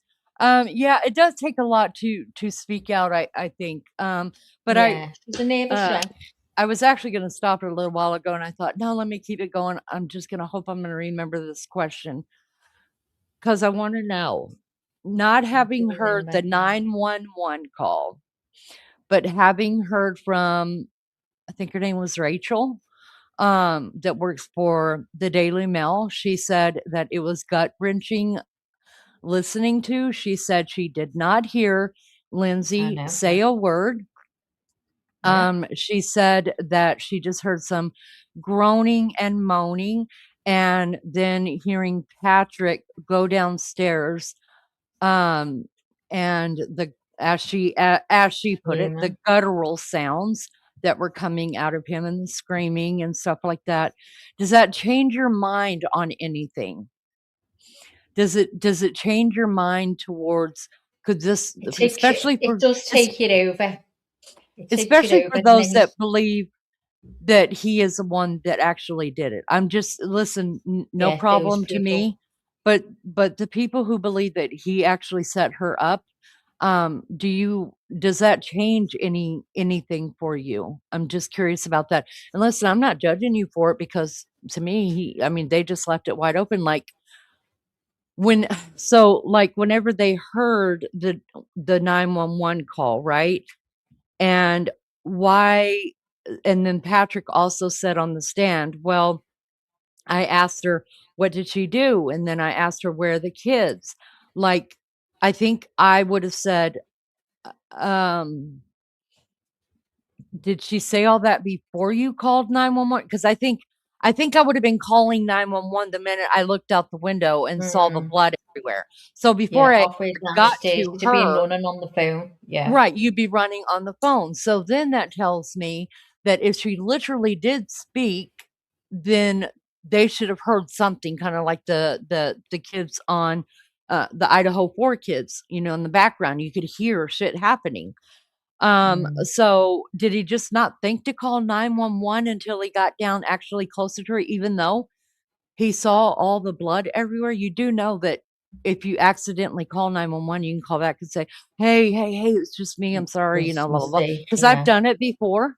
My phone will actually click over to something. I'll call 911. It's so embarrassing.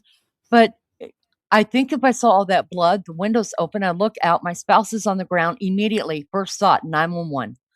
And then take off after her. So I was just curious about, okay, so Nikki says it confirms it. Nicole says, I don't specifically believe he did it yet. I think there wasn't enough investigation, and I find the questions regarding him of sound-minded questions. MJ says, and I say bullshit, he wasn't getting through to 911. You don't even need a cell phone to be active. You don't need your cell phone to be turned on in order to call 911. That's true. Charlotte says he knew it had to be convincing. Curtis says, Mary Jane, correct. Lori says, he didn't go look out the window. He said, we watched it. He said he went over the window and he saw his wife laying on the ground.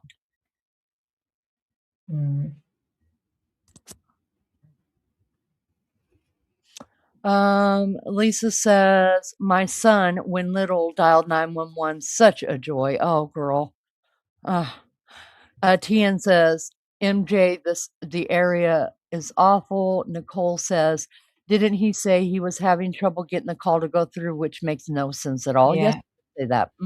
It was switching over between Wi-Fi and the internet or something stupid like that. And the person on that was taking the call, what you call them, like the operator or whatever, told him you don't need Wi-Fi. Lori, he said it on the stand, so Lori wants to know when. We just watched it again. He said he only went 2 steps in. I could have swore he said, I saw my wife laying outside on the ground. Maybe he was talking about he said he's seen the door. All he said is when he went in, he seen the window open, the curtain was blowing, and that's when he runs downstairs. Okay, I could have been wrong about that. If I am, I'm so sorry. I don't mean to mislead people at all, but I could have swore that's what he said. Maybe he said when he opened Where the can door, we he get ran this downstairs. 911 call again? What we heard in Hold the on. call? Let me look real quick. I can grab it for you guys real quick. Hold on.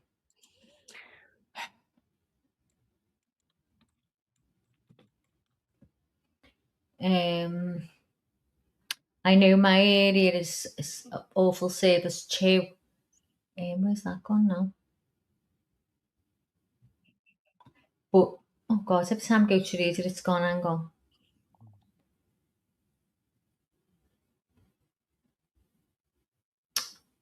Do you know what? The chat doesn't move till I start reading. It's a fact. MJD says, I know my area is awful too, but you don't need service to dial 911. True. Nicole says, it's okay. I wouldn't have doubted he said both, to be honest. Patrick is not credible, Case has said. Lunchy said, Patrick is not credible. No, she didn't. I'm reading cases again. Lunchy said, shoot MJD. You can even shake your phone real fast and it calls 911. Shauna says, I've seen a guy drop to his knees in horror and he was the one who killed his wife. But never claimed he did it. People are good actors sometimes, though. I've seen people crying on the screen, being interviewed by police, men and women together. Absolutely, I'm like, oh my god, they're absolutely broke and couldn't get over it. And the next thing they're getting done for it, I'm like, oh my god, I'm so gullible. Couldn't believe it. MJG says, you can set the shaking features to do different things. Well, I didn't even know that myself. Is that just on iPhones? And what the heck? Because if she hears me saying it, she'll come on and annoy me. I've seen that on body cam video. It's scary, isn't it, how people can do that? I didn't hear he says it's fucking kids. I don't know whether you hear that on the one we seen, the one we heard.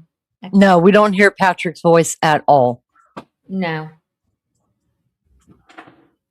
The call will dial, but it will not go through. Sometimes it takes a long time to connect. I know for sure. Tinanda says. MJD didn't know that, Lisa said. Laurie says, it's in the transcript of the 911 call. Okay, I'll have to pull that up. Hold on. Thanks, Laurie. That Scouse was shite and devastated.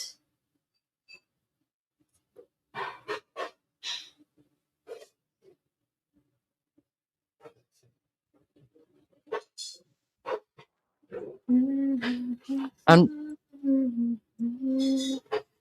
singing to them. Wonder if You can sing a bit of a song, then go on and sing another bit of a song and another bit of a song. Can you still get done for copyright when you're not singing all of the song? Did you know Who that? knows? Did you know? Does anyone know that? If you don't sing a full song all the way through, like we've done that, so you can't get done. But what happens if you sing a song, then sing another one, then sing another one, just a bit of each song? Do you get done for copyright, I wonder?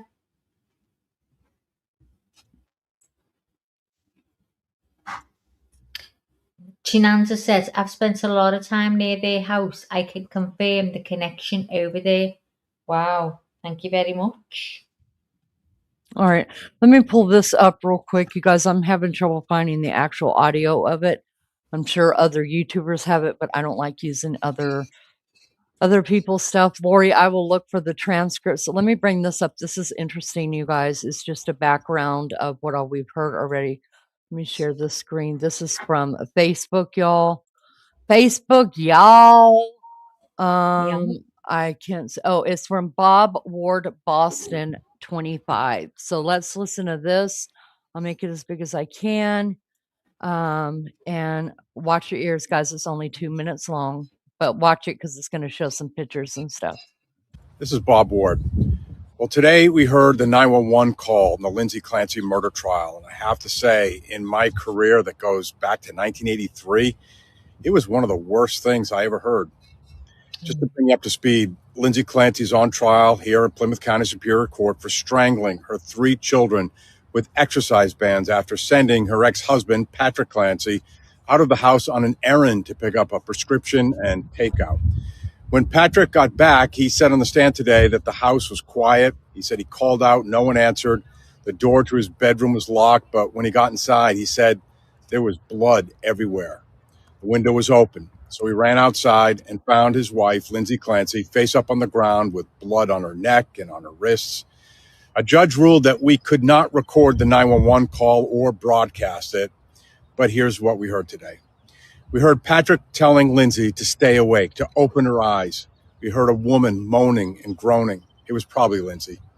When first responders arrived, Patrick stayed on the 911 call. He went to the finished basement where he found the children's bodies. For minutes, we heard him shriek and scream. It seemed to go on forever. Finally, he said, "She killed the kids." The prosecutor showed the jury the exercise bands that were wrapped around the necks of the children, and we saw the clothes, the pajamas they were wearing when they were killed. You know, in this line of work, I've seen and witnessed a lot of things, and there's not a lot that compares to this. After that 911 call was played in court, Lindsay Clancy was openly sobbing. It was a really, really difficult day in court for all of us. Lindsay Clancy is mounting an insanity defense, claiming she suffered postpartum depression and was not given proper mental health treatment. Patrick Clancy is now finished on the stand, and testimony resumes in the morning. Y'all can hate me, but I do. There's that, you guys. The 911, I know I could find it on other channels, but that's not something that I like to do. No, just leave it. Just leave it. So I'm Not still worth looking for it and seeing it, if we could see it. Not But worth it, darling. it would be interesting to, it would be interesting though, if we could if I could get the transcripts, which I can. I just cannot do it today because I'm fixing to have to leave and go to my appointment. What time have you got to leave? In about 10 minutes. It's 1:40 for Leanie. I think so much. Thank you so much. I just remember she has an appointment to go to. Thanks, Gemma. Appreciate you. Why didn't he wait to go find the kids? I would have run straight to the basement. That's a good question. I don't know. It's almost 7 p.m. for me. I don't know. What I do know is that court will probably, let's add this back to stage. It's Nothing going going to on. finish. I didn't think anything's going to happen Yeah, today. I don't think anything's going to happen today either. But I mean, we could be wrong. I don't know. But I will tell you guys this: I will be absolutely listening in, and if it comes in today, you guys, I won't be live, but I will be listening and probably cry my eyes out. So not because I'm not here, but just cry for the kids because it's so sad. No matter what Yeah. happens, it's completely sad. 3 little babies CBS Boston alive has through it. it. Let me see. Hold on. Do you think that he stopped anything coming out about his new life because people will then automatically run with the fact that he was having an affair and that's why she killed the kids? Mm, Does anyone think that? that's a good question.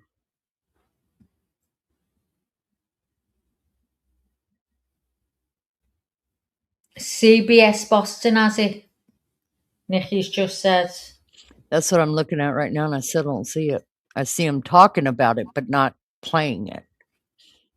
Yeah, she killed all 3 of the suicides. I mean, imagine that. You know, I don't understand how anyone could kill the kids to get back at a man. Why would they? They've got to be out of their minds as well.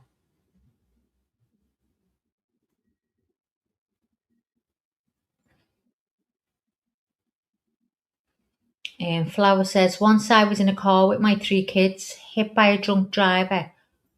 Oh, it's gone down, hold on. Hit by a drunk driver. My husband is in another car in front of us. When we got hit, he ran back to the car and was trying to open my door, was trying to talk to me. I think not kids. I think wife is forefront in a husband's mind.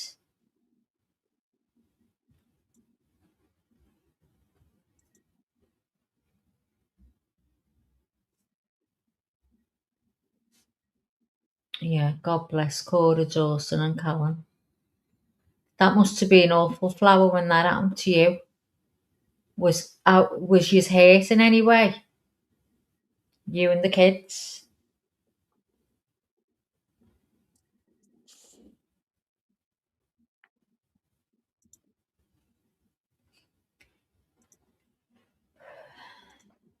Hold on just a second. Let me look at this real quick. Tell me when you've got it, Gail.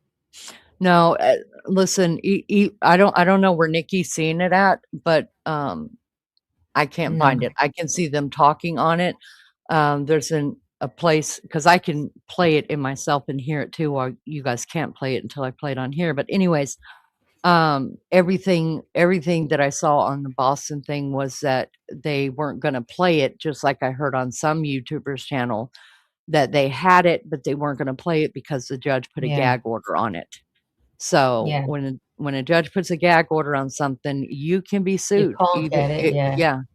So I don't think it's out there right now, but I'm just meaning the one that was played in court. yeah, it's not because Still not.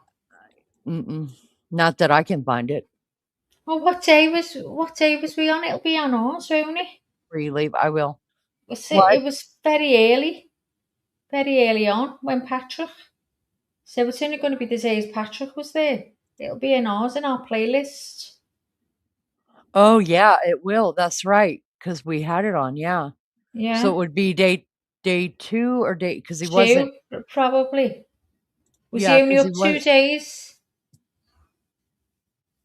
Yes, he was only up 2 days. Mhm. Yeah, I'd be there then. Yeah. Yep. Don't have So to it worry would be about copyrights. yeah, day 1 or day 2. Let me see. Yeah, I think it was day 2. I don't think they played it the first day, did they? Does anyone know when they played it? I don't think they played it on day 1 because he was explaining their life prior to that. Day 2 is when they went into that day. But let me just look real quick, you guys. I can do this. Hold on.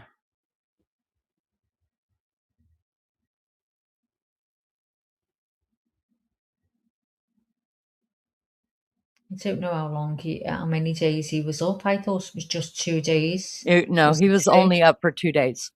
Yeah. He was only up for 2 days. Yeah. Fixating on this trial isn't healthy. I know, but you know what? You probably eat burger and it's not healthy. We all do things that are not healthy for us. But it's wanting to know how things work out. It's finding out about mental health. It's it's a learning curve, isn't it? For a lot of people and a lot of women to show you what can happen, when you have a baby. So it's a very, very disturbing and informative case. And not only that, we're staying for the kids. We're seeing it through for the kids. And if that's Exactly. disturbing to The some kids need people, justice. Yeah.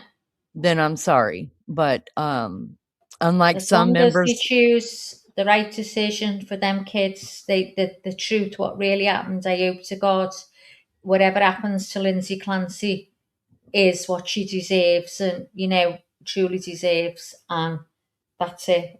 As long justice for the babies, either way.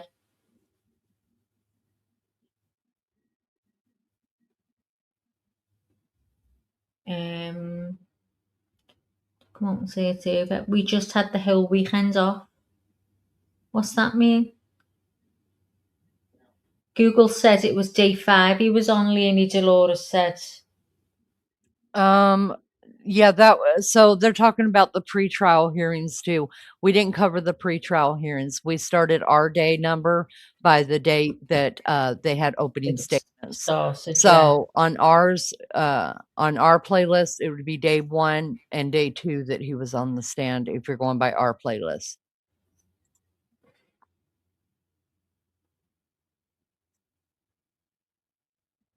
Yeah, I think it's going to be till to come back at 9 in the morning.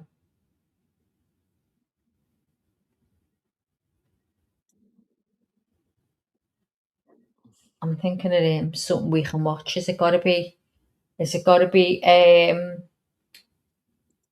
related to this case, or do people want a little bit of a break and watch on your phones and let me know if it comes back on, if I play something when Leanie goes. It's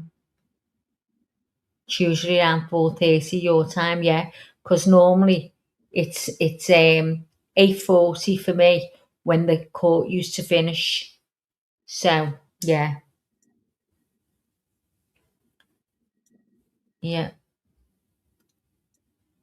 I'll look for it later. I'll find it. I'll stream it on my channel privately, then make it public when you want to share it. I'll delete it after you. You won't. No, I won't come after you. Tony. I take breaks when I need them. I'm a grown woman. Yeah. Yeah. I mean, people think you're crazy, doing this, but you're concerned, aren't you? You want to know the outcome of something. And it's affected loads of people that come into this chat. Do you know what I mean? It's affected. We've heard stories of what's happened to them.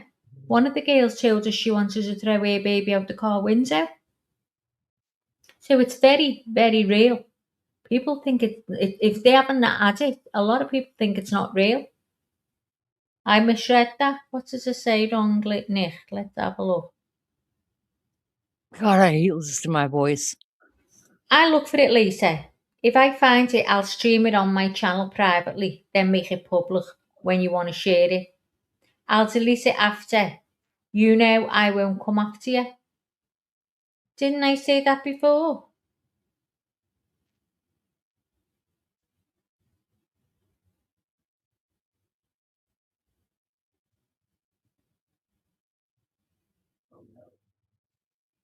Oh yeah, we're carrying on watching this, Susan. We're not going off this. It's just if we bring anything up to watch, and that's in the background. All we're watching is that emblem on the wall. Yeah, so shut up, Nicky. Shut up, it was your writing. Blaming me. You're going to put us on in the car, Lee? Oh yeah, I'll have you guys on in the car. Don't talk about it, guys. Whatever you do, she's going to be listening.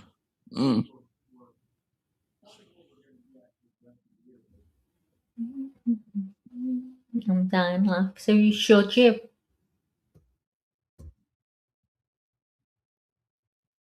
I'm going to see what I can bring up. Hold on. Hold on. Let's have a look, hey? Let's see. Oh, I couldn't watch that eyebrow fella. That was the worst day of my life. He was holding his breath and everything and going, eh, eh, eh, eh. Oh, it was terrible.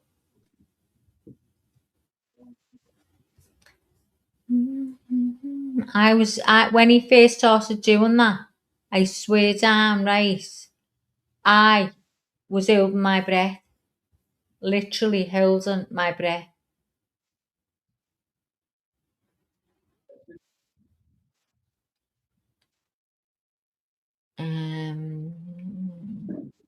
Are you still looking through Ardsley? Yeah, I think I've almost got it.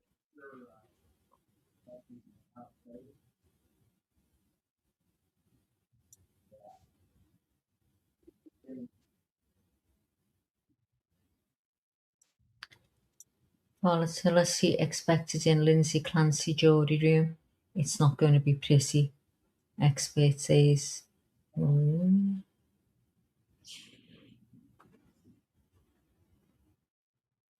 We haven't heard any more on the siders, have we?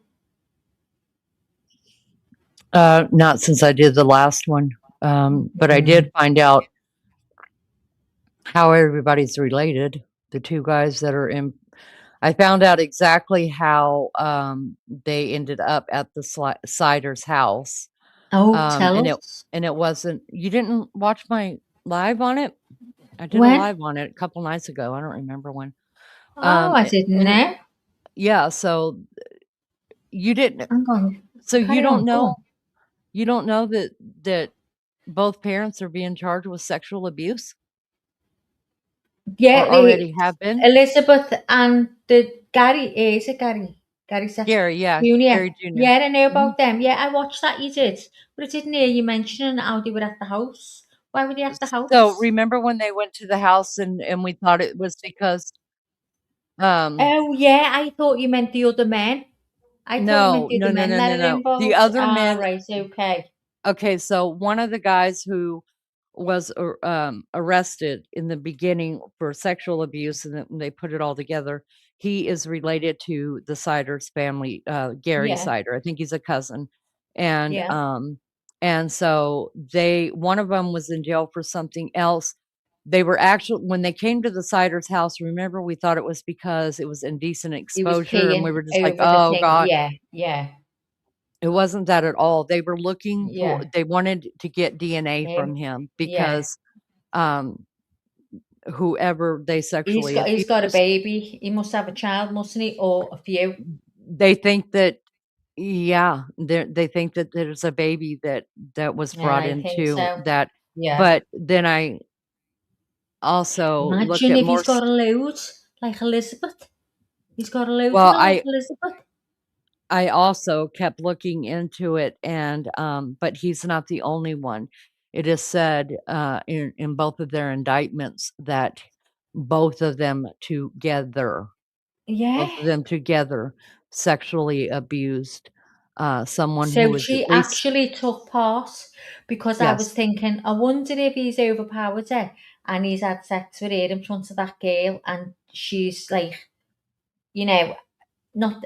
I know everyone's got a choice, like, but she was that scared. He threatened her, you know, or she went in and found him with her or whatever and said, "You open your mouth, I'll kill you." Blah blah blah blah. But it actually means that she took part. Yeah, it's. Oh God. Because when her brother come on and he said, if she's got anything to do with any of this, he said, I will walk away. He said, but my sister has never been into anything like this ever. So I'm thinking, oh my God, is she being... I have a real problem with that brother. Real problem Have with you? him. Oh yeah. Tell me why. because when he first came out, he said, we didn't know nothing about all the kids. Like we Yeah. hadn't seen them all since they were little. We didn't know they had that many kids and Yeah, they but then he said disappeared. he said they were all right. And then he said, that, They were they all known that like fine.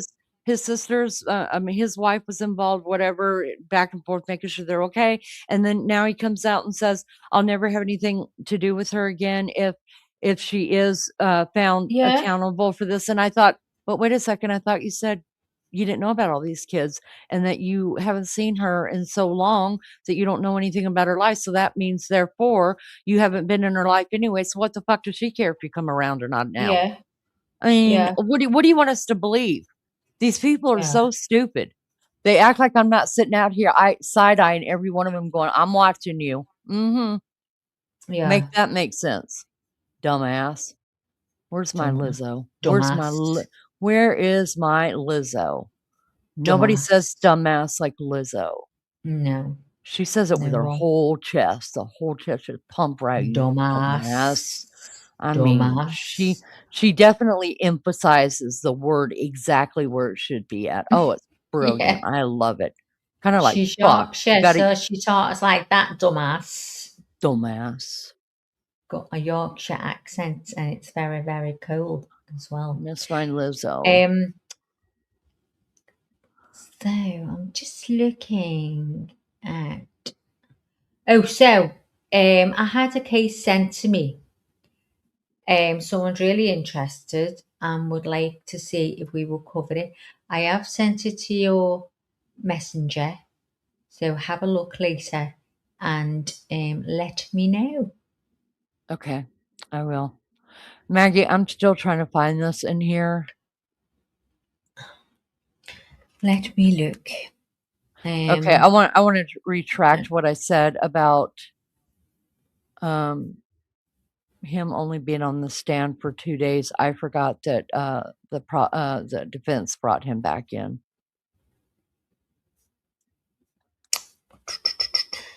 So he was on the stand for 2 days. Don't we?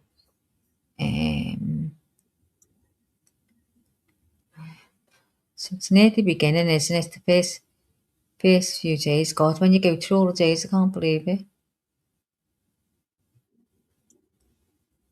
Oh, this is showing the two, that's why. New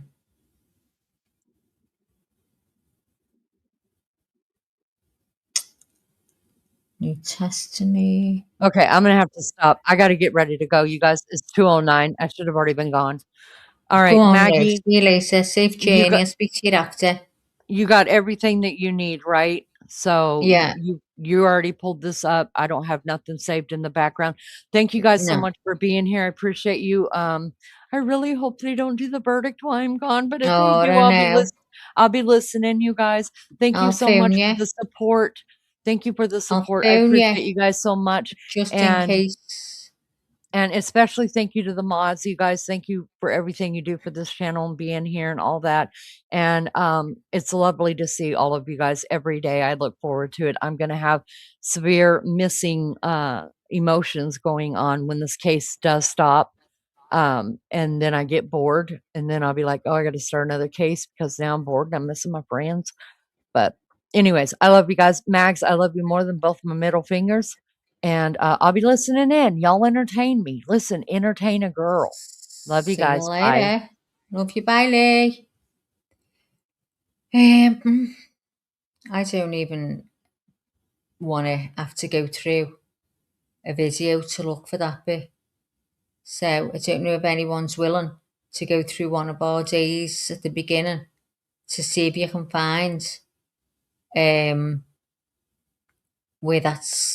where about that is.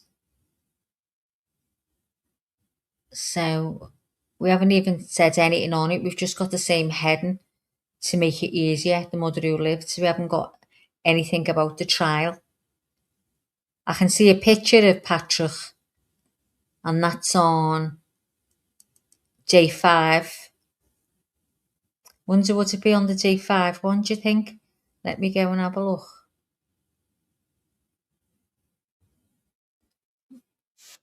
Hang on.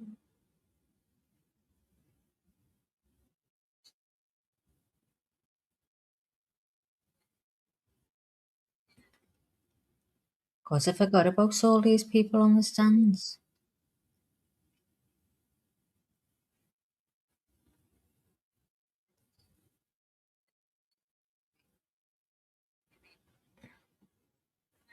Oh.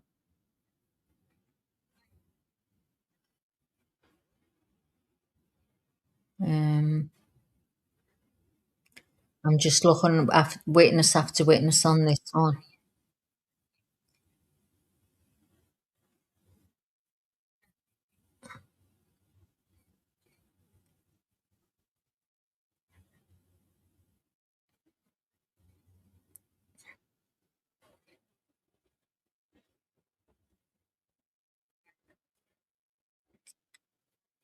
Okay, so it's not on that one.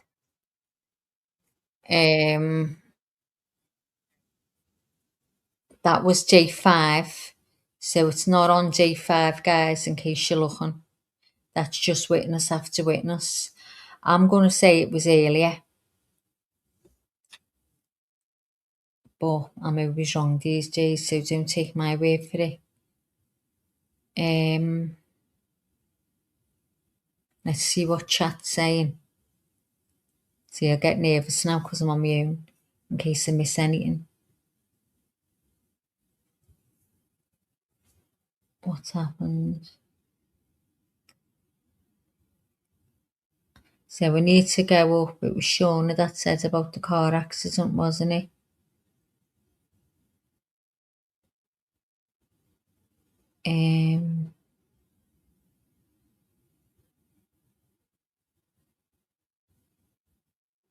It was the every other word that put my blood marks with that fella and now.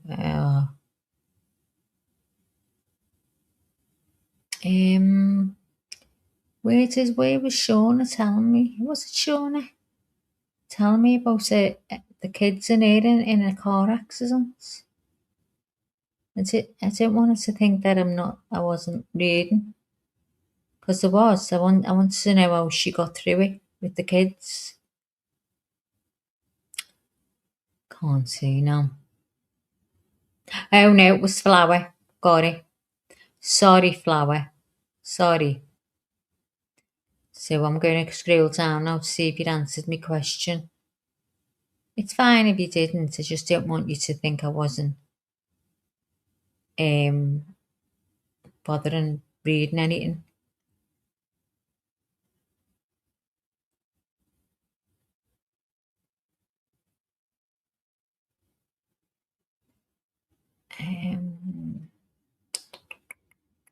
Oops.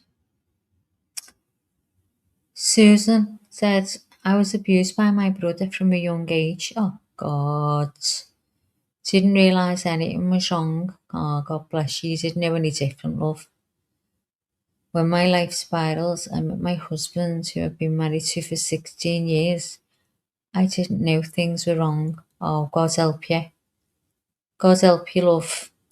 You know, as children, when you're being groomed like that, there's no difference for you, so you don't know anything. No, it's just the norm for you, isn't it? How absolutely awful is that? Oh, I'm so sorry to hear that. That's sickening. Are you Wild Angel? I think she was in ages ago, but I'm not sure. No, I don't think anything's going to happen today. No one was badly hurt, just in case you can't find it, Max. I can't. Jem, thanks for that, love. I'm glad no one was badly hurt, Flower. Thank God. Thank God. Casey says, what we can glean from the long deliberation is that there is someone holding out exactly, or a couple people. What if this is a hung jury then, eh? Oh, God, I don't think I could go through this again. This is the longest one we've done. Like, being here all day, every day. I couldn't, I'll be honest with you guys, I couldn't do this all day, every day, especially the time. Because it's 2 for me in the afternoon and it takes me right through to almost bedtime. I'm not doing anything at all in the house.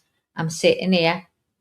So I couldn't do this again, or would have to take breaks. It's very hard to do. Thank you all. It's easy to say things just changes. It is so. It absolutely is. And you know what? I'm so glad that you can talk to us, tell all us, because as you know yourself, it's a good bunch in this chat. You know, we've got John and we've got Cases who are absolute gentlemen. So anything you want to get off your chest and you want to talk about, anything that makes you feel better, you know, we're all here for you. Shauna said, Cases, the lawyer said if they come back quick, it's usually good for the defence, but I don't think I believe it would be. It would, but who knows? Who knows with this case, Shauna? Exactly, who knows? Flower was pregnant too. Oh my God. Oh. Was the baby alright, Flower? She cusses like me and I love it. Who cusses like you? We call it swearing. We say she swears. Who's cussing? Nicole.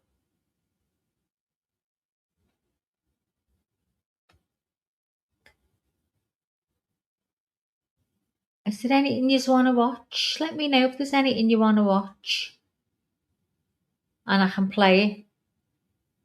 Rather than us all sitting here looking at that album on the wall. If you stare at that right and then look up at the ceiling, you can see it.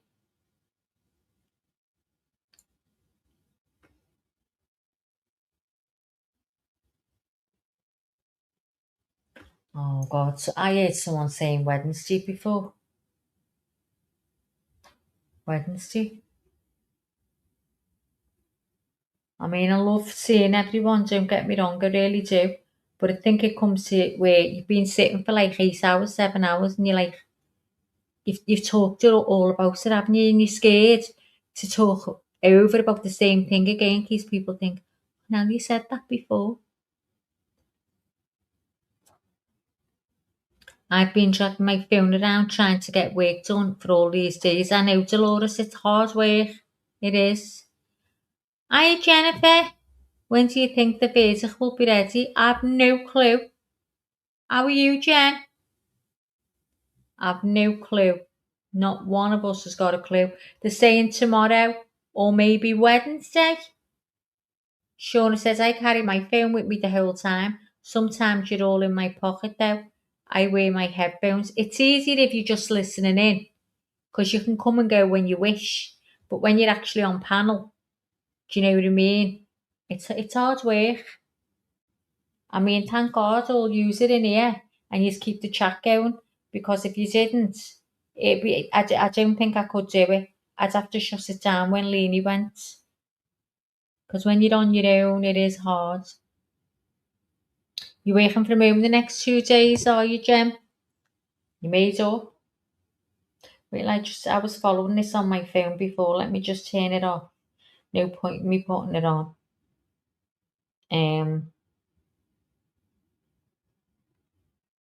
Did you see that man received postcard from heaven from his parents in the 70s? They sent him a postcard, or in 2020. Oh, was it now 2022 or something?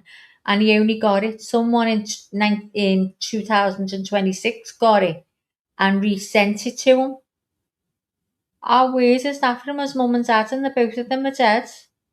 Oh, I was watching that when I was going to sleep last night. Oh, let's see what I've just found there. Hang on a minute, guys.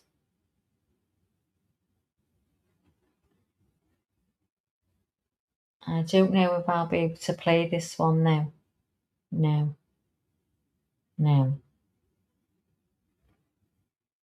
Did anyone see that though, about that postcard? Yes, Shauna. Let me see if I can get it up. Hold on. I'll see if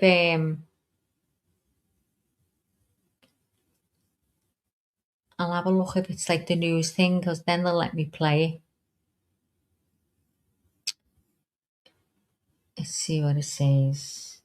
Man receives postcard from heaven. Man receives postcards from, here we go.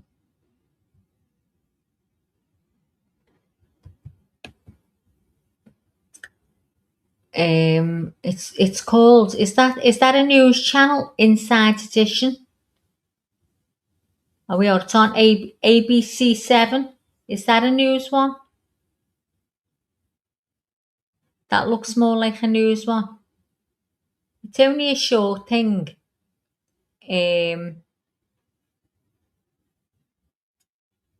Let me know if that's a news one. Yeah, it is. Which one? The last one, Shauna? ABC 7?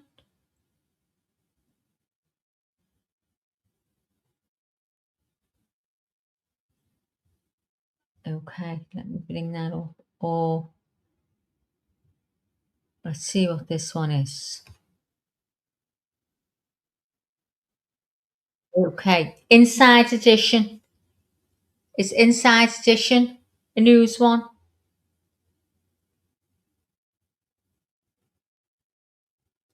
Okay, AB's, let me go to that one then.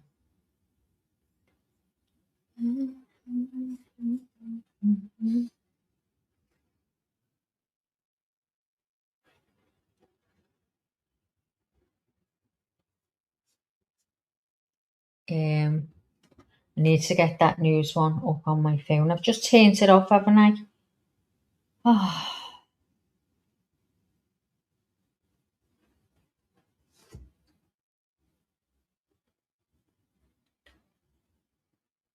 Come on. Oh, I hate all these adverts on YouTube. Right, see y'all guys. Watch this. New at 4, a Long Beach man receives a postcard from the past. Bob Shepard was amazed when he opened his mailbox only to discover a letter sent by his late parents more than 26 years ago. Yeah, it is an incredible story. And Eyewitness News reporter Madison Wiles spoke to him about this discovery.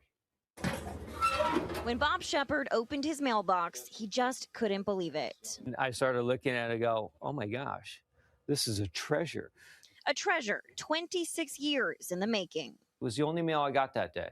A weathered postcard from Copenhagen, signed simply M and D. Flying in, we saw lots of water and green land everywhere. Love, M&D, from Mom and Dad. But there's just one thing. Bob's mom, Joanne, died 4 years ago. His dad, John, died 6 years ago during the pandemic. And because of hospital restrictions at the time, Bob never got the chance to say a proper goodbye. Oh. It haunts me to this day. Bob remembers his dad, an Army veteran. But he was an intelligent man, very, very caring, very loving. And his mom, a school teacher. World traveler, social butterfly. Travel was what they loved. Tell me about this board. So this board I made for my mom and dad for the celebration of life. Pages from passports, photos from a lifetime of adventures. Easter Island, the Galapagos, Africa. There's my mom in a boat. And even a log of all the places they went, including Denmark, where 26 years ago, his parents handpicked this postcard, wrote a note to their son, and dropped it in the mail. It was postmarked in July of 2000. The LA postmark, August 2026. Bob's mailman offering this explanation. And he believes that probably what happened to this postcard is it somehow fell out of a bin or a basket or a shelf or something like that, and maybe it went underneath a desk or a file cabinet or something like that, and they must have just found it recently and said, hey, the guy still lives at the same address. Let's go ahead and send it to him. But Bob seeing it differently. This was, to me, almost a postcard from heaven. 26 years late, but for Bob, right on time. Madison Weil, ABC 7, Eyewitness News. Oh. Shows you, doesn't it, eh?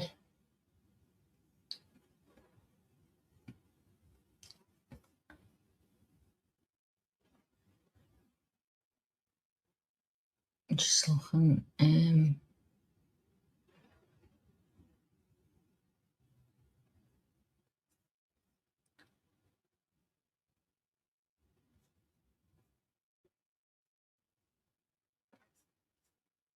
Oh, it was nice, wasn't it, Shauna? Imagine that, eh?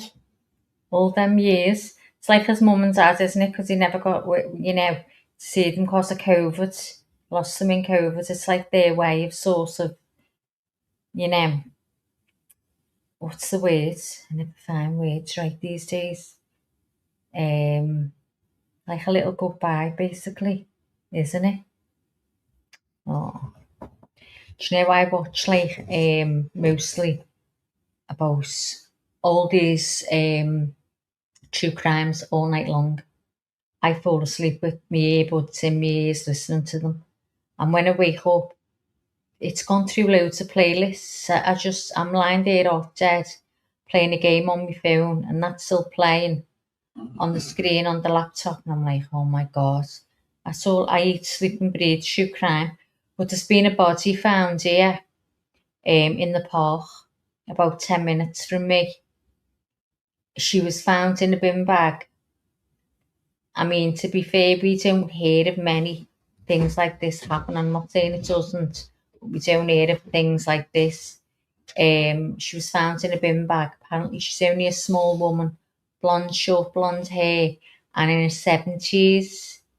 So they don't know. There was people saying about she'd been there for a while, but I don't know. They won't say. Saying it's murder, but they won't say what way. So, yeah, that's only like 10 minutes up the road in Stanley Park.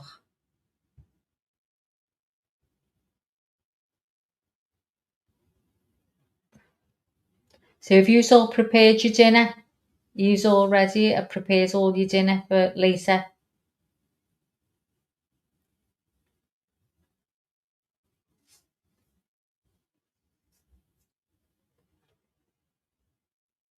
Yeah, in the 70s. Sad that, isn't it? Eh? I mean, anyone's sad any age.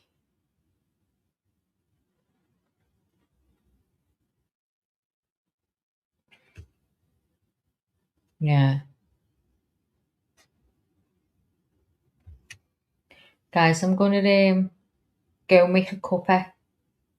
I'm going to see if I can put something on the screen. Just bear with me.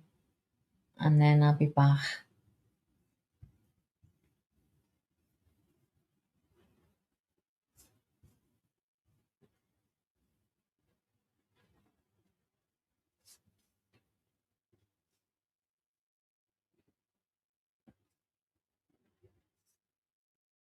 I'll just play a little bit of music.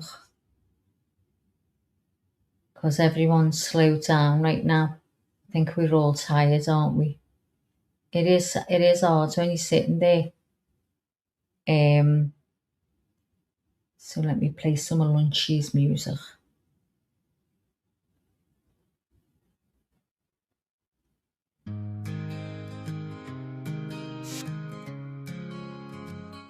She started off observing. She kept to herself her wording. She saw the need for a friend indeed to all those deserving. She travels the world through your eyes. She listens and sometimes cries. She wants to know what makes you whole and cares without disguise. According to Leanie, she welcomes you here. A laugh, a song, sometimes a tear. A friend, a foe, a stranger.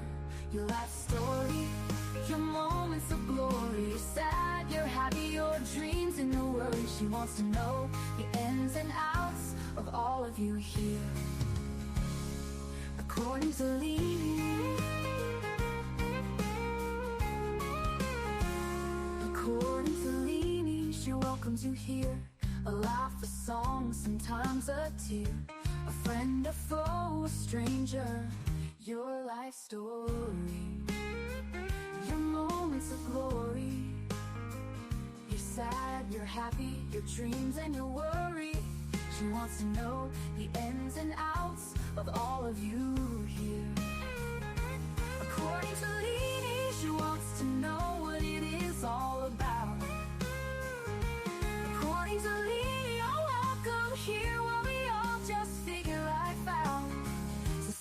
back and yak, smile and laugh, have a couple or two. Leanie is coming on right now, and she welcomes you. Let's hear life according to Leanie. Oh, oh, oh, oh, oh, oh. It started with a chat, just a few of us there, talking about life and the stuff we all share. From kids to chaos and the mess we make, we bonded over laughs and every mistake. From bad hair days to a joke or two, no topic was off limits, nothing taboo. We laughed till we cried, had each other's backs. A sisterhood formed in the middle of tracks. Sisterhood at the chat, we're strong and we're loud. From West Virginia, Liverpool, we're proud. From Texas to Australia, we've got the best. Lifting each other up, we pass every test. From the East Coast to the West, we cheer. From Indiana to New York, we're always here.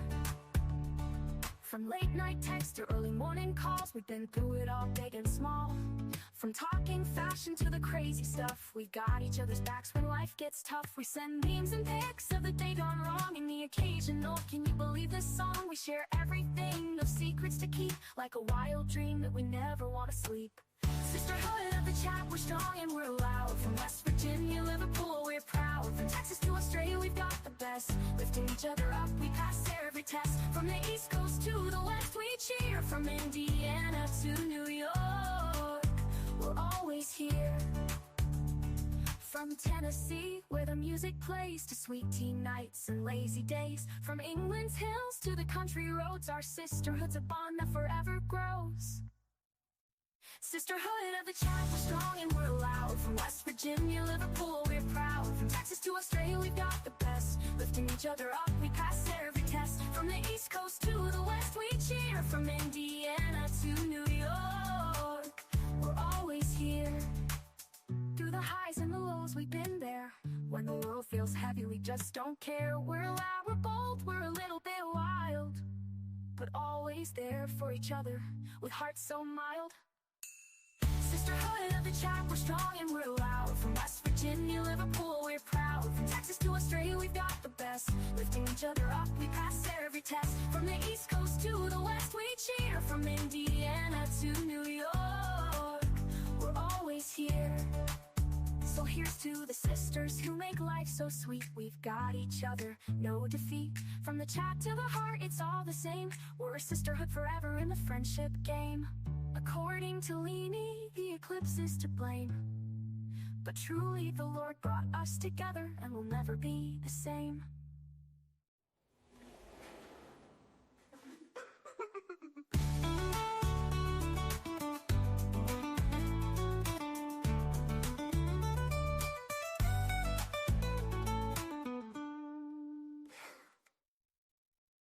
So here's to the sisters who make life so sweet. We've got each other, no defeat. From the chat to the heart, it's all the same. We're a sisterhood forever in the friendship game. According to Leanie, the eclipse is to blame, but truly the Lord brought us together, and we'll never be the same. From the highs and the lows, we've been there. When the world feels heavy, we just don't care. We're loud, we're bold, we're a little bit wild, but we're always there for each other, with hearts so mild.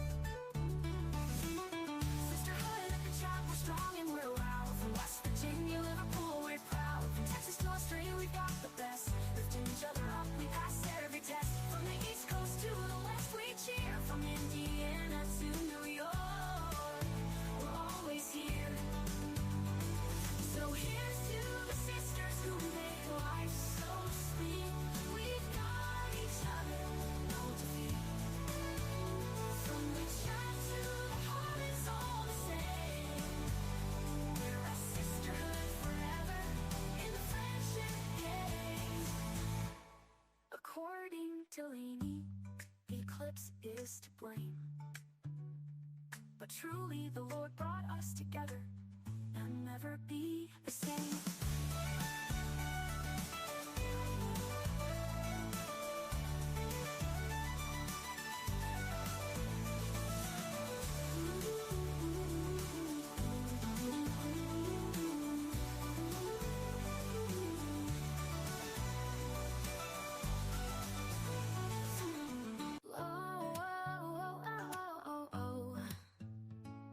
It started with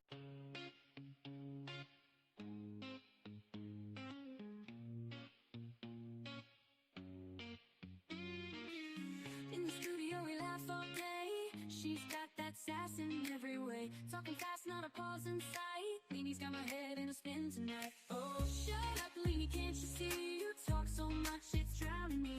With your white hair and sassy flair, just give me a breath, let me share.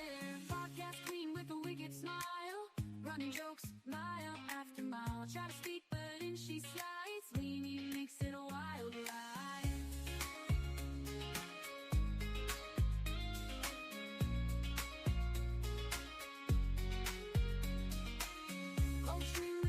Smile, running jokes mile after mile. I try to speak, but in she slides. Leanie makes it a wild ride. Oh, shut up, Leanie, can't you see? You talk so much, it's drowning me. With your white hair and sassy flair, just give me a breath, let me share. Oh, Leanie, don't get me wrong, can't imagine life without your song. But girl, you've gotta let me in.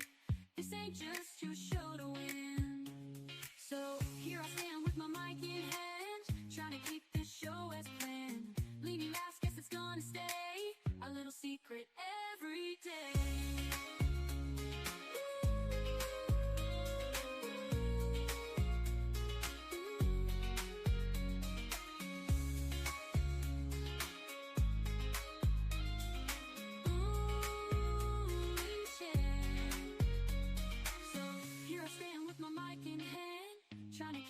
Show as planned. Leanie laughs, guess it's gonna stay a little secret every day. Oh, shut up, Leanie, can't you see? You talk so much, it's drowning me. With your white hair and sassy flair, just give me a breath, let me share. Let me share. Oh, Leanie, don't get me wrong, can't imagine life without your song. But girl, you've gotta let me. This ain't just your show to win. Oh, shut up, Leanie, can't you see? You talk so much, it's drowning me. With your white hair and sassy flair, just give me a breath, let me share. Oh, Leanie, don't get me wrong, can't imagine your life without your song. But girl, you've gotta let me.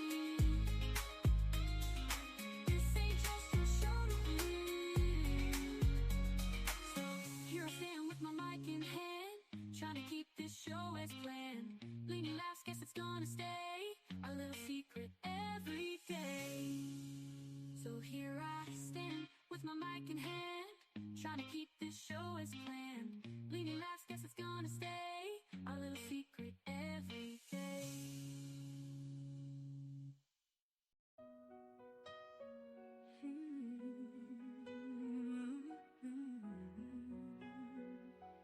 I've made friends here who understand that sometimes we just need a little hand. I've made friends here that check on me. I've made friends here from faraway countries. I've made friends here through God and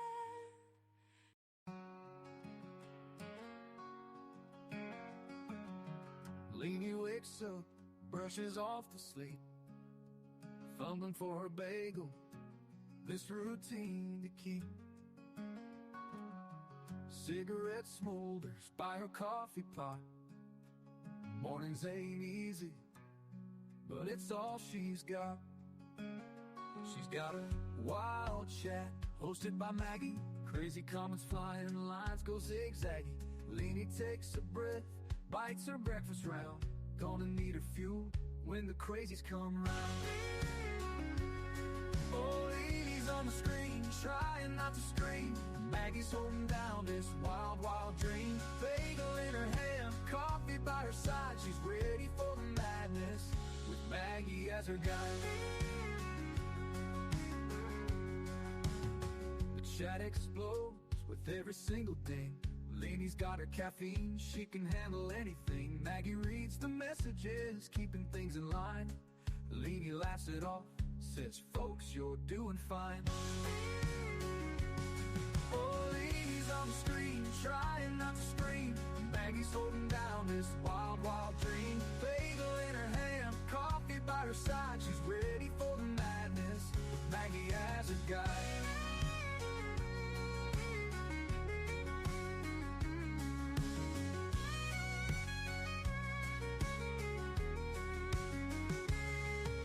Virtual town, every morning's a game. Leanie plays a host while Maggie calls her names. From the back rows of her room to the front lines of the screen. Life is but a show in this crazy online scene. Oh, Leanie's on the screen, trying not to scream. Maggie's holding down this wild, wild dream.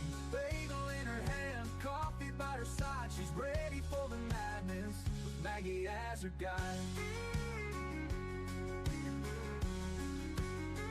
Maggie as a guide.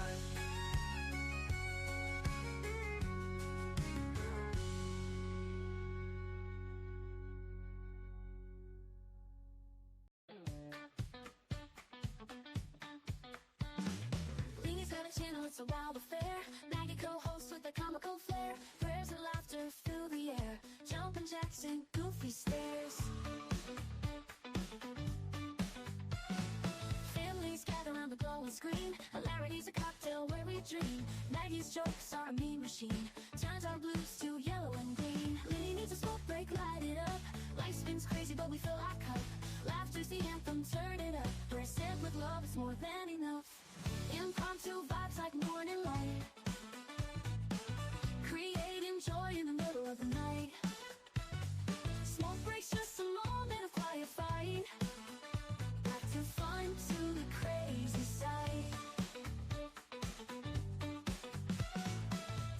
Tick-tock, time flies by with Maggie's jokes that reach the sky. Leanie grins with a happy sigh. Happiness streaming, no need to cry.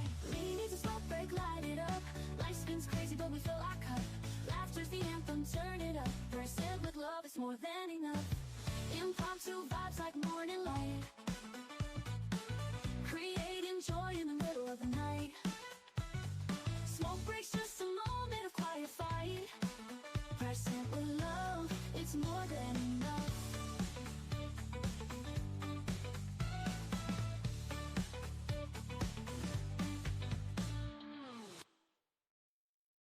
Impromptu vibes like morning up. Life spins crazy, but we fill our cup. Laughter's the anthem, turn it up. Present with love, it's more than enough. Impromptu vibes like morning light. Light and joy in the middle of the night. Laughter's the anthem, turn it up. Present with love, it's more than enough. Impromptu vibes like morning love. Oh, guys, I'm looking everywhere. I can't find me hook. I put it down. What? There, I'm looking for me hook everywhere. I'm just seeing it on the floor. Thank God I've got Alec back. Thank you. Just turn it over to me. Alexa, turn the lights on. Thank you. Sitting in the pitch black. Sitting in the pitch black I am. I know, I've just done exactly the same, Dolores. I've just looked to see if anyone's got anything we can look at. And it all looks like something's going on, but when you click on the screen, they're just looking at what we are. So what I've done, I've put the chat up on the channel we're following, the 8p channel, to see if anyone wants to read it, but I'm not sure if you can see it from there, because I can't, and I don't know about you. Can you read that? Oh, I've never had a pumpkin cheesecake here either. How are you, Rapper? You doing okay? I'd fancy now a big piece of cheesecake. Oh, yeah, cheesecake. Love it. I'm not a cakey person, but I like cheesecake. I can't even eat chocolate now, you know. You know when you have the guys in the UK, you'll understand me, surely. Do you know, you'll know as well, Gemma, you know when you'd have an ice cream cornetto, and when you come to the very end of the corner and there's a big piece of chocolate in the end of the corner, oh, it makes me nearly violently sick. I've got to give it to my husband. Definitely can't read that. I would have just thought I'll leave it there for a bit of movement, because seeing that thing on the wall is like it's doing what is it called? Hypnosis on me. Feel like I'm getting hypnotized. And you know what? If you said to me tomorrow, describe that, I wouldn't be able to tell you to think about it. I know. That's it. I just couldn't wait to get to the end to get that. Honest to God. I work with a girl who doesn't eat cake or chocolate. Well, I've gone off chocolate and I don't eat cake. I'll have cheesecake. I can't. Are you on that? Are you on that? What are you on, Shauna? I know I fucking keep sending myself hungry, MJD. I'm getting those. I'm getting food. I'm eating food in my head again. I'm not hungry, but that's all I'm thinking about is food. That's dangerous for me. I need to get out of that. I don't want to be in this little thing because I'm only on the low. Oh, hang on, Lily wants the link. I'm only on the low Manjaro, so I'm starting to eat food in my brain. So I'm going up to the highest one, not the highest one, I'm telling a lie. I'm going up to number 7, the next one. Because, there you go, Lee. Because if I'm going on holiday, I'm going to come back like a barrel. So as soon as Leanie takes that, oh, do you know what? I take the icing off every bit of cake. Has anyone seen the birthday cakes in Costco? Big, massive ones. And they've got icing on the top and everyone raves on it. Don't even dare give me that because I'll throw up. Hate icing. Can't stand it. So, Shauna, that's what I'm on. The Trisapatid is the Manjaro. Exactly the same. What strength are you on, Shauna? I was on 10. The highest I've been is 10. And then I come down then to 5. I've been on 5 now for about 4 months. Or maybe that's what's happening to me. I'm due for a shot tomorrow. But what I'm doing, Shauna, I've bought a 7. And I'm gonna have a 7 tomorrow because I'm going on holiday. So I'm trying to get it in my system. Because if I go there, I'll be like, oh yeah, I'm on holiday, I can eat what I want. And then I'll just undo everything. I need to try and control myself. Oh, God, Lordy, I want a super thick layer of icing on a bit of cake. Oh, don't you think it's dead sugary? Just tell me this, Shauna. You know you're on the Manjaro, like, oh, we are. What's happening there?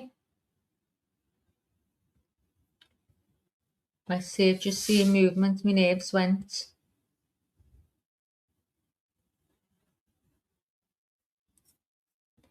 Please monitor this space. So we are doing, we've watched every bit of it. I don't know what I was going to ask you. Oh, God. Are you on it as well, Snorkel? Laurie says, I think the perfect solution is breaking off the top of a cupcake and I'll eat the top and give the rest to Maggie. Yeah, we share it. If you like that bit, I'll eat that bit. Does it stop your appetite? Oh my God, when I was on the 10, missed you. You just don't even think of food. I had to remind myself to eat.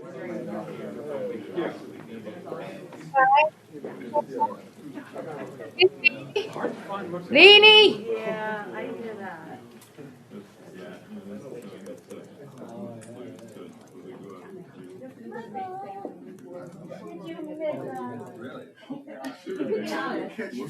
What's this? Vedic watch. Where's Leanie? We all know the answer. Oh, there she is. You've got your camera on. Hang on, I haven't put you up yet. Turn your camera off. Do you want me to do it? I don't know how to.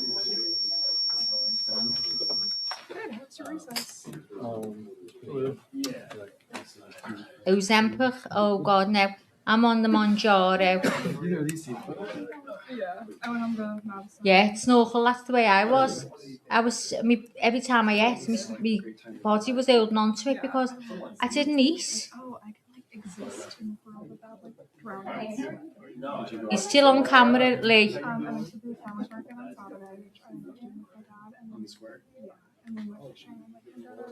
I'll let you. Right, it's gone off now, Lee.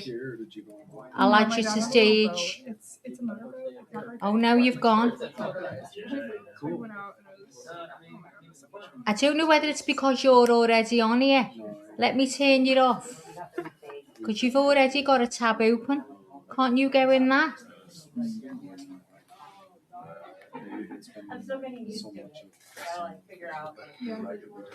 Just listen, Lee. Don't be worrying.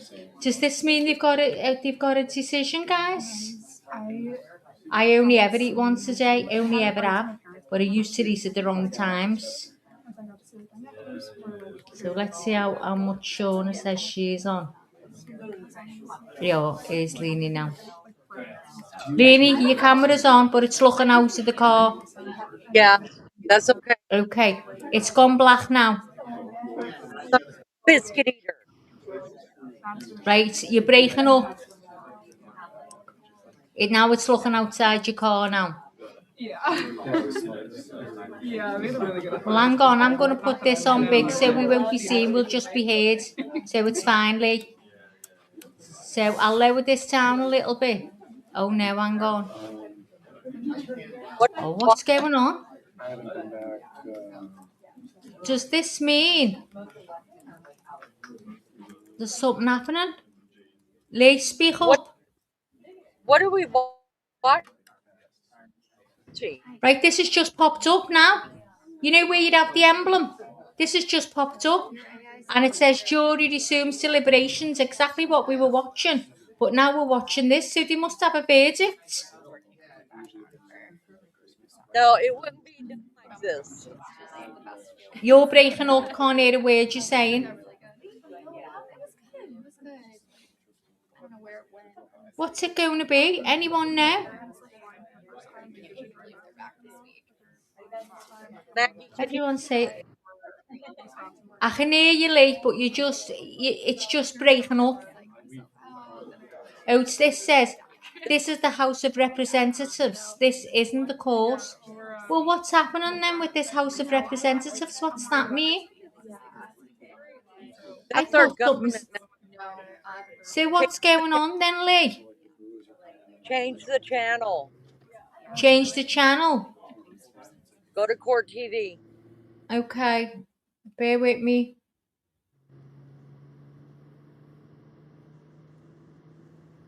Nobody listens to the House of Representatives. Are you kidding me? I don't even Except know for my what it son. is. He used to do that all the time. It's kind of boring.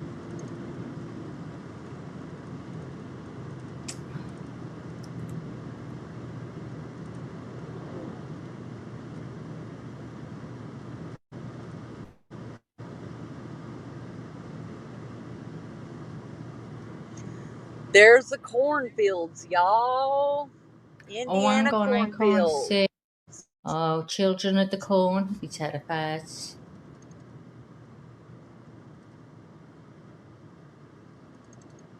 That right there is That's why my allergy. Can you see that? So Can you messed see up. what I'm Down the fields. I don't know if y'all can hear let me me or know. not, but I am right here. I can hear you. We can It's hear because I'm out you. in cornfields. That's why. Once I get out on We the can hear highway, I you didn't know that perfect. street She was obviously closed can't off, hear probably us. because of the flooding. Leanie! Guarantee it. Leanie! Guys, can you hear me?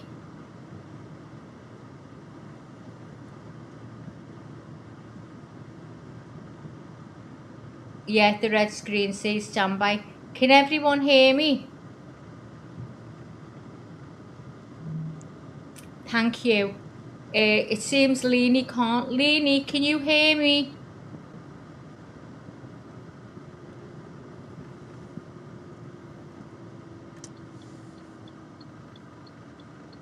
Oh, she can't hear me. That's going to be funny, isn't it? That's going to be funny. Hang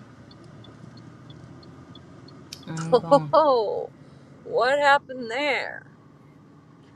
How'd you end up there, dude? What happened? What happened? How'd you end up over there? Oh, what happened to you? Now you can see Lainey, but we can't see Why on the did you end up course. It's over just there? in standby. I'm watching. Road rage. Can you see her now? How does Susan Marshall get back to the vehicle? She's dropped a phone.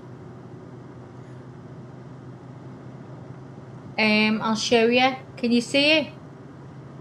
I can't. It's given a poll. It's given guilty. I'm going first degree murder. Exactly what I put up before. I can't tell. First degree anything. murder, second I degree can't hear murder, Maggie. I can't tell manslaughter, if I'm even on and this guilty thing. I by. have no clue. Can't see what that says. 0. Responsible or something. I don't know. Right, let me get back to this Manjaro now. Let me see. I want to see what Shauna was on. Good job you told me. I thought that was something to do with the course. I'd have sat watching that. If I was watching that on my own, I'd have been thinking, oh, they're coming in a minute. They're just doing this. They're coming in a minute. Nice. Nice, okay. So,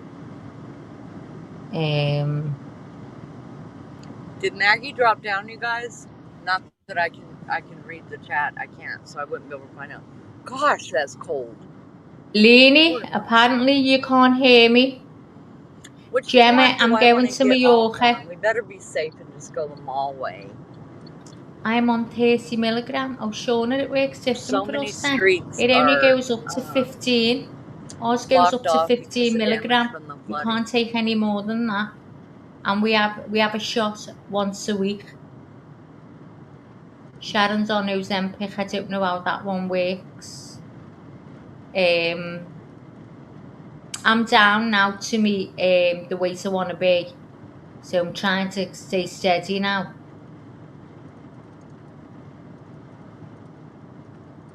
Yeah, I only eat once a day, but you know what? It just stays on me.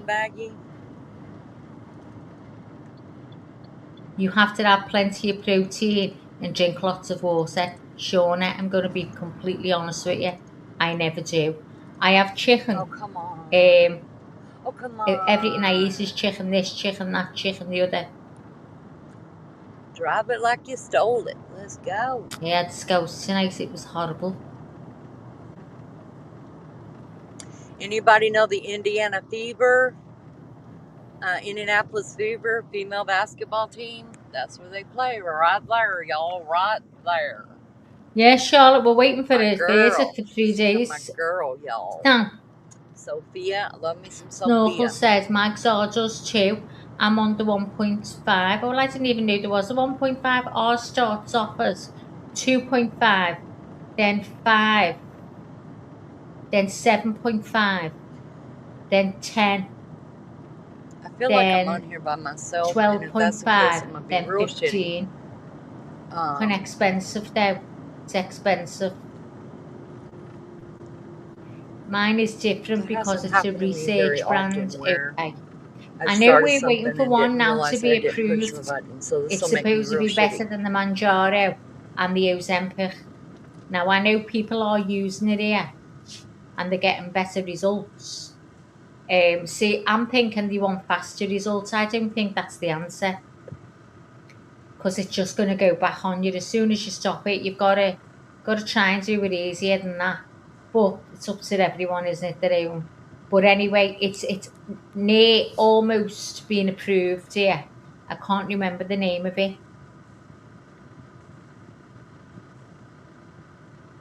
Leanie's talking to herself, God love her. Attention. I said, no, that's a service dog. This is where we used to live. She's got something wrong with it. Way the hell out there. When she turned around and headed back, a dog started pawing at her at the end of the walkway. She went down with the seizure. Oh. Let me get out of here and make sure Yours that is the I'm still 15 in chat with snorkel. you guys. Even You though know if I was on that it's one. No, when I going, was I on don't know the where 10. Maggie's at. I hate to stop it just in case Maggie can't get back on for a reason. Then She it would end can't, the right? She live. can't hear me. I can't even phone her because if I phone her, I'll knock her off.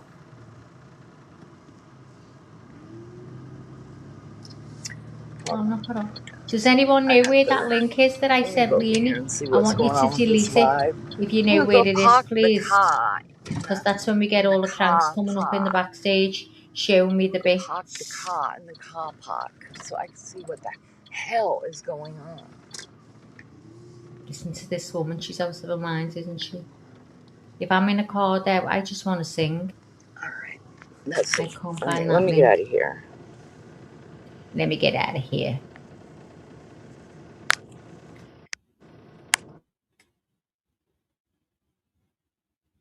Manjaro was good and it's done the job, but let's see, where's the bus? What's the bus, Snorkel?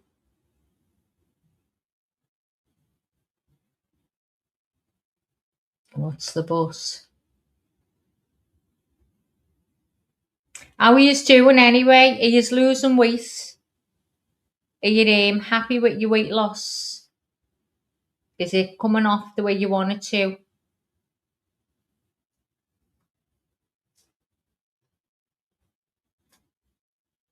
If I knew where it was, Max, I would. Laurie, I forgot what I've asked you. What did it say? If I knew where it was, Max, I would. Maggie, let me get out of here. Oh, I'm getting confused. It won't let me delete it, Maggie. Okay, wait, do you know whereabouts it is? Tell me how far up it is. Lainey, can you hear me? I can hear you now. I was talking to you before. The two of us were talking at each other. I can't hear it at all and can't see chat at all. Okay, Laurie, I'll go and try and find it now. Do you know whereabouts it is, Mist? Let us know, love. No, they're not coming back, Chris. We're still waiting. We've heard nothing. It's been like this all day. We've been looking at a badge on a wall, an emblem. Okay, I'll scroll up. Give me a minute, guys. Dude, that's the wrong way. Carry on talking, Lee. Oh, I'm just fussing with these people that You don't were know laughing at you. They were laughing at you before. what. Talking about the cornfields. The cornfields. We out here in the corn. Children of the corn. You know, that's Terrified with that film. when I Wait, that was was made. when I was a McDonald's manager. I can't find it. That's what I called all the kids that worked for me, my children of the corn, because they were scary little fuckers. You look like one of them when you were a kid. I look like what? With your white hair, children of the corn. Well, get it from a daddy. Yes. Oh, guys, you want to see how white her hair was? Mary Jane's hair, I can see a link there off here. But I think that's for the other chat. If I'm not wrong, I don't know. I can't see the link I sent to Leanie. Where the hell is it? I went into the YouTube stream and just clicked the blue link. But I sent you a link in chat. Oh. So I'm trying to find the link to delete it before someone comes in and whips the pecker out in front of me. If you don't get mind you, I'm bored, so let them get the pecker out. I'm not bothered. And then I need just to discuss it. You know what I mean? Like tell us, is it small? Is it big? Is it ugly? Which I think. Well, I'll just pass them over to you. I'll say, hold on a minute before you start wobbling that to me. Guys, listen, I was sitting here one night, right? And in the back, I don't know whether you've ever been on StreamYard, and it shows, I can see Leanie in the backstage as well as up there as well. Right, so everything I can see on the screen there, I can see little ones here all going down the bottom. Next thing, I seen something popping up down there. And I thought, what's that? So I'm going closer looking. Oh, it's just gone off completely. Just gone off. What has? Can you hear me, Leanie? I can hear you. Yeah. My whole screen just went off. Do you know what happened? So anyway, guys, I'm looking closer. I've got my head right by the little screen. The next thing, I see the willy, and it's getting flung all over the place. I was going, oh my God, he was having a ball. It was going everywhere. And I thought, oh, and I seen these big balls, and I thought, oh my God. So I'm looking in the background to see if I can recognise the curtains or anything. And then it goes off then. It went off, or I don't know. I got my phone out dead quick, videoed it for Leanie to show Leanie. She was laughing her head off. I couldn't speak. And it was just the funniest thing. Yeah, Shauna, that happened to me. So Snorkel said, my son lives in Indiana. Oh, I really? told him there were pygmy hippos in the cornfields, and he nearly ran off the road laughing. Pygmy hippos had to be made up at a stage in the cornfields wanting to play with them. Oh, Maggie's Yeah, scared of so the cornfield. I'd love someone to come up and me Love recognise 'em. them curtains. You're never gonna recognize Ma- them curtains. They probably got that off of a site. Yeah, probably. When I drive, guys, I'm obviously on the opposite side of the road, and all the Americans are like, "Ooh, oh, Maggie, Maggie," but I'm like that watching news. But you know what? We don't have roads like you've got there, dead long like that. Oh my God, I live right in the city, and it's congested here. I hate driving. I won't drive anywhere I don't know. I never used to turn right. I can do it a bit more now. But if I had them roads there now, I'll be driving everywhere. Pygmy hippos are adorable. Shut up, they're not real, Shauna, are they? Can you get pygmy hippos? I've Or are never you even. kidding me? I think she's kidding me. Gosh. Oh, look, I'd love to be on that road. Charlotte Tweedy, could you drive on that road? Look, just chase ahead. Just chase ahead. On that Where am I road. from? AB. I'm from England. I'm from Liverpool in England. Cases is chain smoking. What do you want for the bathroom? A pygmy hippo? For the bathroom? Thanks for coming in, AB. Please hit the like. I'll be made up. And if you want to subscribe, I'll be even more made up.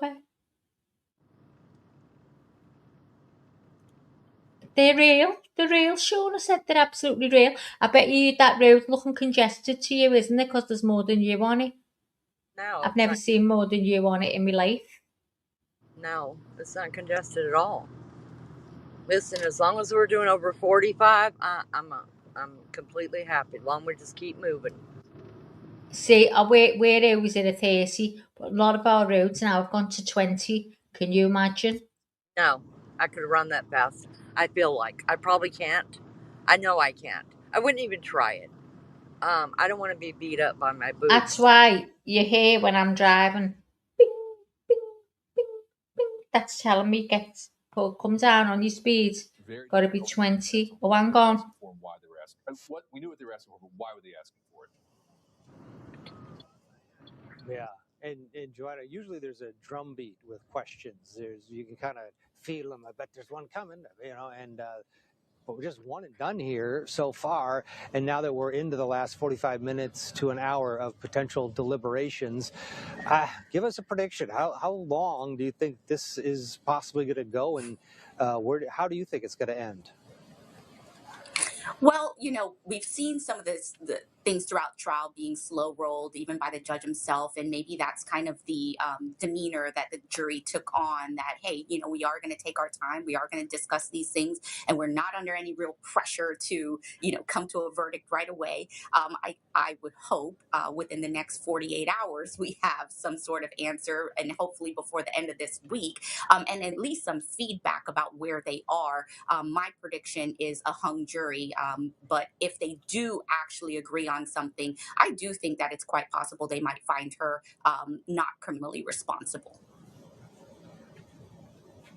I don't know. We'll get a break in 16 Why I hours, can 11 still minutes, and hear counting. Leonie's Today, car by the when way, I've is just the muted first her. day of school for Plymouth County, Massachusetts. So the school buses were out. You would think that might add a little pressure to any moms on the jury or all of the juror members, because Sugar if gliders? they have kids. What sugar Just a side note that gliders? things are definitely moving at a different pace around town here How about today guinea with summer pigs? coming to an end. Let's get a break. When we come back, we'll continue Verdict Watch in the case against Lindsay Clancy in Plymouth, Massachusetts. A live look inside.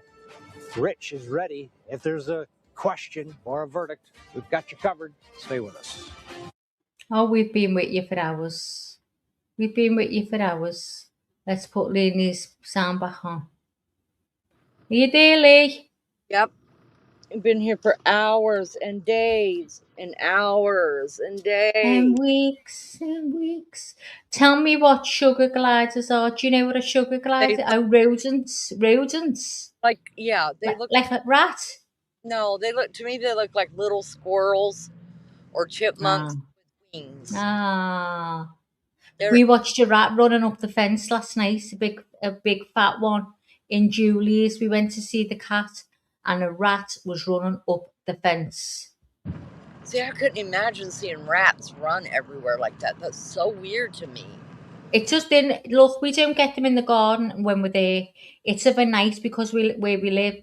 Of a night they'll run through. I mean, we're just surmising they'll run through. We have seen them. I've shown you the videos. But we were looking out the window last night because the cat was looking out at all the birds. But she's put seeds down and food for the birds, and you're not supposed to do that here. So she's getting all the rats coming into her garden, and you want to see the size of them. They're big, and they were big long tails, and they're running up and down the fence.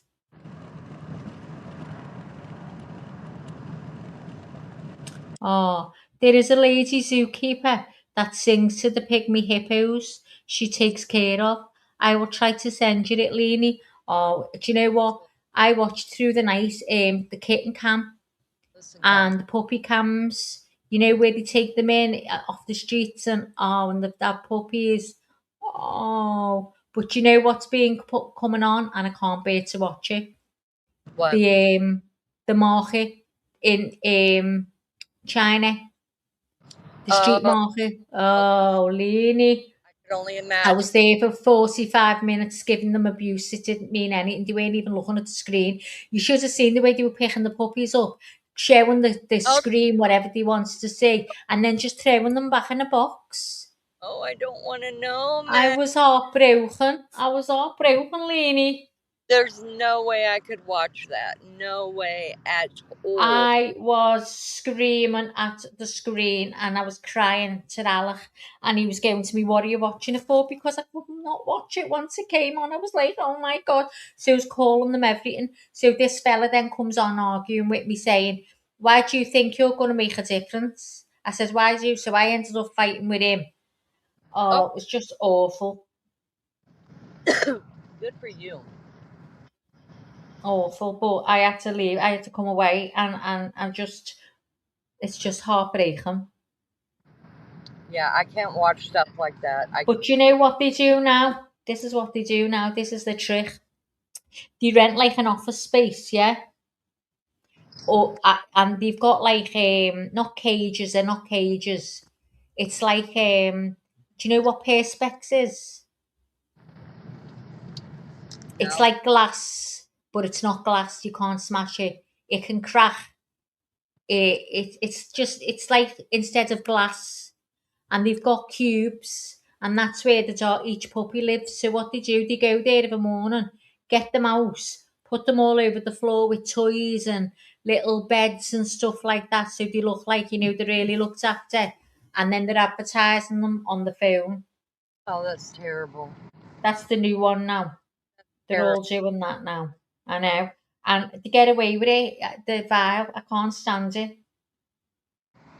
You guys, this has grown up so much in here. If I was ever up for murder, I'll tell you now, it'll be over an animal. If I could, I'd give every homeless animal a home. Oh, Snorkel. Do you know what?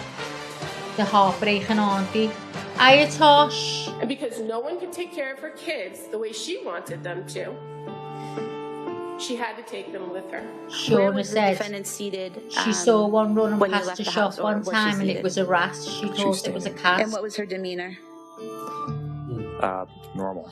At any point in time, did she tell you she was planning to kill herself? Oh, it's so... No. AB, you can record me if you I was want. practicing independently with my full credentials for. Just get your phone and video me. Princesses. She just liked taking care of people. I just love animals. Honestly, I'd die for the animal.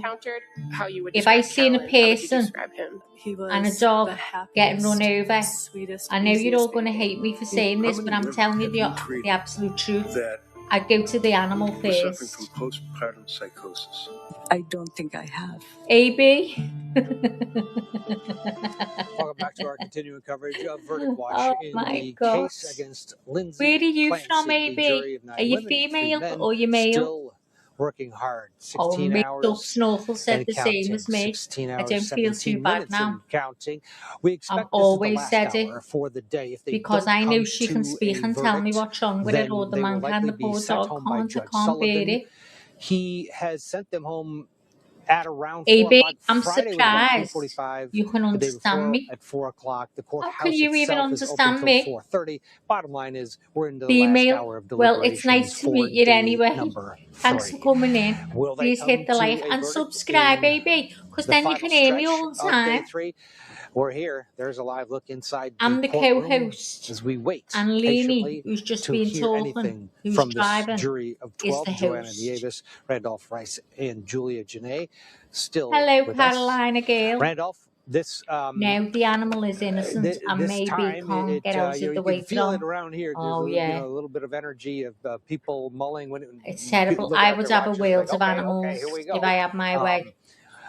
I got to tell you, it feels to me like they're gonna spill into tomorrow at least, and it may I've near be killed a myself in the main long while road trying to get a bird, But a what's, magpie. if I remember seeing that Vinny's I've seen Politan's men chart that he had set stoning up, it. and he had all the calculations, and if I Stoning remember it, they correctly, he were. said Little it's baby around 4 magpie. to 5 days is what I think his numbers came out to be. And that wouldn't shock me. And I Let's think see that's what probably this a good is. bet. You know, He's I guess we're saying probably day it 2.5 today. like. Tomorrow will be 3 days. It wouldn't shock me to get into, say, a Tuesday, Wednesday. Now, if we get past the Wednesday, that's when I think that we've got some issues where jurors cannot come to an agreement, and we start thinking and really having that conversation about a hung jury. Mary Because Jane Doe if they used to can't love come my to Jessie some sort of snoring, didn't you, conclusion by MJD? Wednesday at this Every time I was on the live, that she'd be is a snoring. very, very high Oh probability. no, was it? It was Doss, wasn't it, Doss? Joanna, when do you She think the used to first love white listening. flag does go up? And there's a question Hello about, to everyone. hey, what Happy do we to be do here. if we I've don't been working with you guys on agree? my And AirPods. how I'm waiting many with you for shots a of few the hours. Oh, Allen thanks, charge do you Carolina. think Judge Sullivan is That's going really good to of you. instruct, Thank you. It's given the nice. complexity, the length, Well, you'd the always be expense welcome of in this here. trial? Exactly. I think we'll see some indication tomorrow. I MJD's don't got think loads that of we're going to get cats. any real movement today. I'd be shocked if we do. And if there are some, difficulties in coming to an agreement, there may be a note that's passed tomorrow, and he'll of course charge the jury. And I think that nobody, so many times, a hung jury is a win for a defense attorney, right? Like, hey, you know what? If you want to retry the case, retry the case. I don't think here that a hung jury is necessarily what what anyone really wants, but it's just such a difficult case that I wouldn't be shocked that that's where we end up. But no, I mean, 84 witnesses, several weeks of testimony and trial, hours and hours of preparation by so many of the witnesses themselves, Yeah. plus defense MJT attorney. is the one who I think that watches we me. would be Maggie, I can hear you really, typing. at a disservice Okay, if there was no okay. decision, but, Nightfall. it's quite a possibility. And Julia, if indeed there is a hung jury, Is she talking the to herself? Commonwealth Yes, now, depending on the splits, she's not. might have the option not to No, move I can't forward either. with a similar prosecution. At that juncture, let's say it is a split, Hey, and all the guys, majority of the listen. jurors were voting for not criminally responsible. How does that factor in recalculating? Because people at home might be thinking, well, they're just going to charge her again or retry this thing? I think it depends on if that split is made public. And we know we didn't get that in the Karen Reed trial in a different courthouse, but a similar jurisdiction where the judge did not go after a mistrial was declared to see exactly where they were. And jurors do not have to put that Oh on my the God, look record at the typically. school bus. I can't So get if over it it. becomes Reminds me of public the and movie. everyone knows that there were more people who were on the side of not criminally responsible, but there were not enough for it to be unanimous, I think that would help prosecutors perhaps go back to the drawing board, perhaps go to Kevin Reddington and talk about some kind of a plea that works for both sides. If the split is not made public, I think prosecutors have taken a tough stance on this, and accepting defeat by way of offering a deal may not be something that we see. I hope there's not a hung jury here, and not necessarily just so that there can be finality in this one, but for everyone to have to go through this tragic, horrific case again, especially Patrick Clancy, Lindsay Clancy, jurors, a new jury panel, having to see all of this evidence again, having to listen to this evidence again, for it to be drawn out just like this another 5 weeks. I think that would be so difficult. I do also, Ted, want to answer a question that we got in our comments for all of those thousands and thousands of people who are Sorry, watching Shauna. on our YouTube page.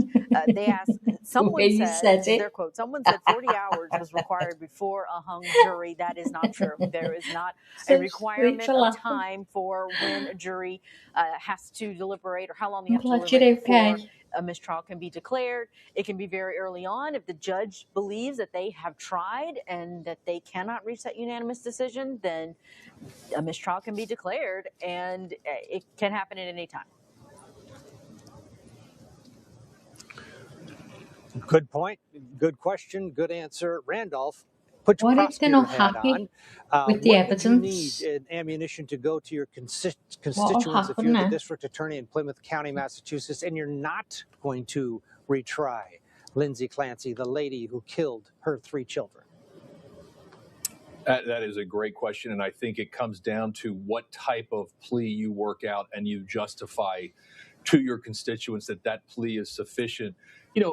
At the end of the day, let's just assume that she is found not criminally responsible and she is sent to a mental health facility.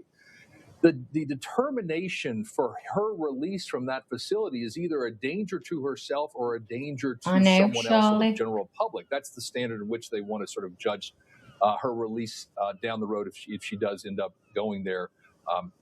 Maybe if the prosecutor can find a way to say, look, to the public, I am protecting you with this plea deal. It entails maybe a period of John, incarceration you're and a not period of a allowed to mental have health that facility, and on your we are job. going to guarantee, no matter what, that when she It's is telling you released, not she to will eat not it. be a threat to society. She will not be a threat to herself based on doctors and mental health treatment, and then also maybe a lengthy Speak for probation. yourself, If they can sell that may be the best way forward for the prosecution and the states and the prosecutor's office there.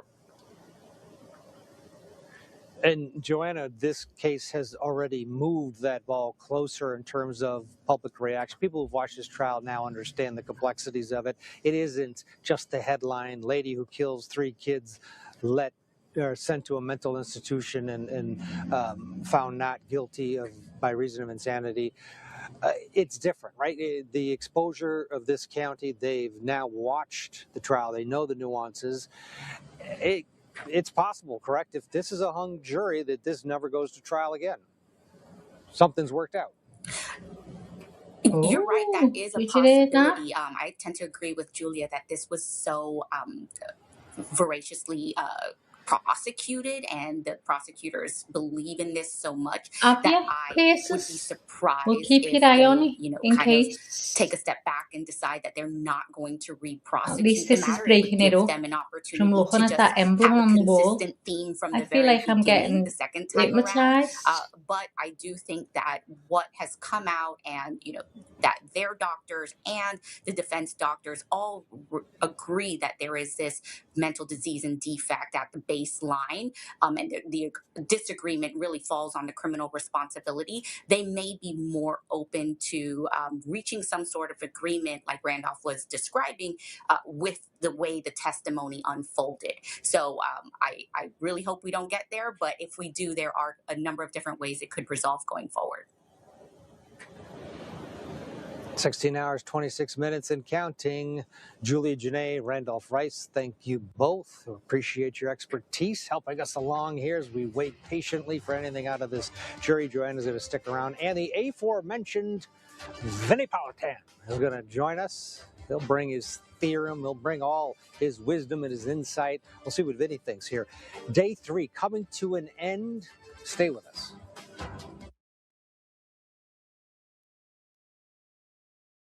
Oh, guys. He's having me panicking then. I had something wrong on. Let's put Lainey back on. Hello, Lainey. Are you with us? I am with you. Whereabouts are you now, darling? Can you let us know in the chat? I'm still in Noblesville. Actually, I passed where I used to live by, before we moved out of here. She's in Noblesville. Noble, like a noble king. Oh, she's in Noblesville. Okay. Like remember.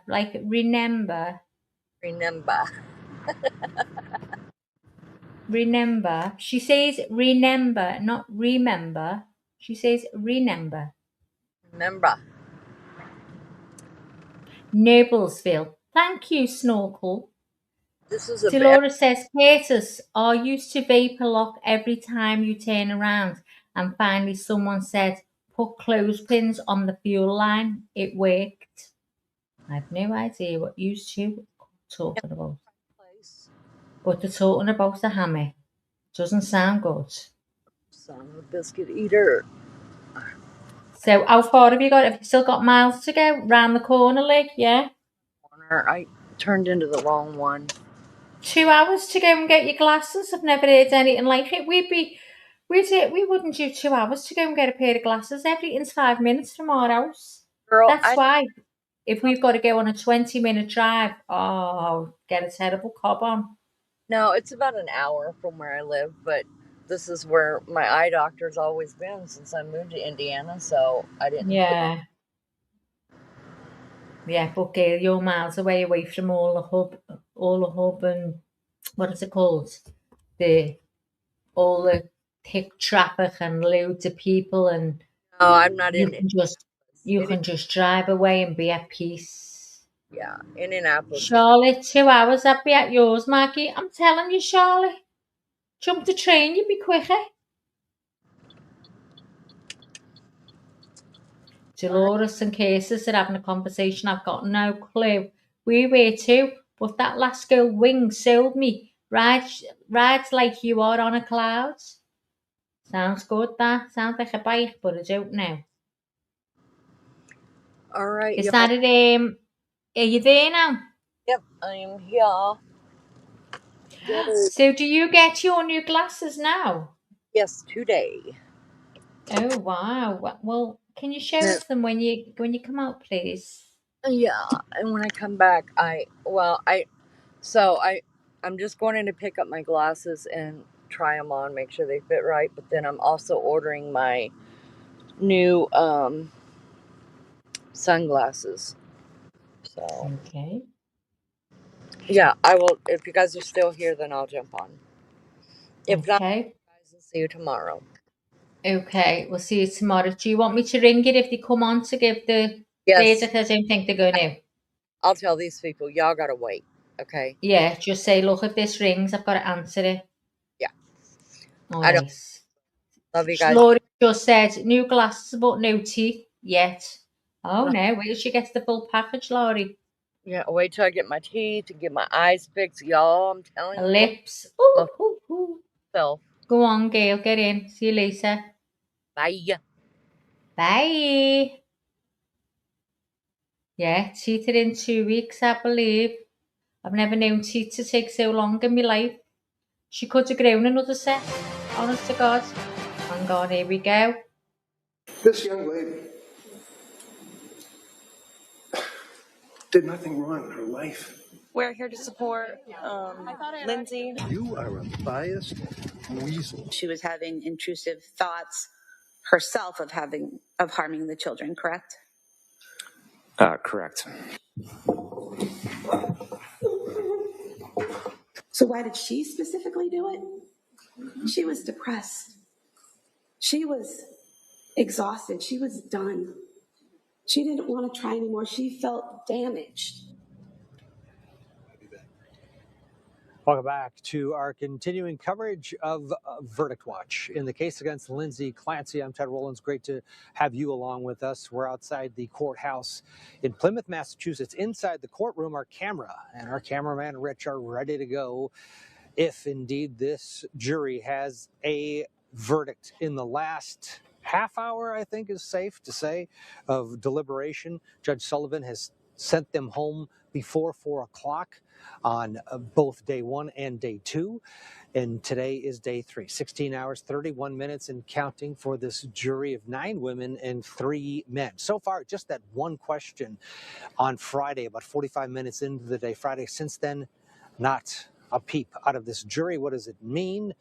Well, it means we wait. We wait patiently and we wait together. Glad to have you along with us, whether you're with us on the Court TV network itself or the Court TV YouTube channel or the Law and Crime Trials YouTube channel. We're glad to have you along with us and welcome your comments. Joining our discussion now, Joanna Nieves is still with us, but Vinnie Politan, the host of VPI, Vinnie Politan Investigates areas, seen every night right here on Court TV and on the Court TV YouTube channel. Vinnie, here we go. Last half hour, I guess you could argue, maybe. Last half hour. It's only 10 minutes to me. It's normally 20 to 9. Sent them home It's before 4 o'clock. 8:30 here now. Thoughts on will we get a late verdict here or are we going home? Like we always say, a verdict can happen at any moment. We've seen them at the end of the day many times in the past. I think the most optimistic thing happening right now is that we haven't gotten one of those notes that we got in the Karen Reed trial, at least the first time around, like, hey, we're stuck. We can't agree with one another. We haven't gotten one of those. So it seems like they're still working. They're still figuring things out. They're going through the facts. They're going through the evidence. They're trying to figure out what to do with all of this. We knew it wouldn't be easy. It was a long trial, long case. So I think we're right on schedule right now for a normal sort of deliberation. I think we're in that window You'll have a laugh with us throughout the day. 17 hours You'll have for a a good case of this nature. Everyone's That's off dead not right even now. outrageous. I think you get up to 20 hours, 21 hours. I think you're kind of in a normal range. So I think we're there. I think the jury's doing a good job. I guess it's a lot of Whereabouts in India are you, taking AB? place, which is what we Your love. English must be fabulous, the way you can understand I me. would not be panicking if I was on either Sometimes side. I can't even understand me. Because I don't think we're there yet. We haven't heard anything about that yet. So I'm still very confident that the jury Can't wait will to get reach this blanket over, guys. unanimity, if that's the correct It's a word. smell. It's not too bad now. Oh, God, when I took it out that bag. It's the correct word. 16 hours, 30 minutes. Do you think we're at the point where now there are two camps that are working it out? I think we could be, but I don't. What I'm not hearing from them is that people are dug in. Right? They're not dug into whatever their belief is. There's a conversation that is going back and forth. The foreperson does not believe that they are at a point where they're at an impasse or that they're stuck. So that, to me, is all very, very optimistic about the way that they're working. But I think I've told you this story before. I had another case in Massachusetts where we didn't hear anything from the jury for like 4 days. And then they came back and said guilty. Like, and we Wish were it like, was well, what took hot so here. long? They said, well, we I've didn't got to take their go to vote until we Spain went through all in the 2 evidence. weeks to get some So peace. the first vote We've was had our unanimous, summer now, but it's they didn't done. take that vote. So we're not sure if they've even done that. I presume that most juries kind of do that, but they don't have to. The So south, we don't know the process that they're taking up. so it's lovely and hot. But at the end of the day, I don't think But anyone's going to feel see, when shortchanged we by get this it jury. here, Not that we're we had a now heat that wave. we're We in, had about 3 day heat 3 waves. at close And to 17 remember, hours. we don't have aircon in our country.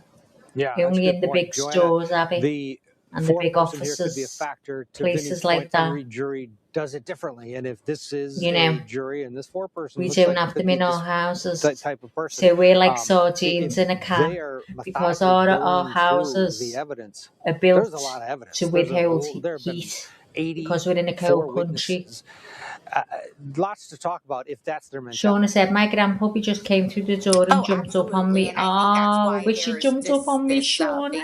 baseline I opinion love of, dogs. hey, they're going to take their time. They should take their time. They've consumed a lot of information. Various people took notes in different ways, and some may have more notes than others. Some may If need I to tell revisit you, certain parts of the you'll think I'm an testimony to idiot. be refreshed What are you about going what to tell me happened that over I the think last you're an 4 to 5 idiot? weeks.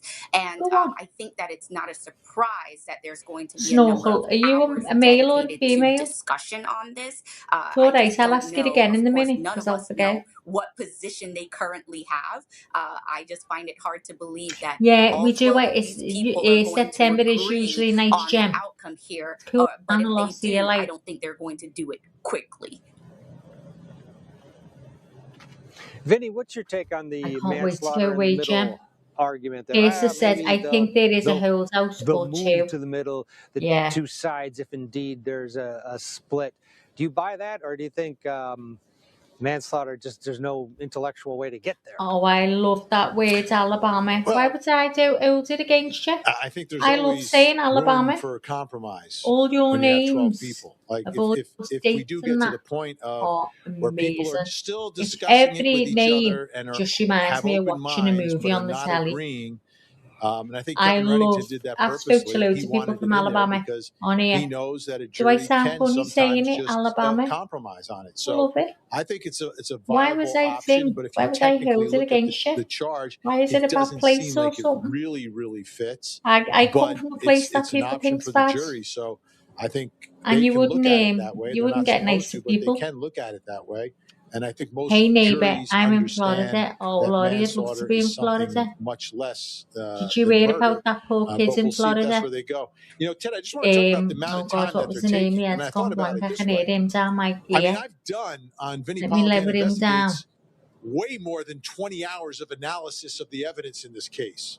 So for the jury to do that with 12 people, Just let me lever him down because I couldn't bear hearing that anymore as I'm talking. 20 plus hours of analysis, Vinny? What was I saying? Oh yeah, what was the name? God help her. The little girl, and he was sexually abusing her. What was his name? JC Chichas. JC Chich. Stephen. Oh God. Steffes was his name. Oh. What was the kid's name? I watched the whole thing. I can see a face right in front of me face now. The mother was he was living with the mother in Florida. And I don't think anyone I'm gonna have to look it up. I can't bear it. It was Madeline. No, not Madeline. Stephen Staines, that's it. Stephen Staines, JCJ. Did you hear about that one? If you live in Florida, that's where she was. Yes, Stephen Staines.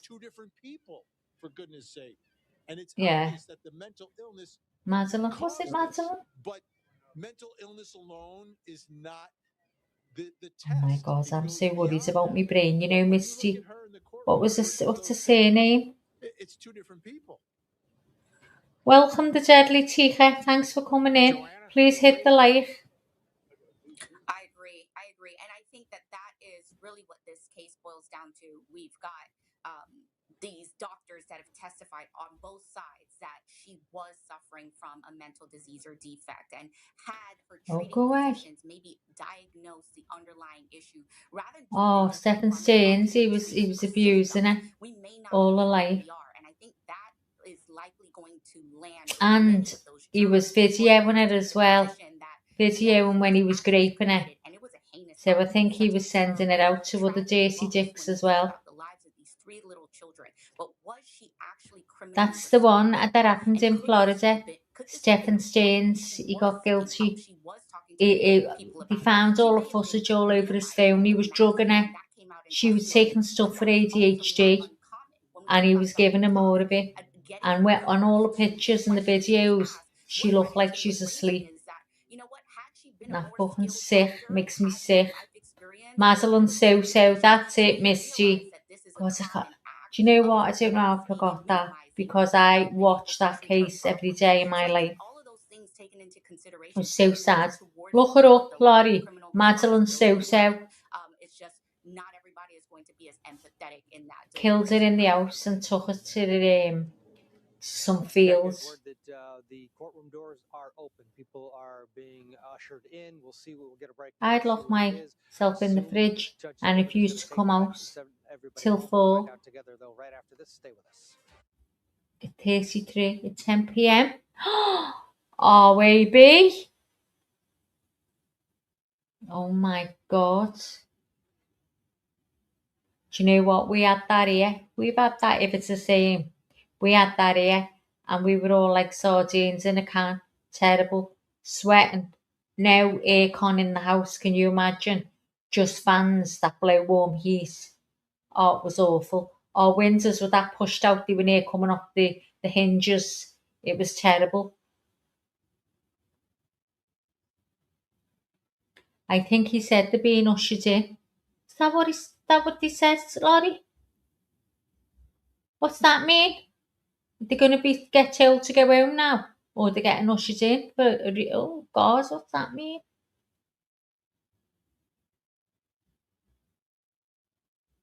Crazy how people are defending this evil woman. Yeah, but there's people that's defending her, not defending her actions. The standing by postpartum depression is a real thing. I believe she was in psychosis. Not one person in the chat doesn't want justice for the children.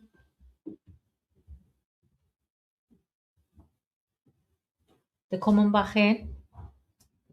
Why aren't I seeing that? Are you seeing it?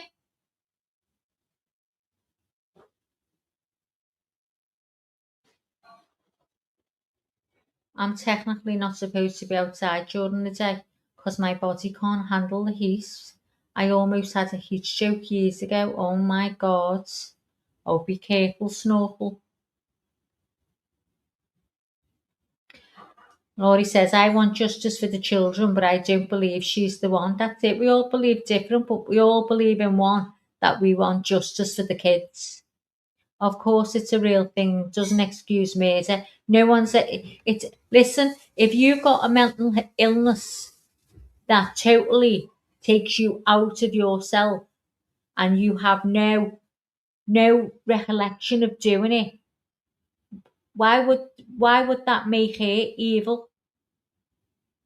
Do you not believe in psychosis can make her do something like that? She was the most loving mother, and there's no way that she could have done that in the same mind. No chance. No one could do that in the same mind unless they're evil. And I don't believe she was evil. She was a loving mum. When he said, I get you had depression, she had psychosis. We've all had depression and we've never harmed our kids, but that doesn't mean people are different in so many ways. Okay, well, that's your opinion. So if that's what you want to stick with it, but just respect the chat, please. That's all I'm asking. You're fine to have an opinion, that's yours, but just be respectful of the chat.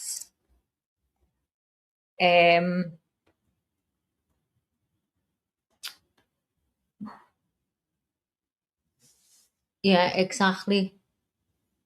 Let me just tie this up in case they come back in.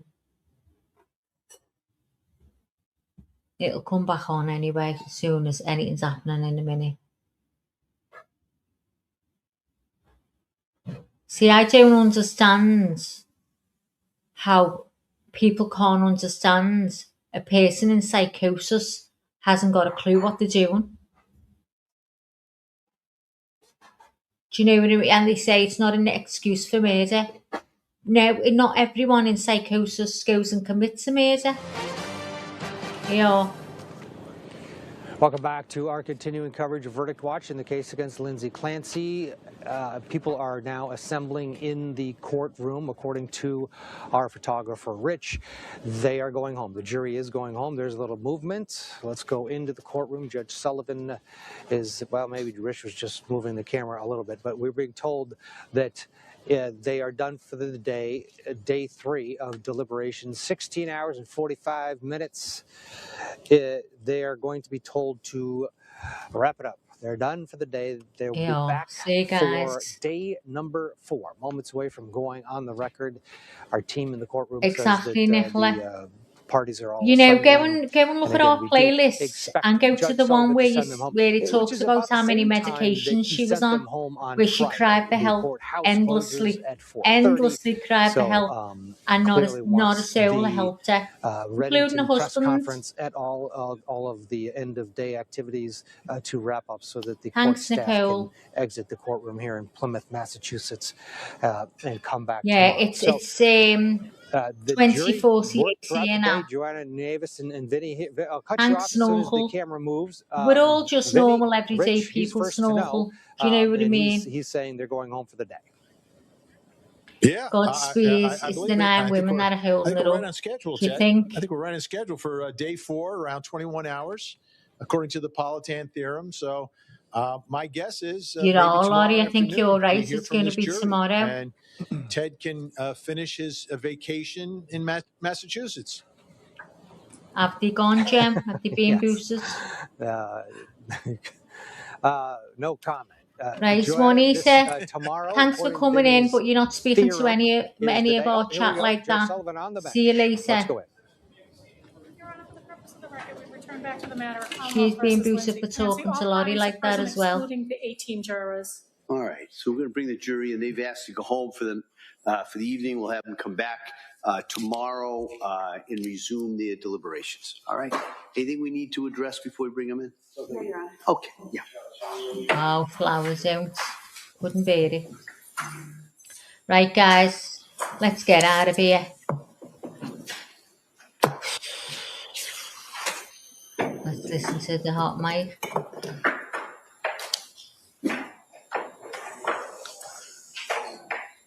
Something inside so strong. Poor Red's back's broke, back's aching. Because help her, she sits in the same position day in, day out.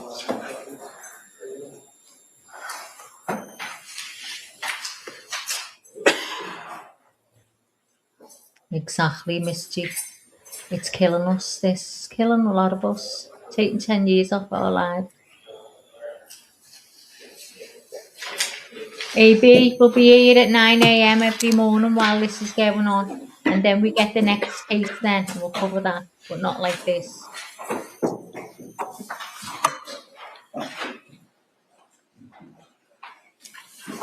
Yeah, let's see all the YouTubers. Court, all rise. Jurors entering. I know where face there, isn't it?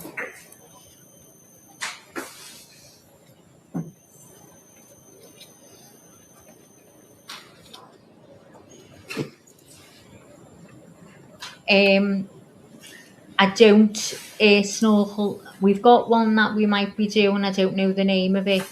But that's with Laney at the minute. Your Honor, for the purpose of the record, present before the court are 12 deliberating jurors and 6 applicants in the matter of Commonwealth versus Lindsay Clancy. All other parties Hold on are a minute. I'll tell you in a minute. Thank you, Madam Snorkel. Clerk. Thank you for everybody for your time and your work on this. But at this point, I'm going to excuse you till tomorrow morning. All right. I'm going to ask you to come back tomorrow to resume deliberations. See you later, Sean. At Thanks 9 for o'clock. coming in. You know See the you tomorrow, instructions, love. right? Bye, You know love. it's, don't read anything. Don't talk to anybody Good night, about this. Flower. Don't You too. listen to Thank you for anything. Don't coming do any in. research. Don't do any visits. Just stay the course. All right. And I'm going to ask you to come back tomorrow at 9 o'clock to resume deliberations on this. Okay. Thank you. Court, all rise. Okay, so let's turn that off.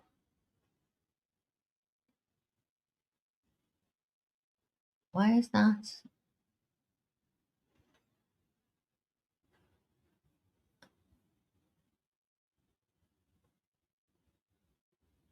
Okay, so we've got the trials. Hang on. The trials that we're watching, keeping an eye on, are the Nancy Guthrie. So if anything should happen with that, we'll automatically go right back to it. And the Siders and Letitia Storch, I can't say that. Letitia Storch or Stouch, whatever it is. She's supposed to be having a retrial, so we'll be following that one. But while we're waiting for anything to take off, there might be one that we're going to be covering, which is with, I don't know the name of it. I haven't even seen anything about it yet. I'm going to might have a look later. It's left with Leanie to see if she wants to have a go at covering that. So yeah, I can't tell you any more than that. Snorkel. But AB, our newest sub, thank you very much for coming in. You're one of the group now. We'll be made up. As I say, I'm here every day from 2 p.m. BST time, British Summer Time. And Leonie, the host, is from EST. She's 9 a.m. EST time. So hopefully we'll see you. Oh, we are. Here's our Leonie. Hold on a minute. Talk of the devil. She's sure to arrive. Hang on. Talk of the devil.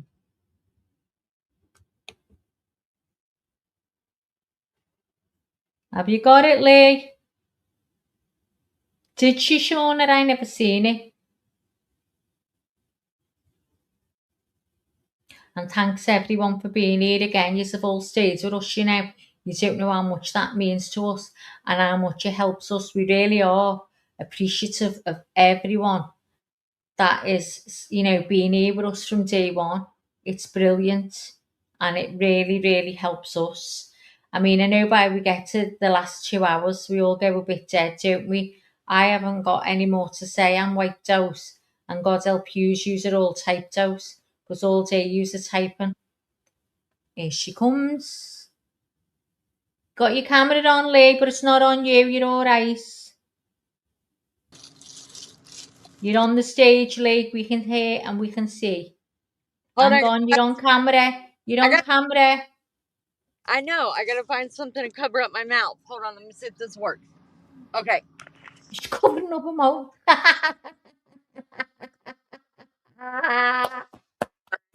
There's only lineage.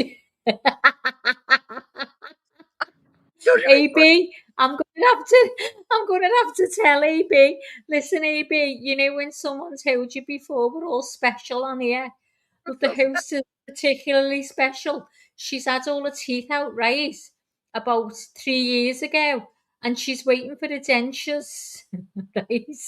And they're saying to her every week it'll be next week. There's going to be the best ever. Well, wouldn't you expect after 3 years? Well, anyway.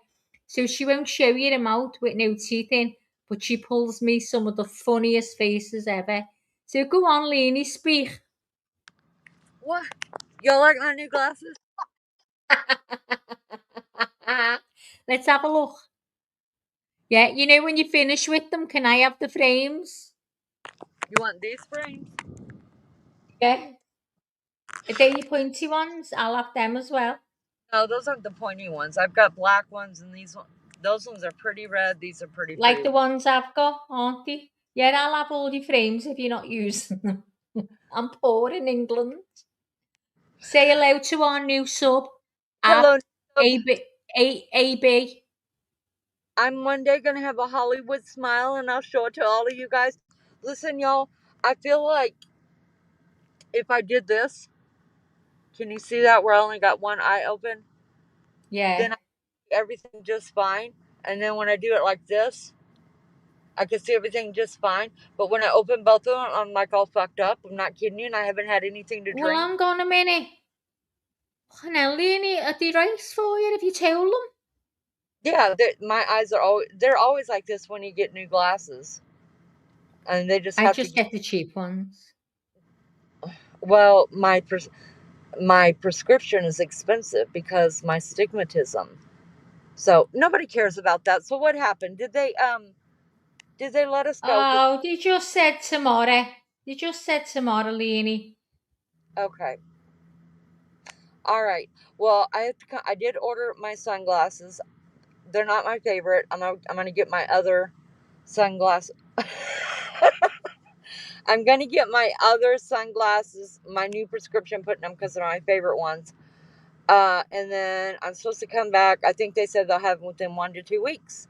And then Allegedly, like your teeth. Like my teeth, yeah. And then we will go to Fox Hollow. So I need everybody to research. If you have not researched yet, research Fox Hollow murders, you guys. That is right down there. What is it? Fox? Did you say fox as in a fox, an animal? Yeah, what did the fox say? Yeah, the Fox Hollow. HOLLOW. Fox Hollow Fox murders. Hollow. Fox Hollow murders. You We've read that, guys? We've already covered it one time on here. But anyway, I did. he was a serial killer from Westfield, Indiana, which is just right down the road there. And he buried the bodies, and some of them he didn't even bury; he just threw them out on his land. He was a serial killer here. So, anyways, look it up, and then the next time I come out here to pick these up, I will drive you guys by the property of where, and they even all the way up until the year before last, they're still finding bones out there. Yeah. Could you imagine? Oh my God, I remember you talking about that case. Yeah. Yep. Still finding bones. So, anyways, Oh my. because I look rather stupid, but I love you guys, and thank you for being here. Thank you to the new subs and everybody else. And Maggie, I love you more than my middle fingers. Well, listen to this. We're all on the Manjaro. A lot of us are on the Manjaro. Everyone's on Manjaro, Lee. Listen, I mean, you know, you got to do what you got to do if you're a lazy ass like me and it's not going to get out there and walk the streets. And you get depressed and shit, and you just start eating all the ding dongs and the little Debbie cakes. You got to get you some Manjaro. Well, Misty is not on it. Well, not everyone. I'm exaggerating, Lee. But there's a good few of us in the channel that's on the Manjaro. Well, I'm thrilled. I'm looking at my eyes and I'm freaking out. The lovely glasses. I like them glasses, Lee. Turn on the side. Let's have a look. Have they got metal arms? Let's see. See, I don't like them glasses, Leanie, that you can't put on the top of your head. They drag your hair. I like the whole plastic frame. There's no little bits around your nose. You know them little things that pinch your nose. What are they? Like those ones. Let's see. Hold them close to the camera. Let's have a look. Hold on, I'll put them on. No, because I can't see if they've got that little thing on the nose. Yes, you will. Yes, you will. No, I can't. Still. Is it? Oh, no, I don't like them ones, Lee. Can't bear it. Look at the eyelashes. You look like them eyes that you put up on here, the little emojis. Glasses. What? What? You look like your eyes are the emojis. You know them eyes on the gifts that blink. Yeah, I like them. Send me that. Oh no, I'm not wearing them. Because if you put them on your head, you'll drag the air out of yourself. No, I'll make this thing fall down. Everybody see my toothless smile. Eyes in the chat, everyone. Eyes in the chat. Eyes in the chat. All right. Let's put them eyes. I wish we could put teeth in the chat. Teeth in the chat. In the chat, people. Teeth in the chat. Yeah, there's the teeth in the chat, guys. Teeth in the chat. Thank you so much. Do you know if you go next week and they say, oh, just another week, just say, I'm not being funny, love. No, it's done. Oh. Okay. Well, you better. Fuck off, man. You know, yeah, same to you with knobs on. Now listen to you now. Isn't she terrible? See what I mean, guys? This is what she does. Look, I didn't know anything. Like, look, we've just seen him out. Did she you really? Forgets.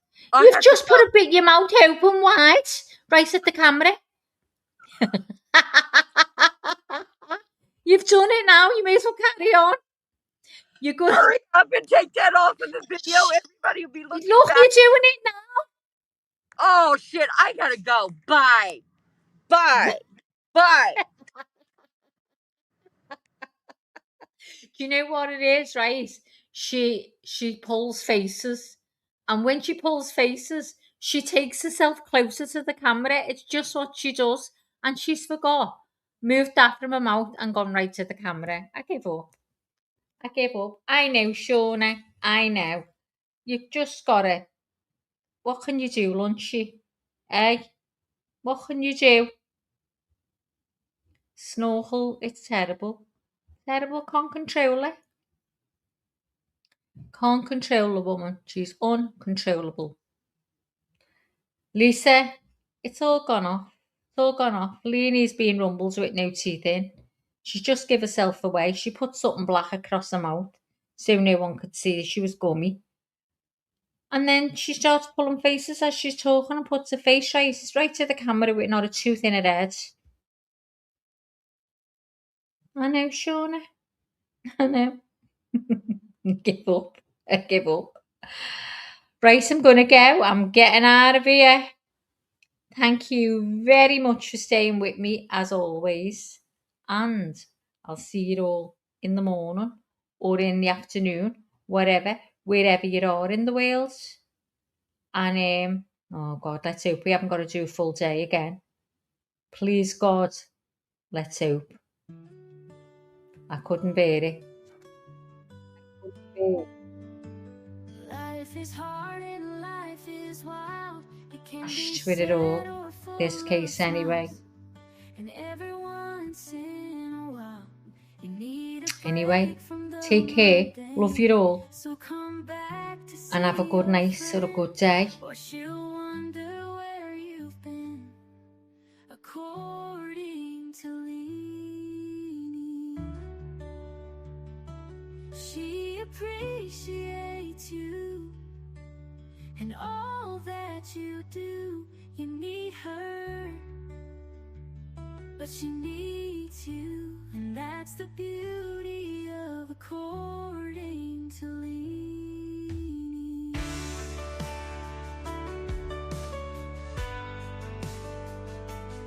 So thank you for your time. You are a friend of mine. I'll be happy to see you again.